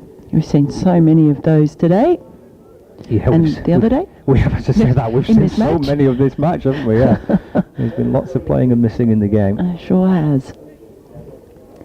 Yeah, so that's because, again, I'm always very, very new to this whole system, but just working that out, maybe they could have plenty to play for as Van Beek is in over the wicket, and that's just defended or prodded into the offside. They will scamper through for a single. It's square enough to make the fielder in the covers run for it. So it moves them on to 115 for 7. Am I ahead of the scoreboard, or is the scoreboard caught up? 114 for 7. Yeah. Sometimes it's quick. Sometimes it's quick, but sometimes I'm waiting for it. Balderson now on 14. Bailey on 8 as Van Beek runs in to Balderson, who plays this nicely out into the covers, but he won't get a run because Kashifali's there to clean that up. So the end of the over, it's 114 for 7 with Bailey on 8 and Balderson on 14. Van Beek has 1 for 25 of his 8. Yeah. Yeah, so they are playing at Durham, are they off for rain, did you say? Are they? Yeah, Chester Street, which everyone calls Chester Street, apparently, because it's stupid. They had 63 overs, Right, 304 for 5. So there's obviously Durham have got a good chance of picking up some more batting points in that game, haven't they? If they play. Leach in balls, that's defended away by Bailey down towards backward point, and there is no run. 114 for 7. Yeah, so there's still some manoeuvring going around, isn't there? What's all bringing things up here? Yeah, just looking at who's got the runs there for Durham. So David Beddingham is certainly the Division 1 leading run scorer. He's been so good. Leading run scorer. Yeah, he's been outstanding, Beddingham. He's made 66 in that game. Leach to Bailey off the front foot in defence. No run. Alex Lee's making 144 as well. Emilio Gay, he's joining Durham full time from the end of the season, but I think maybe they've done a loan deal, haven't they? They have, yes. So he made 52 as well. So Durham 306 for 5 in the 65th over. That's a good pickup from Durham. Yeah, they've got on with it because they lost the first 2 days, didn't they? With no play possible days 1 and 2, so they've scored pretty quickly on the 3rd day. Good first season back in Division 1 for Durham. There's Leach to Bailey, that's threaded down towards 3rd man. It doesn't reach the boundary. Bailey's thinking about coming back for 3, but restricted to 2. He moves on to 10. And Lancashire are 116 for 7 in the 39th over. The sort of thing is nice when teams get promoted and they don't do the yo-yo thing immediately, because you just feel how it takes them so much to get up there, and then when they go straight back down, and that can make things so tough. But yeah, to see the promoted teams do quite well, fair play to them. There's Leach to Bailey, clipped up towards mid-on, and there's no run. Yeah, both promoted sides last year are staying up. One for maybe our listeners and viewers, if they know when would have been the last time, how often since we've had 2 divisions of both sides who have come up stayed up the following season. Is that a regular thing. There's a lot of sides that come up and struggle and come back straight back down. I'm just trying to think off the top of my head in the last kind of 10 or 15 years how. Well, to have two. To have both. Two. Yeah, that have stayed up. Leach into Bailey, getting forward, defending. Pushed away to cover, and there's no run. 116 for 7. Bailey on 10, and Balderson 14 not out on this third day. Live on the BBC Sport website and app, on Sports Extra, and across the live stream as well. From the Visit Worcestershire New Road. There's Leach to Bailey. Yeah, that's off the back foot in defence. Just tapped away into the offside, no run. And that's the end of another Joe Leach over. He's bowled 10 so far. Correction, 11 now. Today. He's picked up 2 wickets for 22 runs. Lancashire 116 for 7. Well, you've got to be careful with that, because look, I visited Worcester today and I'm not going back home. Yeah, you may visit and never leave. Worcestershire, yeah, exactly. It's the Hotel California of counties. No, I'm very happy not to be leaving, to be honest. Just one thing I wish they had some way, Worcestershire, of just having some numbers on the back of those cable nets. I mean, they're lovely cable nets. They are lovely. Yeah. They are, but it is when they wear them, especially if you're a bit of a numpty like me, who doesn't know all the players as well as those who commentate on them week in, week out. Van Beek is in. First ball, there's a big shout. Does that come off the toe? They've run through for a quick single. Ooh. Umpire's not given. There's a shy at the stumps. The ball goes past. They're going to get an overthrow. As, again, an awful lot just went on in the space of one ball. Now, what's the big appeal for LBW? And then the shy at the stumps. Ball not striking, and then going far enough that they were able to come back for another. A lot seems to go on when Logan Baker's on. Yeah, makes things happen, doesn't it? Yeah. Oh, an MTH. In comes Van Beek once more. This time it's a fuller ball that's just played into the offside towards point. No run. Yeah, yeah, an MTH. I've not heard that before. Never knew not. No. Makes things happen. Okay. MTH. You know, all that's. I'm just down with the. You are, yeah. Unlike me. Completely out of touch with everything. I mean, I probably made that up. Van Beek in over the wicket, and one is just defended out to Brett D'Oliveira at mid-off. No run. Looking at the other scores, mentioned the Durham match. Warwickshire are still 2 down in their game at Nottinghamshire. Mentioned that Hampshire have beaten Somerset. Essex are enjoying the day with the bat, in particular Dean Elgar, 174 not out. Matt Critchley on 80, so 411 for 2.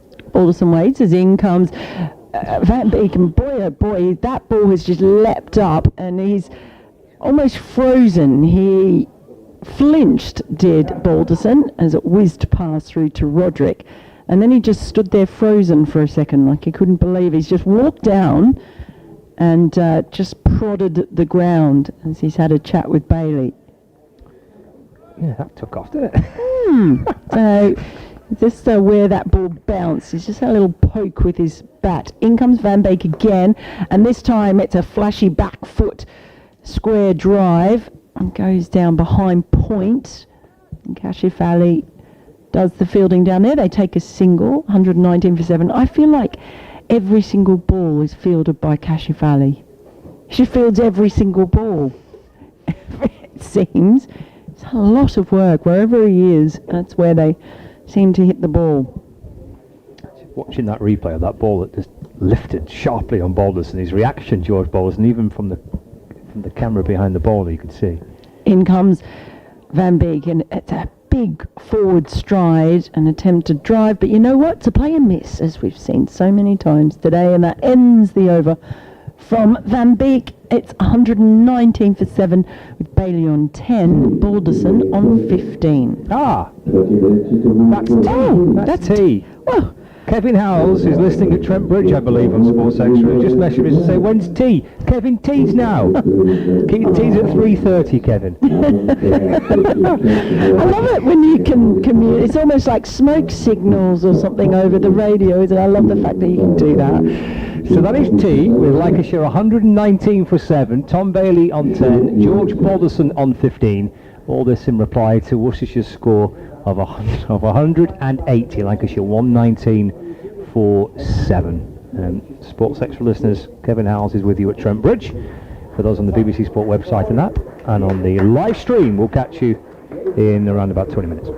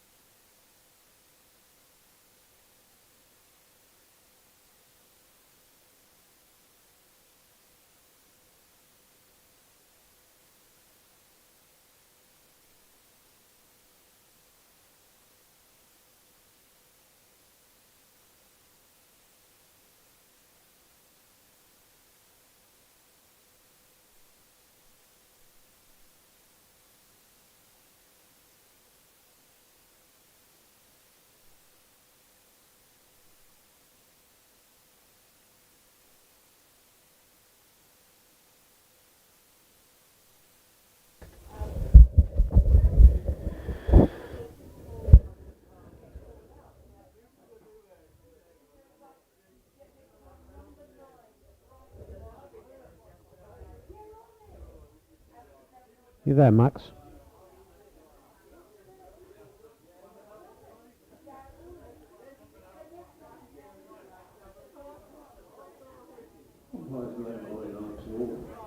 Returning to the field.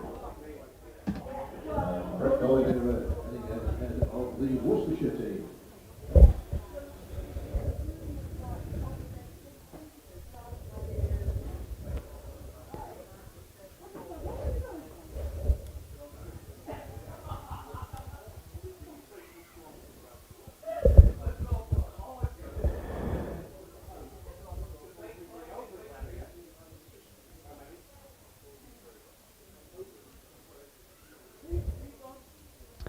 Welcome back to New Road, where Worcestershire players just making their way out onto the field for this final session of the day. 40 overs remaining in the day, and Lancashire resuming on 119 for 7. Funny enough, that's where Worcestershire resumed this morning.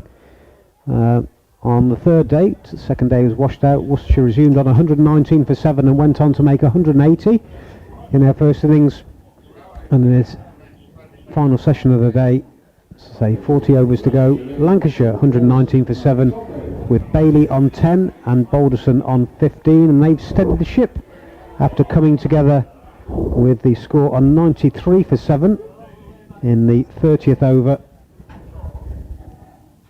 So although I say 40 overs to go, there's actually 43 overs to go. There's 40 overs have been completed, and players make their way out in as the sun tries to break through. Had a fine day, a little bit chilly, but very pleasant in the sun, and it's been Worcestershire's day so far. It'll be Jack Home who was warming up in the tea interval, and he's peeled the sweater off, and he'll bowl the first over in the third and final session. Been rejoined by Mel, and interesting day's play so far. Oh, it has been really interesting. It's been quite fun cricket. And as Home is in first ball, short, and Balderson ducks under that one. Let's it go through to Roderick. It's been quite fun. I mean, I'm sure it's not fun if you're batting, and it's been a tough day for Lancashire, but for someone like me coming in, I do like it when you see the bowlers dominate a little bit, and they certainly have in this game. It's just meant that you felt like anything could happen with each delivery. Home, it is running into Balderson, who just lets this one go. Home taking his first ever first-class wicket earlier, that of Wells, who looked the most likely to be going on, and heavens above, the most ludicrous plate of cakes has just been brought in by JC on Curtis, who is royalty here. No thank you. I've been shamed by Scott Reed earlier, who said as Home is in, and that ball was just played delicately along the ground down towards deep third, but not with much force, so it doesn't go that far. They'll get a single though. Yeah, Scott Reed, that horrible saying, a moment on the lips, a lifetime on the hips. I've got to turn down the cake. How is it? Or are your mouth too full to? It's amazing. Is it? Yeah. Oh gosh, have I made a mistake? I'd go for it. Worry later. JC, John Curtis, of course, one of the 3 journalists who's had the press lounge, the press box named after him this week. Home is in, on the back foot, defended by Bailey. No run as it drifts out into the covers. As you wipe your mouth from the cream that sort of it looked like a combination of jam and cream. There was a bit of everything in that. Was there above a sponge? I'm not really much of a cake person, and I know that seems like a sin in the cricket world.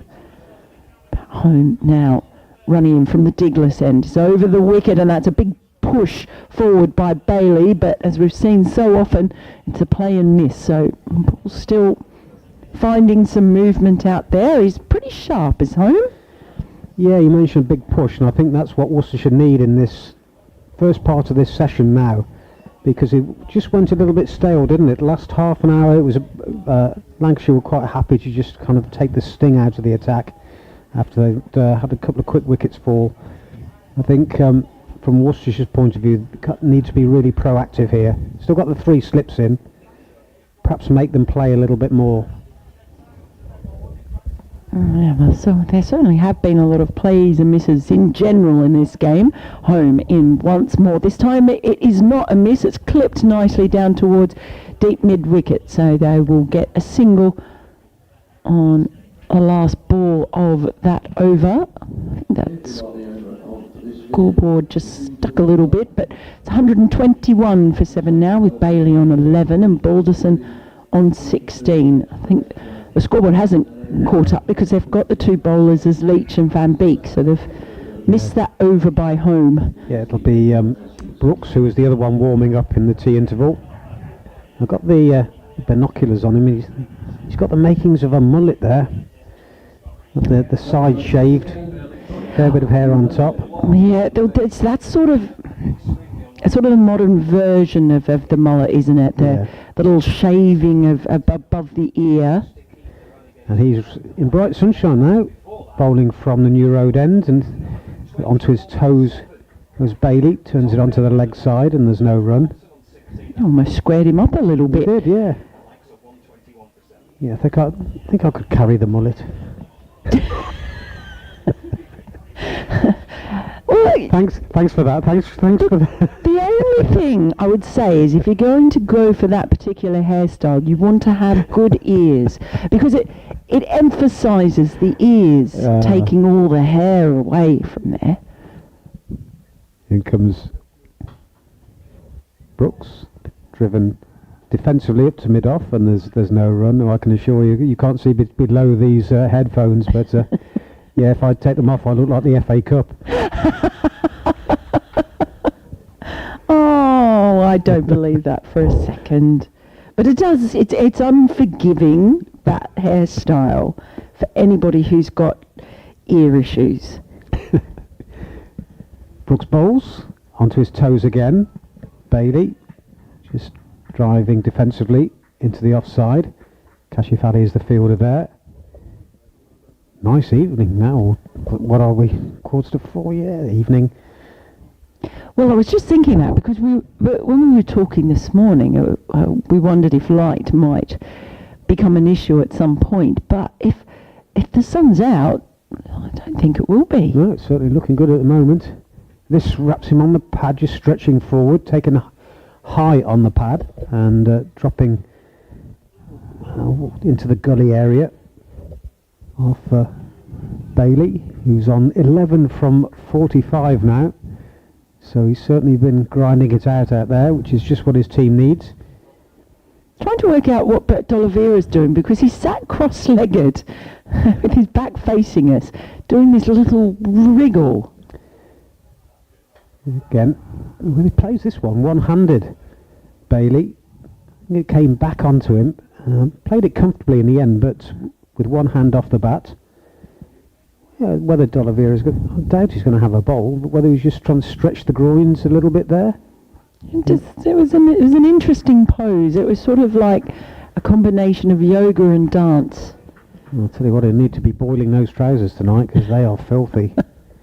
Next delivery, wraps him on the pad. In fact, he's been given that nip back, and Bailey has been done by Brooks there. I have to say, it wasn't the most convincing of shouts. It was decent enough, but not a really convincing one. But Graham Lloyd raised the finger, and he's gone, and it's 121 for 8.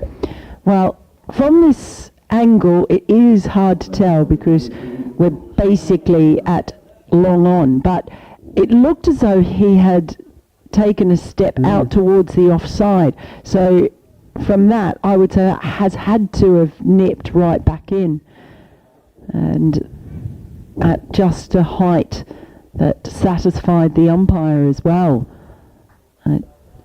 It continues to be the case that every time you think a partnership is just starting to build in a calming fashion, a wicket falls. Well, delighted out there. Well, with Brooks doing that extra bit of warming up at the tea interval, just bowling to Alan Richardson, but it just wasn't convincing, was it? Normally you get a feel for it. The Matthew Waite LBW one, everyone went up, but it was a real roar. That was quite loud, but just not as convincing, and I thought he got a good stride in. But Graham Lloyd, former Lancashire man, raised the finger, and the 8th wicket goes down, so it's gone at 121. So it wasn't the biggest partnership, but it certainly took some overs out of the game. Still, I mean, it's only just about 4 o'clock now, so with the sunshine around, there's still a fair bit of time in this day today. Goodness knows. I mean, this game has just rattled along at such a pace as well. 28 in 13 overs they put on. New batter is Phillip, who took 5 wickets in the Worcestershire innings. Anderson Phillip. Really good effort from him, but he's the non-striker because that was the last ball of the over, with Lancashire 121 for 8.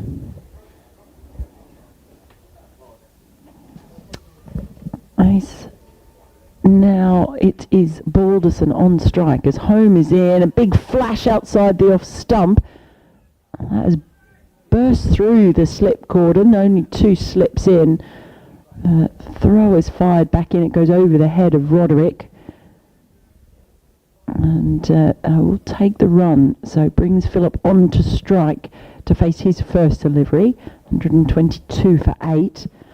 Now I've been told that he's got an average of 13.69, but I've been told by those in the know at Lancashire who've watched him and the 2 games that he bats a lot better than his average suggests. Well, they need that now. He taps his bat a couple of times. Here comes Holmes over the wicket. He defends that strongly. Just down to backward point, though. No run. Yeah, so he's got a top score of in first-class cricket of 63 not out. And just that's the only time he's past 50.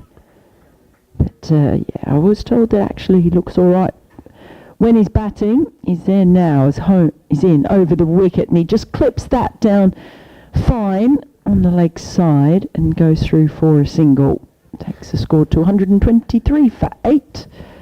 Played that quite well. The way he was looking, I thought, oh, we've got a Tino Best here. He just kept looking over a deep mid-wicket. I thought he's going to wind himself up and try and bash it over there, but in the end he played an orthodox little glide down to fine leg. Now it is Balderson on strike, the left-hander as home is in. It's over the wicket, angling the ball across, and that's just played out down towards mid-off. No run.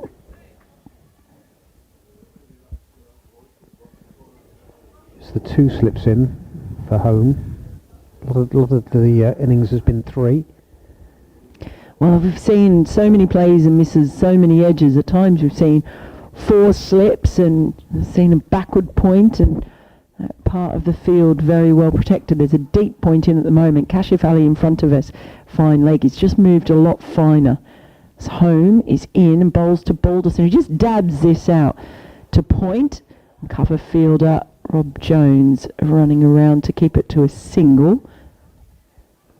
124 for 8. The shadows are lengthening, but it's quite bright here now at New Road for the second last day of the season.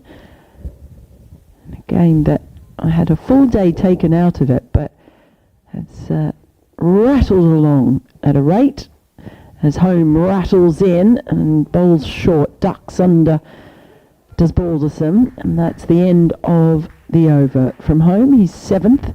He's got figures of 1 for 15, and it's 123 for 8 now, with Phillip on 1 and Balderson on 17. I heard you say before tea about Kashif Ali seeing a lot of the ball in the field.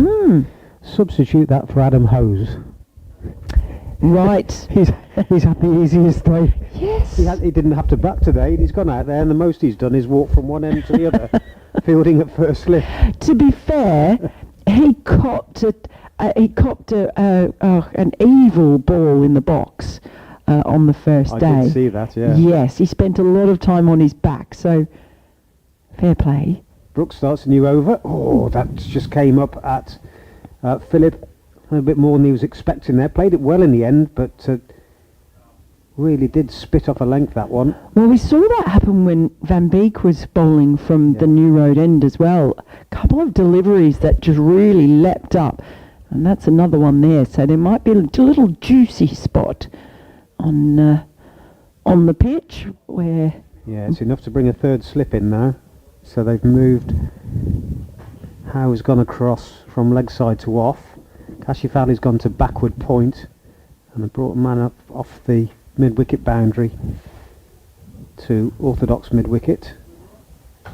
Nice looking drive, big stride forward, up to mid-off, and there's no run. It's got an interesting run-up, Brooks. It's almost like it's very high knee, like he's pulling his knees up high, like he's got chewing gum on the soles of his feet, and he's having to have that extra leg lift to get himself down there. Long legs, isn't he? He's not the tallest, but he's got long legs.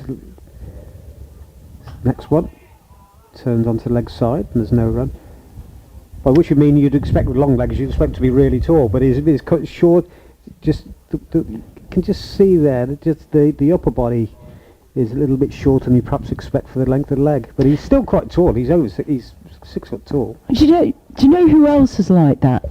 But to the nth degree, is Jason Holder, and I'll tell you how I know that after this ball. Brooks, outside off stump, left alone by Philip. So Jason Holder and I are the same height. Yeah. What, in upper body? When we're sitting down. Ah, right. So if we sit next to each other, we're exactly the same height. But when we're standing up, I basically come up about as far as his navel. Yeah. And that's because he's got really long legs and a short torso. Next delivery, driven nicely. That'll be 4 runs. He looked a proper batter there, didn't he? He might have got a little bit of outside edge, but raced along the outfield there to the cover boundary. So Philip moves on to 5 and scored 127 for 8. That was a lovely shot, great shape, and I can see why my colleagues in the press box from Lancs were saying he bats a lot better than his average suggests. That was a really solid drive. Man's down on the boundary there now, deep backward point. This is outside off stump, shoulders, arms, passes through to Roderick, and it's the end of the over. Brooks has bowled 7 overs and taken 1 for 32 with 2 maidens. Holmes 7 overs, 1 maiden, 1 for 15. Lancashire 127 for 8 in reply to Worcestershire's first innings total of 180. So we reconfirm this. I discovered that about Jason Holder because I used to have to stand on steps or boxes or chairs whenever I interviewed him, just so that we could be in the same frame. And then I asked him once if we could sit down and do an interview, and I couldn't believe it when I looked back, and we were exactly the same height. Home it is to continue over the wicket to Balderson, who just flicks this one very fine. It may go all the way, no it won't in the end.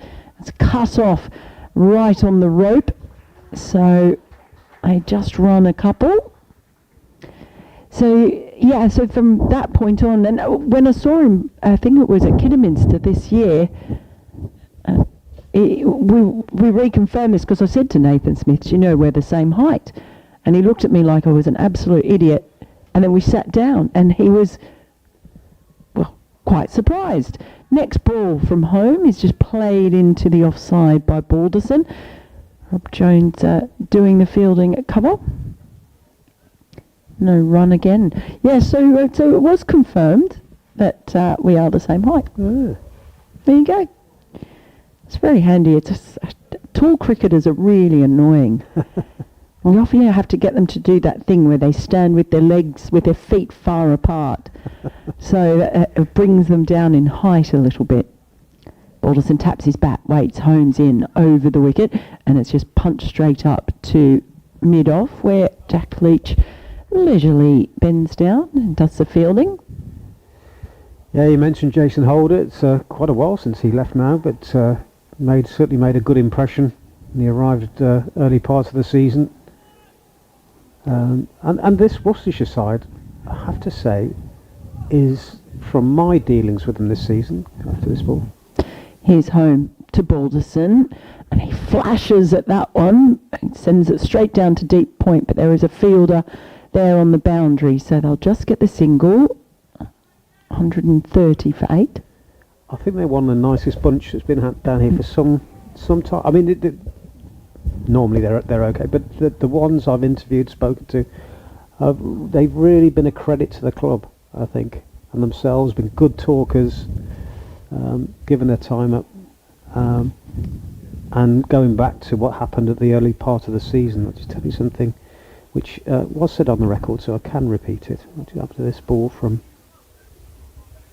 they're just changing the field, bring the man off the boundary into mid-wicket. Here comes home over the wicket, and Phillip just allows that one to pass outside the off stump.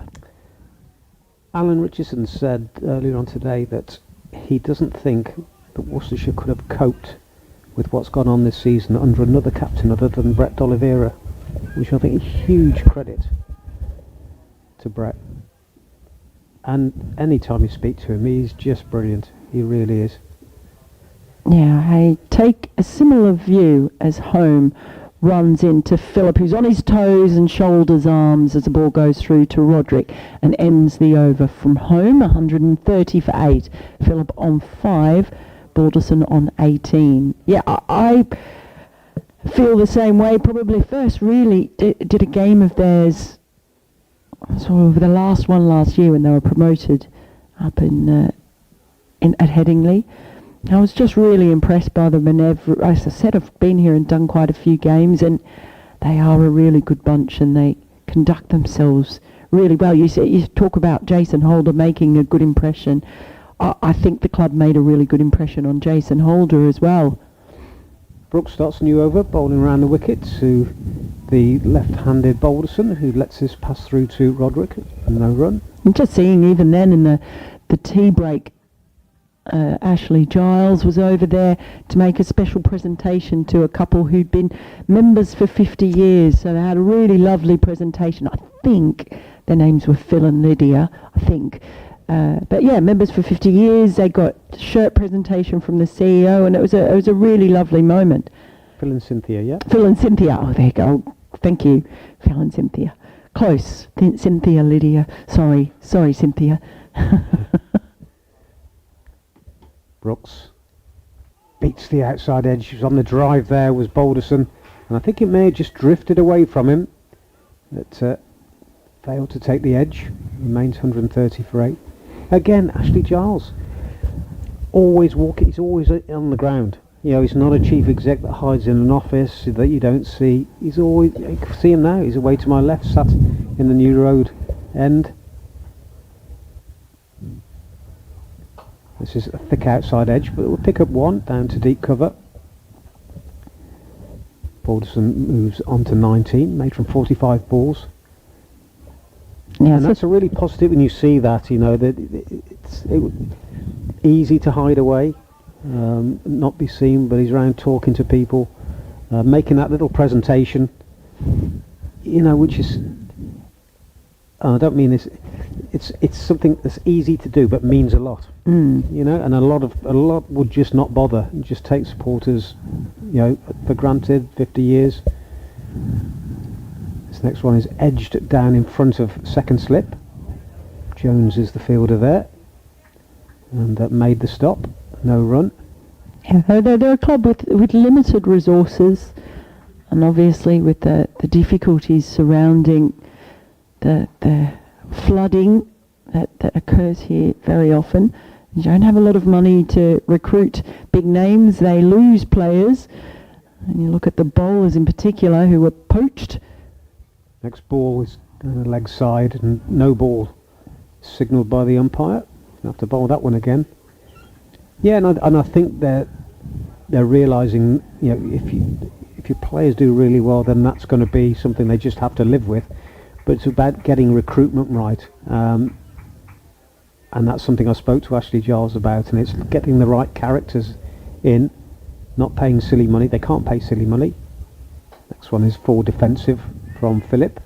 He remains on 5. So you've got to do your due diligence. Get the right. Nathan Smith was the right character. Oh, and a great addition. Yeah. Gee, he was some signing. Yeah. So it's doing that work, that homework, get them in, and just build on what you've got. You get the nucleus and then build and get the right people in. Buxton again. This is in the air but safe, and didn't try and overhit that. Just picked up a single past the bowler between mid on and mid off, and that's the end of the over. It's 133 for 8. Yeah, and there's just, I guess the atmosphere. It's a wonderful place to come, and so from top to bottom, you do always feel very welcome here. So it's the same in the press box whenever you come in here as well. They're famous for their warm welcome, and it is a wonderful place to come. So they've done a good job with, I have to say, limited resources. There was a members forum yesterday, even though there was no play in the morning. Ashley Giles did talk to the members about just where the club stands and, you know, what they're aiming to do over the next 12 months as home is in, and that ball's just flicked away on the leg side very nicely on the toes by Philip. In fact, it's gone all the way over the deep square leg boundary rope for 4, and he's played some very nice shots and looks very assured. He looks as though he's got time, doesn't he? Mm. Hasn't been rushed by anything so far. That one from Brooks just came up at him off a length, but other than that, he's looked very comfortable. He's batted well. He sets himself up now as home runs in, and again he flicks that away, this time much finer, and there is a fielder down at fine leg, so they'll just get the single. He's quite wristy, isn't he? Yeah, quite wristy. He's got quite a nice little break of the wrists when he bats, and just looks quite assured. Certainly so far. 139 for 8 now. Philip has moved on to 11 with that single. Balderson, who's on strike now, is 19.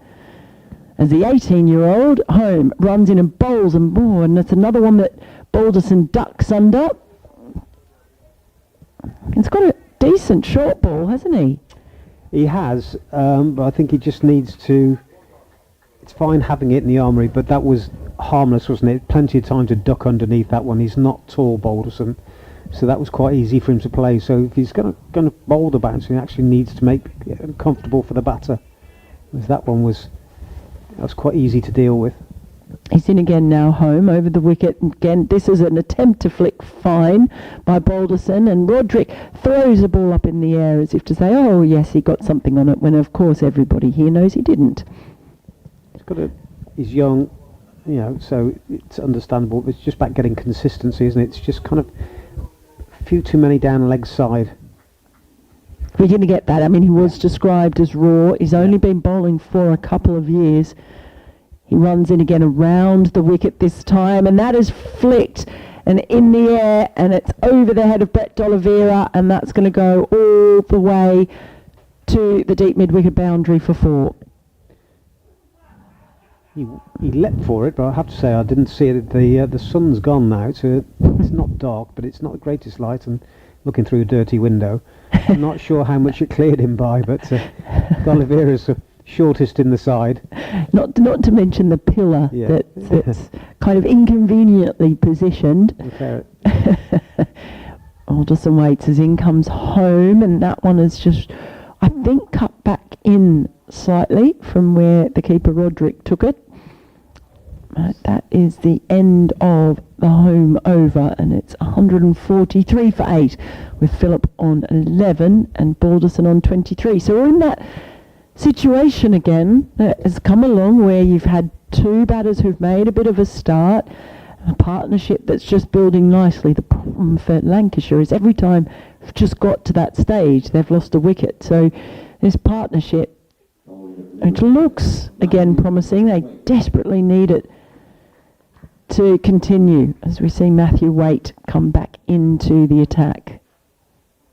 He's been diving on his left, hasn't he? Looks like a retriever's been rolling in a puddle. It's filthy down his left-hand side. He bowls. Just flicks away nicely off his toes by Anderson Phillip. He'll pick up 2 runs here down to deep mid-wicket. And he's got that scoreboard ticking. He's on 13 from 17. Oh, there's quite a few dirty knee patches and on backs of the legs as well, and it's just a sign of all the mud, the muddy characteristics with all the damp and wet weather that we've had. Just taken third slip out, putting him in a short mid-wicket, trying to put Phillip under pressure. Yeah, good thinking. Leg side play, although having said that, nice looking drive for 4 through mid-off. Lovely shot.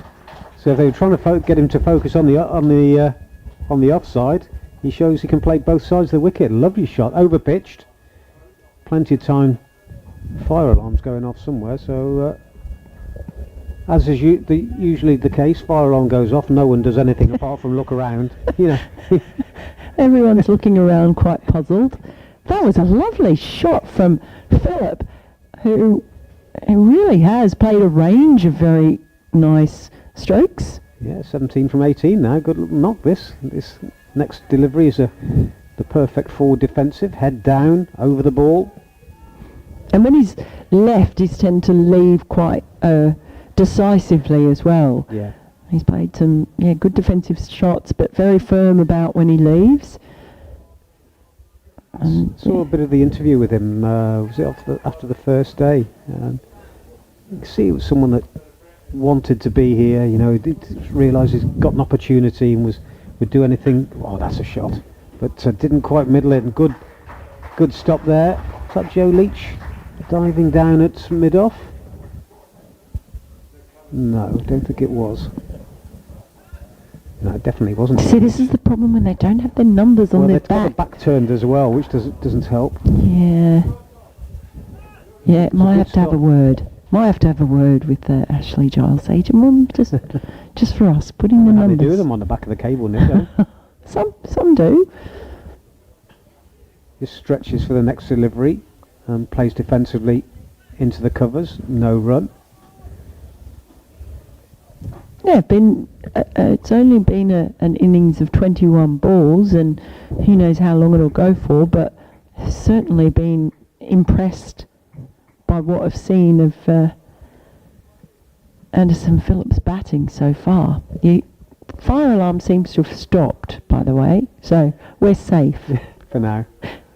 That's Waite bowls and driven through extra cover, and it plugs there. Although it was going along the ground, I think it must have hit a divot because it just bounced up a little bit. And through for 2 more. End of the over, 149 for 8. Phillip on 17 and Balderson 23. I was just thinking, I've seen Jake Libby out there today. I tell you, you're the one who's got the binoculars. Just looking now. That's a good question. And I'm not sure of the answer. Might have to ask someone. We've got another change in the bowling, replacing home at the Diglis end is Joe Leach, playing in his last game for Worcestershire after 12 years as a first-class cricketer. I'm going to leave you for a moment and in the hands of Scott.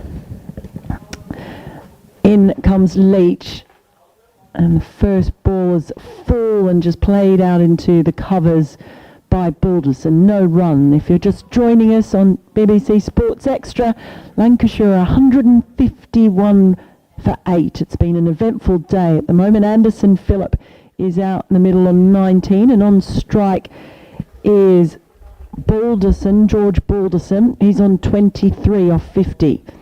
It has been a tumultuous day's cricket, a tumultuous match. As Leach, playing in his final game, he's in around the wicket, angling the ball into Balderson, who just calmly presses forward in defence and sends the ball up to mid-on. No run, and we rejoined by Scott Reed. Hey, Mel. Hey. Nice of you to join us. Well, I've just been enjoying a little bit of cake. You told me you were shaming me earlier. I wasn't shaming Well, you you. were. You said a moment on the lips, a lifetime on the hips. That was about me eating a biscuit. Yeah, but it affected me. Here's Leach, and walking down the pitch a little bit is Balderson, but in the end, the ball whizzes past and to the keeper. Yeah, I think you've spoiled cake for me. I was referring to me eating biscuits. You would just say that to me, and I'm going to think about it, aren't I? Well, I've gone for biscuits this morning and cake this afternoon, so... Is there any cake left? There is, yeah.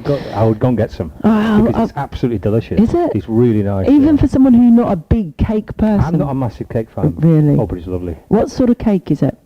Come back to that. As Leach is in, around the wicket. Oh, and it's a really flashy flash outside the off stump. It ends up down at deep third. He just whipped his hands through that one. Balderson gets 4 runs for it.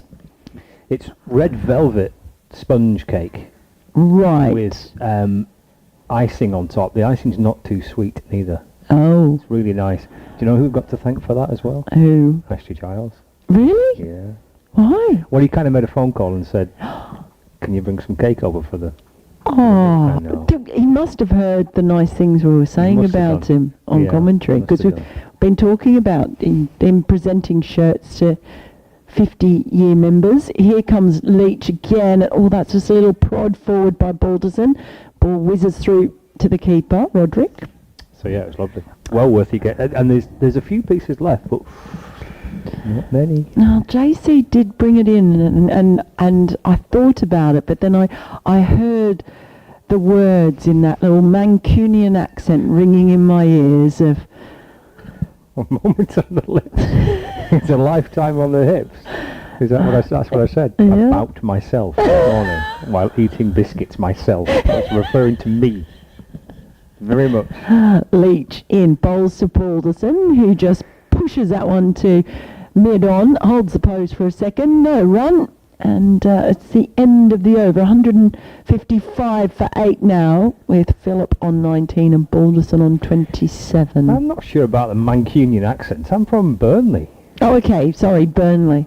Do you know, I don't know if I should tell you this, because you're going to laugh at me, but we were talking earlier out there, it was all a bit pandemonium out there, and I was saying that I used to spend a lot of time in Wigan, and we used to go out quite often, not just in Wigan, but various places in the north, and it was a challenge. I used to speak in my northern accent Right. all night. Okay. I have heard this northern accent. It's not too bad. Well, I think it's pretty decent. It's better than my Aussie accent. So. It's I'd need to, if I were to immerse myself in the north, I think it would come back. There's Matthew Waite in and balls to Anderson Phillips, who's off the back foot in defence, no run. But genuinely, so after we'd be out for a few hours and yeah, talking to boys and all that sort of thing, and then my friend Howard June would ask them where they thought I was from, and the most common answer was Burnley. Right, okay. So when I go into my Yeah. Lancashire type accent, apparently it's Burnley. Waite balls, Anderson plays forward in defence, and there is no run, 155 for 8. Have you been teaching me some new words as well? I learnt Nesh this week. Nesh. I said I'm a bit nesh today, and you said, you what? What's a bit Nesh? Oh yeah, you're supposed to be either nesh or not nesh. No, I thought bit Nesh was a word. Nesh. Yeah, it means to kind of feel the cold. Oh, yeah, I found out a local one as well, a Worcestershire word. There's Waite from the New Road end past the umpire in and balls to Anderson Phillips, because for a big booming drive and loft it back over the bowler's head. In the end, it's a swing and a miss and taken by Gareth Roderick, the wicket keeper. No run. So someone said that I was a bit silly, or they called no, it wasn't Gampy or Glam. It was, I think, Yampy. Right, and that means silly. Yeah, Okay. I believe so. That's Worcestershire. It's a Worcestershire word. Right, okay. I love finding out different words like that. English language in England is an amazing thing. Wait, back into Philip, who plays forward again in defence. No run, just leans onto the front foot with his bat in front of his pad and deflects it out towards mid-wicket. No addition to the score. He's on 19. Balderson's on 27. Lancashire, who are just about hanging on in there, are 155 for 8. What have you made of Philip's batting? Because the others said, I said this before, they said he's better than his average would suggest. Well, he got 40, I think, on his debut. And he turns it out towards the leg side and there's no run. So his first match up at... before I go on with that, Warwickshire have lost their 3rd wicket. Oh. So Warwickshire lose their 3rd wicket. So Warwickshire 105 for 3. So the relegation picture now becomes very, very straightforward, unless Lancashire get to 250 in this first innings inside the 110 overs, then Lancashire will be relegated today. So that 3rd wicket makes it a little bit clearer. There's Wait balls to Philip, he's defending, but he's going to get a run here. He just, in the end, maybe just open up the face of the bat, steers the ball down through gully for a single, and he pinches the strike as well. He moves on to 20, and Lancashire now 156 for 8, replying to that 180. They need to get to 250 today just to try and keep their relegation fight alive for a little bit longer. Of course, the more bonus points that Nottinghamshire pick up with the ball means that Lancashire's target to stay in the fight is going to keep getting higher and higher. But the first one is 250. They have to get to 250 in this first innings to keep it going.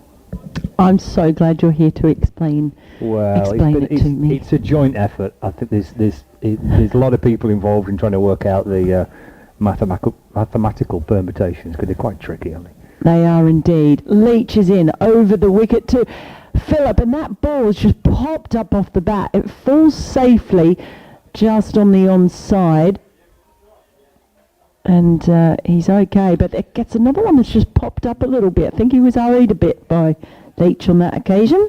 But yeah, back to the chat about Anderson Phillip. He impressed with the bat on debut at Durham, and he can clearly bat. I think he's a really energetic and really good fielder, and we've seen him again today be really effective with the ball. So I think he's been a bit of a find for Lancashire if they can bring him back. Leach is in and bowls, and this time he just defends it down towards gully. No run. And I say a bit of a find. I mean, he's playing international cricket, so that's not quite, it's not right for me to say that. But if the stars were to align, and both parties, both the club and the player could make it work and wanted it to work, I think he would be a pretty sound addition. And I think he kind of touched on that when we were chatting to him the other night, didn't he? Yeah. He's quite happy to come back if that opportunity presented itself. He's there now and waits as Leach bowls, and he shoulders arms to this one. Goes straight through to Roderick. Yeah, and as he mentioned to us, he's coming back from an injury he sustained over the English winter. So not yet feeling like he's bowling at his quickest or perhaps most potent.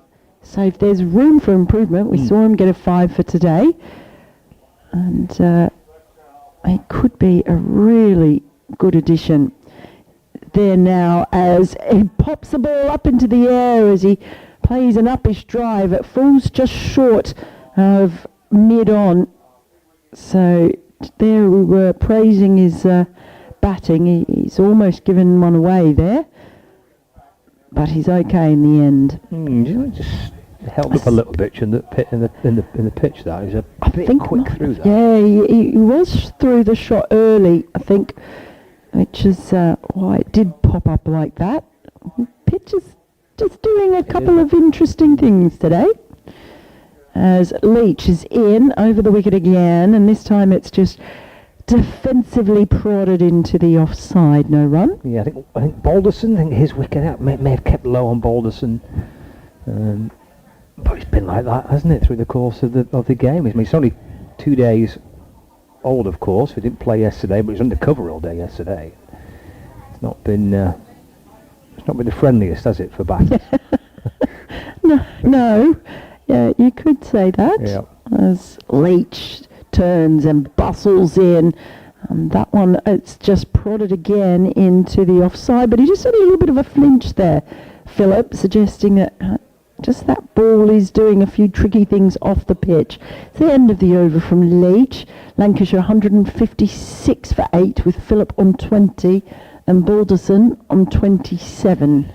Yeah, so just to kind of round things up a little bit, but it's worth keep reminding viewers and our listeners as to what is happening and what the situation is here, because a couple of things could be resolved today. If Lancashire don't get to 250 within 110 overs, then they will be relegated, and Yorkshire could well be promoted today. In fact, they will be if they score 350 inside 110 overs, and Yorkshire at the minute are 272 for 1 in their first innings, so they're on good course as well. As Waite comes around the wicket and bowls to Balderson, that's gone past him, and the gloves of Roderick. I think I've got some news for you. Warwickshire have lost their 4th wicket, 105 for 4. Yeah, indeed.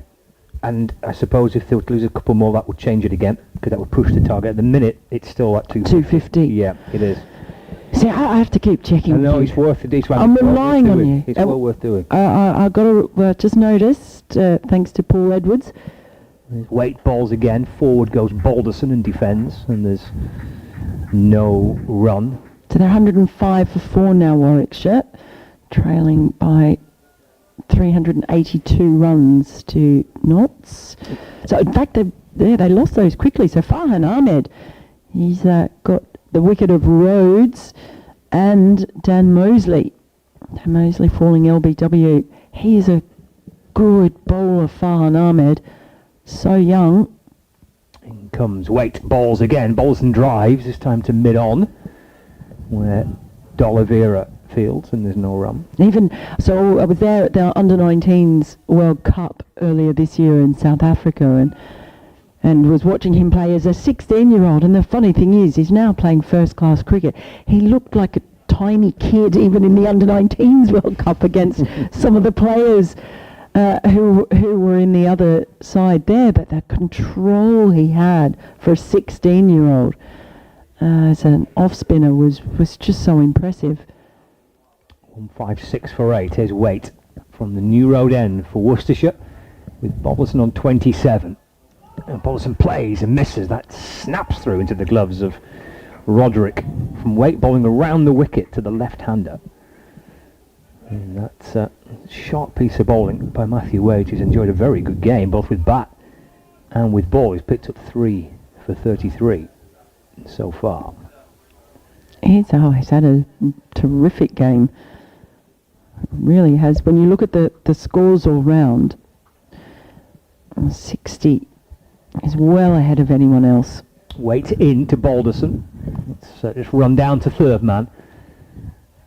He'll come back for 2. He moves on to 29. Lancashire now 158 for 8. Because going back to that 4th wicket, obviously Nottinghamshire in a strong position in that game.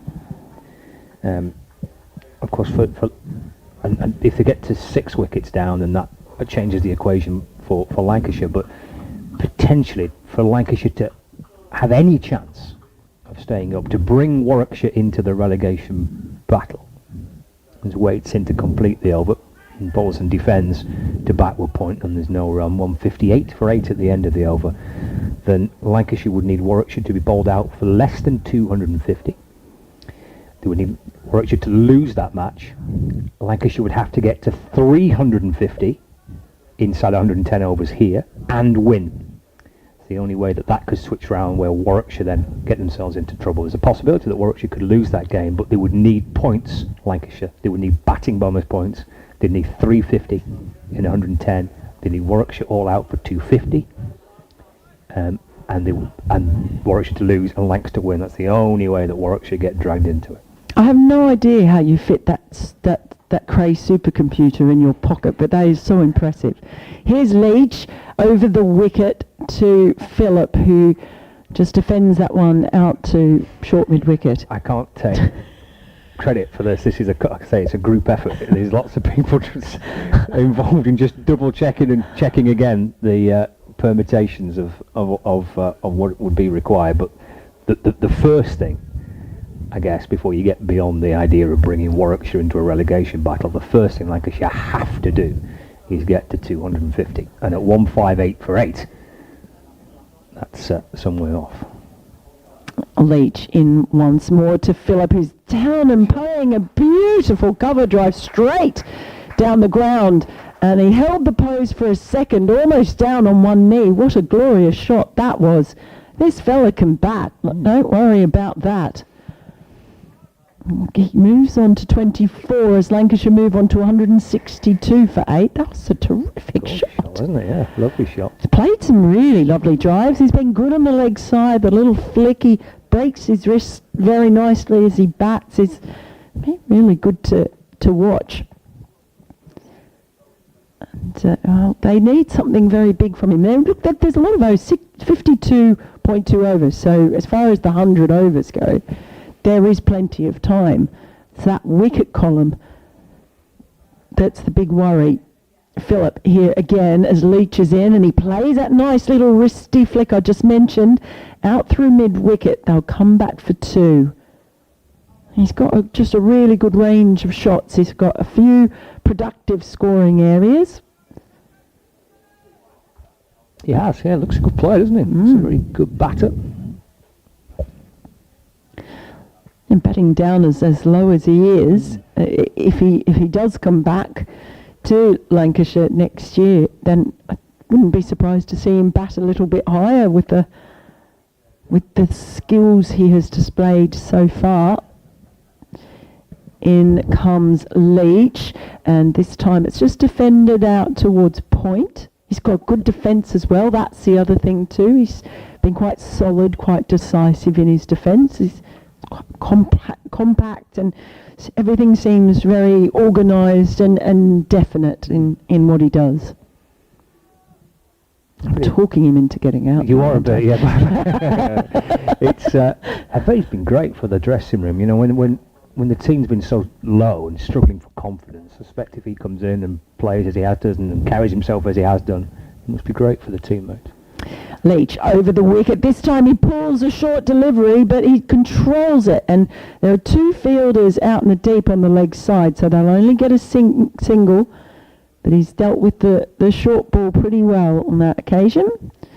Takes the score to 160. I'm just hedging my bets a little bit. 65. It is 165. I sometimes look up and I'm not sure if the scoreboard is quick or not, but yes it is, and Phillip has moved on to 27. Balderson now on strike on 29, so these two came together at 8 for 121. In comes Leach, and that is banged through the covers. Wow, that is a lovely shot there. Don't worry, Balderson can drive as well, and he's driven for 4. Takes a score to 169 for 8. Balderson moves on to 29. And this is a good little partnership. But I should have said 121 for 8, shouldn't I? Because I'm in England. But so that means a partnership is so far 48 between these two. I almost needed a Cray supercomputer just to work that out. Yorkshire have lost the second wickets. Adam Lyde has gone for 147. Yorkshire 276 for 2 against Northamptonshire. That's after 59 overs. 350. If they reach 350 inside 110, that will be promotion secured for Yorkshire alongside alongside Sussex, who are already back in Division 1. So it looks like it could be a good day for the Yorkies at Headingley. Their Rose's rivals, however, are clinging on here. 169 for 8. But Anderson Phillips batting very nicely. Here's Waite in a balls, and Phillips goes to drive. It's not where he was aiming. It's in the end disappeared down towards the fine leg boundary as he rehearses the shot, which is kind of a bit of a lofted drive back over the bowler's head, but he gets a single to fine leg. Well, they brought in a fielder for that delivery who was basically standing right on the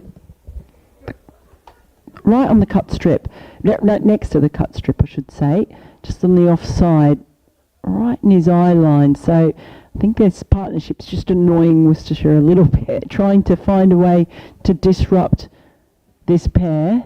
Yeah, they put on 49, and this will be the 50 partnership. Botherston steers this down towards third man for a single, and he moves on to 34 not out. So the 50 partnership between George Balderson and Anderson Phillip, and they've been hard to come by of kind of partnerships in this game. It's just the second time that a pair have gone past a 50 partnership in the match. This is the second highest partnership behind Matthew Waite and Logan Van Beek, who put on 84 in Worcestershire's first innings. Phillip on 28. Here's Waite. Oh, comes in and bowls, and that's defended away to the offside by Phillip. And there's no run. The funny thing is, because they've been talking about that 250 to 250, you suddenly look up and go, oh, they've only got 9 runs to actually reach the first innings total posted by Worcestershire. But that's a bit academic at the moment, because it doesn't matter about that. It's that 250. 171 for 8. Waite 3 for 37. Down to 1 slip in place and 4 fields on the offside. Waits in to Phillip at left and through to Roderick. And there's no run. Then 3 inside the circle on the leg side, and then fine leg down in front of the D'Oliveira stand. And they've brought that fielder back as well. Yeah, this is kind of close catching, isn't it, on the offside? So maybe 12 inches or so away from the strip. A short straight mid off. I'm going to drop square leg back towards the boundary as well. 2 balls left of the over. 171 for 8. 30 still to go in the day's play. Wait for Worcestershire. It does go short from around the wicket to Anderson Phillip, who crouched underneath it. Maybe anticipated that very delivery, having just dropped square leg back to the boundary. Through to Roderick, and there's no run. But so often it's the double bluff, isn't it? And that's the one where it's full and straight. Not on that occasion, but yeah, just interesting that they're having to look at funky fields at the moment. It's often a sign, isn't it, where it's just wanted to make something happen because it's all come a bit too easily. There's Waite back over the wicket to Phillip. Plays that nicely off his pads, just steers the ball around with a little flick of the wrist, just snapping it out towards square leg across the front pad. Jogs through for a single, and he keeps the strike as well, so the partnership continues with Phillip on 29 and Balderson on 34, and Lancashire at 172 for 8. And as Mel said, actually not too far away from drawing level with that Worcestershire first innings score of 180. Just a handful of runs behind now. It's going to be a change of bowling and a change of ends for Ethan Brooks as well, who's going to be bowling from the Diglis end now. Yeah, he was previously bowling from the New Road end. And so just look for a way. They'd love to break up this partnership now, and while they still have a slim first innings lead. It's just so many different thought processes for each team and just where they are at the moment. And Worcestershire, could they go up another place or finish certainly on a high? Here's Brooks over the wicket to Phillip, who just defends this one down towards gully. Well, on that point, Mel, Durham have been bowled out, so they've got their batting bonus points, been bowled out for 360. So they have 3 batting bonus points, Durham. And Kent are just starting their reply with Alex Leeds making 144. David Benningham's outstanding season. He's made 66 in that score of 360 all out. Here's Brooks, next ball. Just leaps up a little bit at Phillip on a full length, but he defends it firmly. So I'm trying to work out then what that means to fifth and sixth. It depends on the bowling points that Durham might get in that game, but it's not beyond the realms of possibility for Worcestershire find a way to win this match. Brooks is in over the wicket, and that is just turned around the corner by Phillip down to fine leg where it's Leach who does the fielding. They take a single. Yeah, so then if you look at it, it's interesting, isn't it? Because we were talking before about teams that stay up, and essentially you've got Durham and Worcestershire fighting sort of between 5th and 6th position. It's a really fine effort from the pair of them. We're talking about teams that don't go down after being promoted, and how often it happens that 2 teams go up and stay there. Here is Brooks, and that one has come off the outside edge and it's going to run all the way for 4. I'm not sure that that's exactly where Balderson intended to play that one, but he'll happily take those runs, and there's hands on heads and double teapots all around as the frustration continues to grow somewhat. And Balderson is now 38, 177 for 8 Lancashire. Yes, so and to have those 2 teams and not just both go up and then both finish just outside the top 4 really is quite remarkable. What's happened to the ball here? I don't know. I've just looked back around after glancing at you to see Brooks running almost all the way to the boundary. It must have been an errant throw back to him. But he's running in now to Balderson over the wicket. Full delivery, and it's just bunted back to Brooks, who leans over and picks it up. It's always things to be obviously at the minute, Lancashire still fighting hard to try and get to that 250 to keep in the fight. But of course, personally, there's always things to be achieved for George Balderson. I thought last season was a really, really good year for him, and he's had a very encouraging start to his career with Lancashire. Brooks around the wicket now, and that ball's flicked away straight into the hands of the fielder at mid-on. So the partnership is broken, and it's Brooks who's broken it. Balderson, he looked really quite solid out there, but he's just chipped that ball straight to mid-on and departs for 38, a hard-fought 38 off 65, and it's the 9th wicket to fall for Lancashire. 177 runs on the board, and that 250 looks a long way away. It does, yeah. It's 1 wicket nearer to what looks increasingly like the inevitable relegation for Lancashire, which probably after 3 successive innings defeats to start September, or to go through September, was always really going to be on the cards for Balderson.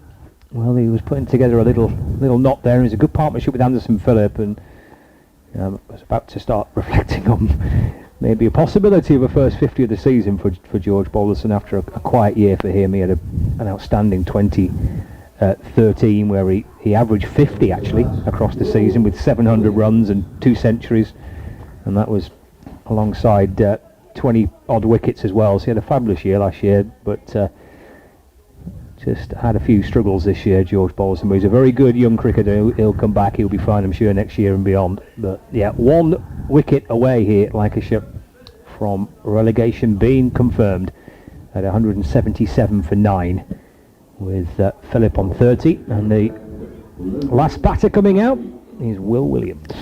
Well, Will Williams needs 118 runs to reach 1,000 first-class runs. So if he gets them all today, then we're back on. We're back on, Scott Reed. We're back on. If he gets them all today, I think he'll be dining out on that for the rest of his life. His high score is only 61, isn't it? So he Yeah, doesn't have a right. century to No. his name, but there you go. So it might be a little while, you're saying, before those 118 runs are scored. It's possible, but I hope I'm wrong.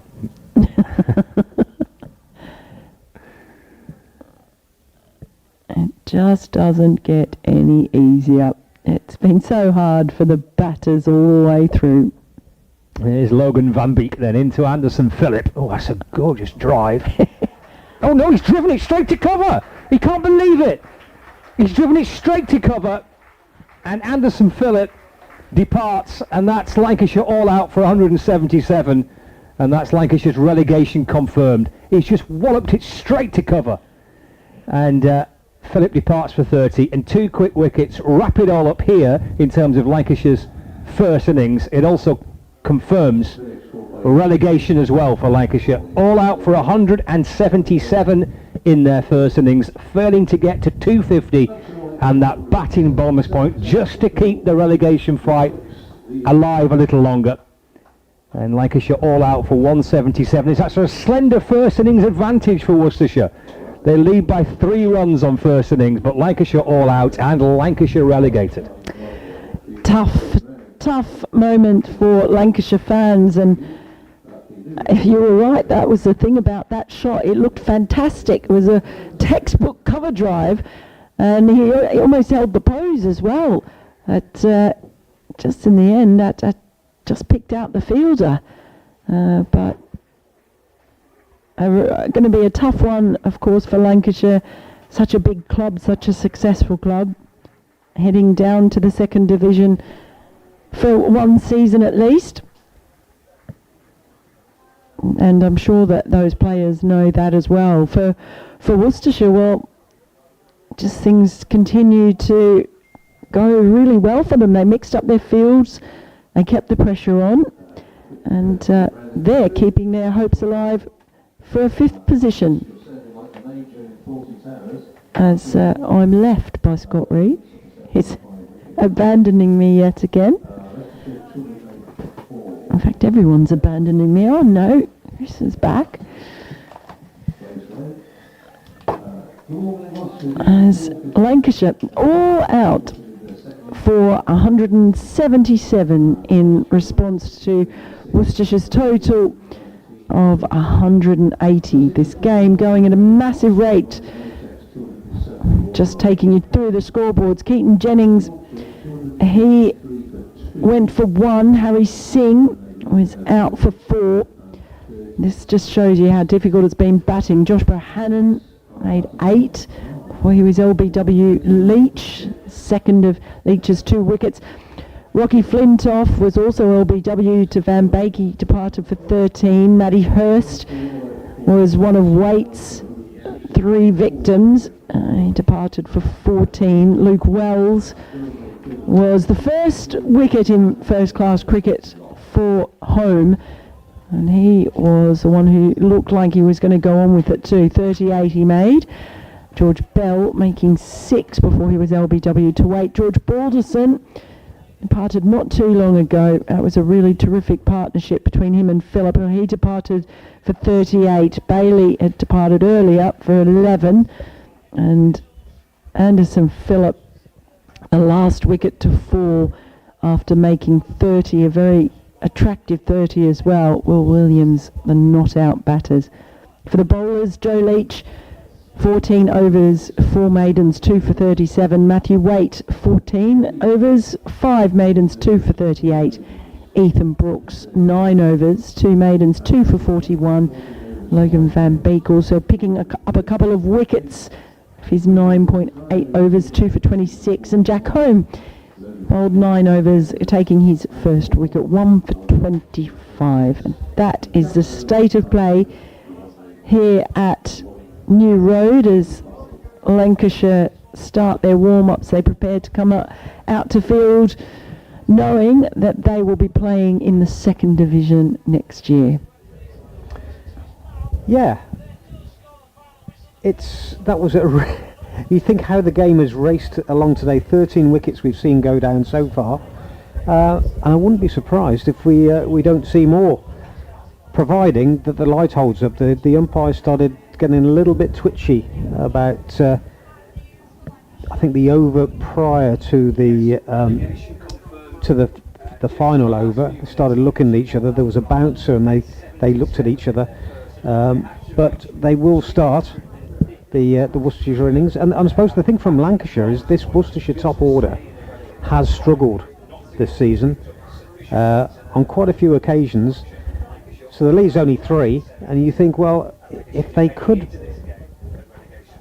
conceivably get them 3-4 down in what's left today, and then make inroads tomorrow morning. Although rain is forecast in the afternoon, there's still I mean, it won't make any difference in terms of relegation, but in terms of going away with a victory, I think there is a slight chance for Lancashire. But Worcestershire will be delighted to be in this position, given where they were on Thursday afternoon. It's you have to. It seems like another game, doesn't it? It seems so long ago, having lost that day yesterday. But it's really raced ahead today. Wow, you go back to that partnership between Waite and Van Beek. It really, it's defined many things just about where this match is right now. I think from Lancashire's point of view, losing Keaton Jennings early, any kind of plan they had, and then sing before lunch. So whether it was a question, can we get it through, and then we might be able to kind of attack in the afternoon, it kind of went out of the window either side of lunch, didn't it? 2 wickets falling before and then 2 shortly after, and they ended up, apart from Wells, I don't think they were neither one thing or the other. It was just didn't really seem to have a plan. I think the plan they might have had went out of the window early, and then it was just a matter of kind of how many can we get, because the targets they needed were just getting farther and farther away. But there's a game of cricket to be played, so they will come out there, they'll attack, and like I said, they'll know there's vulnerability there. But it's I think we've probably seen the last of the sun for today. It's gone cooler, hasn't it? Yes, it has gone cooler. I might have to pull out my extra cardigan. It's not like it was. It's not like it was in April, though. No, but when you're here for a long day, as we are, and I'm not complaining about that, is when you come from the car, as I have done. I've got a big parka hanging up. I've got a thick gilet on that, and it's you need to come for 3 seasons, don't you? Yeah, it certainly has changed somewhat from how it felt in the full sunshine not so long ago. Word for Anderson Phillip. Did well with the ball, taking 5 wickets, and then that was a good knock from him, 30 from 47, I thought. It really was. He looked very good, and I'd mentioned when he came out that Paul Edwards and co had said that he batted much better than his average would suggest, and he absolutely showed that. And I don't know why he's only got an average of 13, but it's one that I will expect will improve the longer he plays, because he's got a good range of strokes. He's got a solid defence. Yeah. He seems to have like a pretty be pretty settled in deciding whether or not to leave or play a shot. I thought he drove well, and also he played off his toes nicely as well. Yeah, nice little flicks into the leg side. He had a few different scoring areas and just played some really good cricket shots. He's out there now in the middle, he's out on the field, just bowling off a few paces, getting himself warmed up. But he and Balderson looked untroubled, didn't they? They put on 56 in 12 overs, and it looked like the game was just meandering. They were in control, and I thought, well, I can see them here getting a lead of, say, 30-40, which if you could then take quick wickets at the top, suddenly things swing around. I have to say my fear at the moment is the light. They are ready to come out. The Lancashire players are there at the on the boundary, but it doesn't look great light out there. I wonder if we might see a couple of balls and the umpires will be having a chat. Yes, it certainly is a lot darker now, and it's just turned that way just in the last sort of 20 to 30 minutes. As the The ground staff are still out there. You've got the rollers out. Gee, they've had to work hard all year this week as well. When you think they were, having to work at Kidderminster at the start of the season and at the floods, and it's well, they do get thanks, but on the other hand, it is a thankless job. It's just continually firefighting, isn't it? Well, the thankless thing, you just can't imagine what it must be like to get a ground ready and just feel like you've just got it right, and then there's another flood and it's all underwater again. And the last time I was here, they were cutting. It was the first game that they were playing here at New Road after having been at Kidderminster, and it was sunny, but again because of the rain overnight, and there was so much made of the game being here and back here, and they were cutting strips out of the run-up and then taking them off and trying to dry them and bring them back, which we saw in Noida in India for that test match between Afghanistan and New Zealand that was called off just recently. They're doing the same thing there, cutting up strips and trying to replace them with strips from the nets. Mind you, flood is one thing. At least they didn't have what Wimbledon had, the Wimbledon Football Club this week, which is a big sinkhole up here, and it looked like a golf course with bunkers all around it. Did you see that? I didn't. No. Yeah, we've had 2 games called off now. It's just amazing. It flooded, or floods in the area, and just completely ruined the one half of the pitch.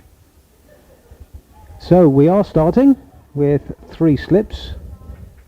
It's Bailey opening up. I have to say it is murky out there now, and he's bowling to Gareth Roderick. Worcestershire lead by 3, and first ball outside the off stump. Roderick lets pass. I don't think they're going to be out there long. No, Bailey bowled really well in that first innings, took 3 for 22 off 15 overs. They gave away nothing. He was so miserly. 3 for 22 off 15, that included 5 maidens. He caused plenty of problems. A few of the spectators have drifted away as this next delivery finds Roderick on the front foot, driving defensively back to the bowler. Umpire Graham Lloyd just having a look at the footholds. Doesn't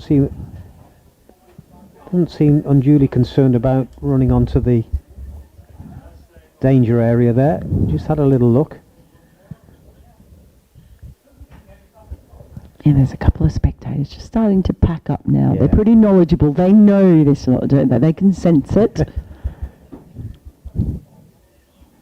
Here comes Bailey again, running towards us. Got squared up this time, Roderick. Ball squirting onto the offside. Fielded by Balderson, and there's no run. Yeah, there's a chap in front of Lancashire supporter actually, and he's just making that signal with the shoulders, which is it's getting a bit chilly out there. It's a fair effort, isn't it? Coming down from Lancashire to support your team. Got your hotel room? They have probably. I hope not. I don't want to share it. Next delivery outside the off stump. Roderick shoulders arms. I have to say it's murky now, and I couldn't see that. I was commentating based on the fact that he didn't play a shot at it, so I can only assume it was outside the off stump. Yeah, it's definitely getting darker now. As soon as that sun dips down, It's a situation where it's a no win for the batter, isn't it? In these situations. Yeah, it's what do? You might get a few, but you're not going to get many in this situation. Another full defensive from Roderick, nicely into the offside. Balderson again fields. We've got still 25 overs to go today. Well, supposedly. I don't think we're going to get another 25 overs in, I'm afraid. Oh, I wish we'd got 45 so I didn't have to go home and watch Strictly Come Dancing, because that'll be on when I walk in. Oh, it's not something I've ever really watched. I'm just glad I'm not going to have to go and wait for 2.5 hours at the train station. Delivery, it's played off his toe, straight to the fielder though at mid-wicket. End of a maiden over by Bailey. So as you said, he was tight in the first innings, and he started tight in the second, with Worcestershire leading by 3, still looking for their first run in the second innings. Now you say that you're in a hiding to nothing really when you're batting. If Roderick and Libby can see out a difficult period here, though, then there's a chance for them to come back tomorrow in the morning when things are much brighter. In fact, that's it, because the umpires have called bad light and the players are walking off, as the umpires just have a look at the light meter on the stumps. But I don't see how it's going to get any brighter than what it is right now, with 1 over having been bowled in Worcestershire's second innings.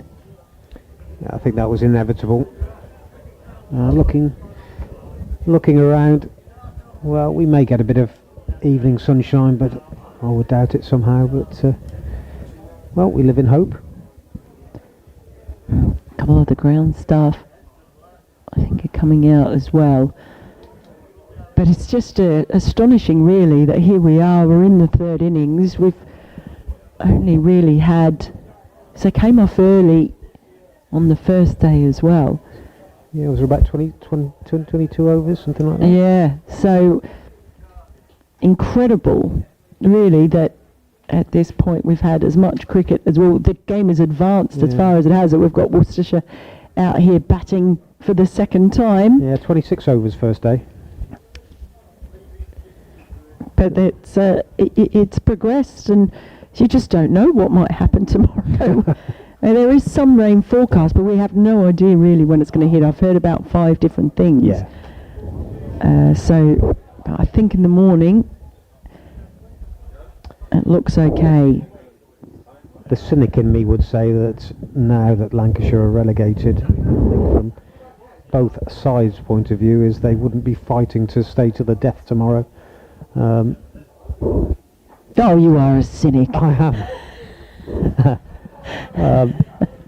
I could be completely wrong, and both sides might be desperate, but I think Lancashire will have got a journey up the M6, and Worcestershire have got their end of season awards tomorrow night. But that's for tomorrow. At the moment, the umpires are trudging their way off there, and they're not sprinting off by any means. Alex Wharf making a few notes as he goes off, probably about the light. So we may get play, may not. We're losing overs now as they're off, but there were 24 remaining. But no sign of any rain. But it has gone quite murky in the last 20-25 minutes. So if there's any play, we will be back with you.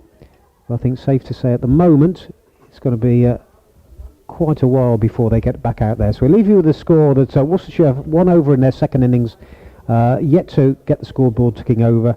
They lead by 3 after bowling Lancashire out for 177. That's after Worcestershire earlier on today, about an hour and a half play this morning, were bowled out for 180. So if there's any more play, we'll be back with you. But I'll leave you with the score that it's Worcestershire 0 for 0, leading by 3.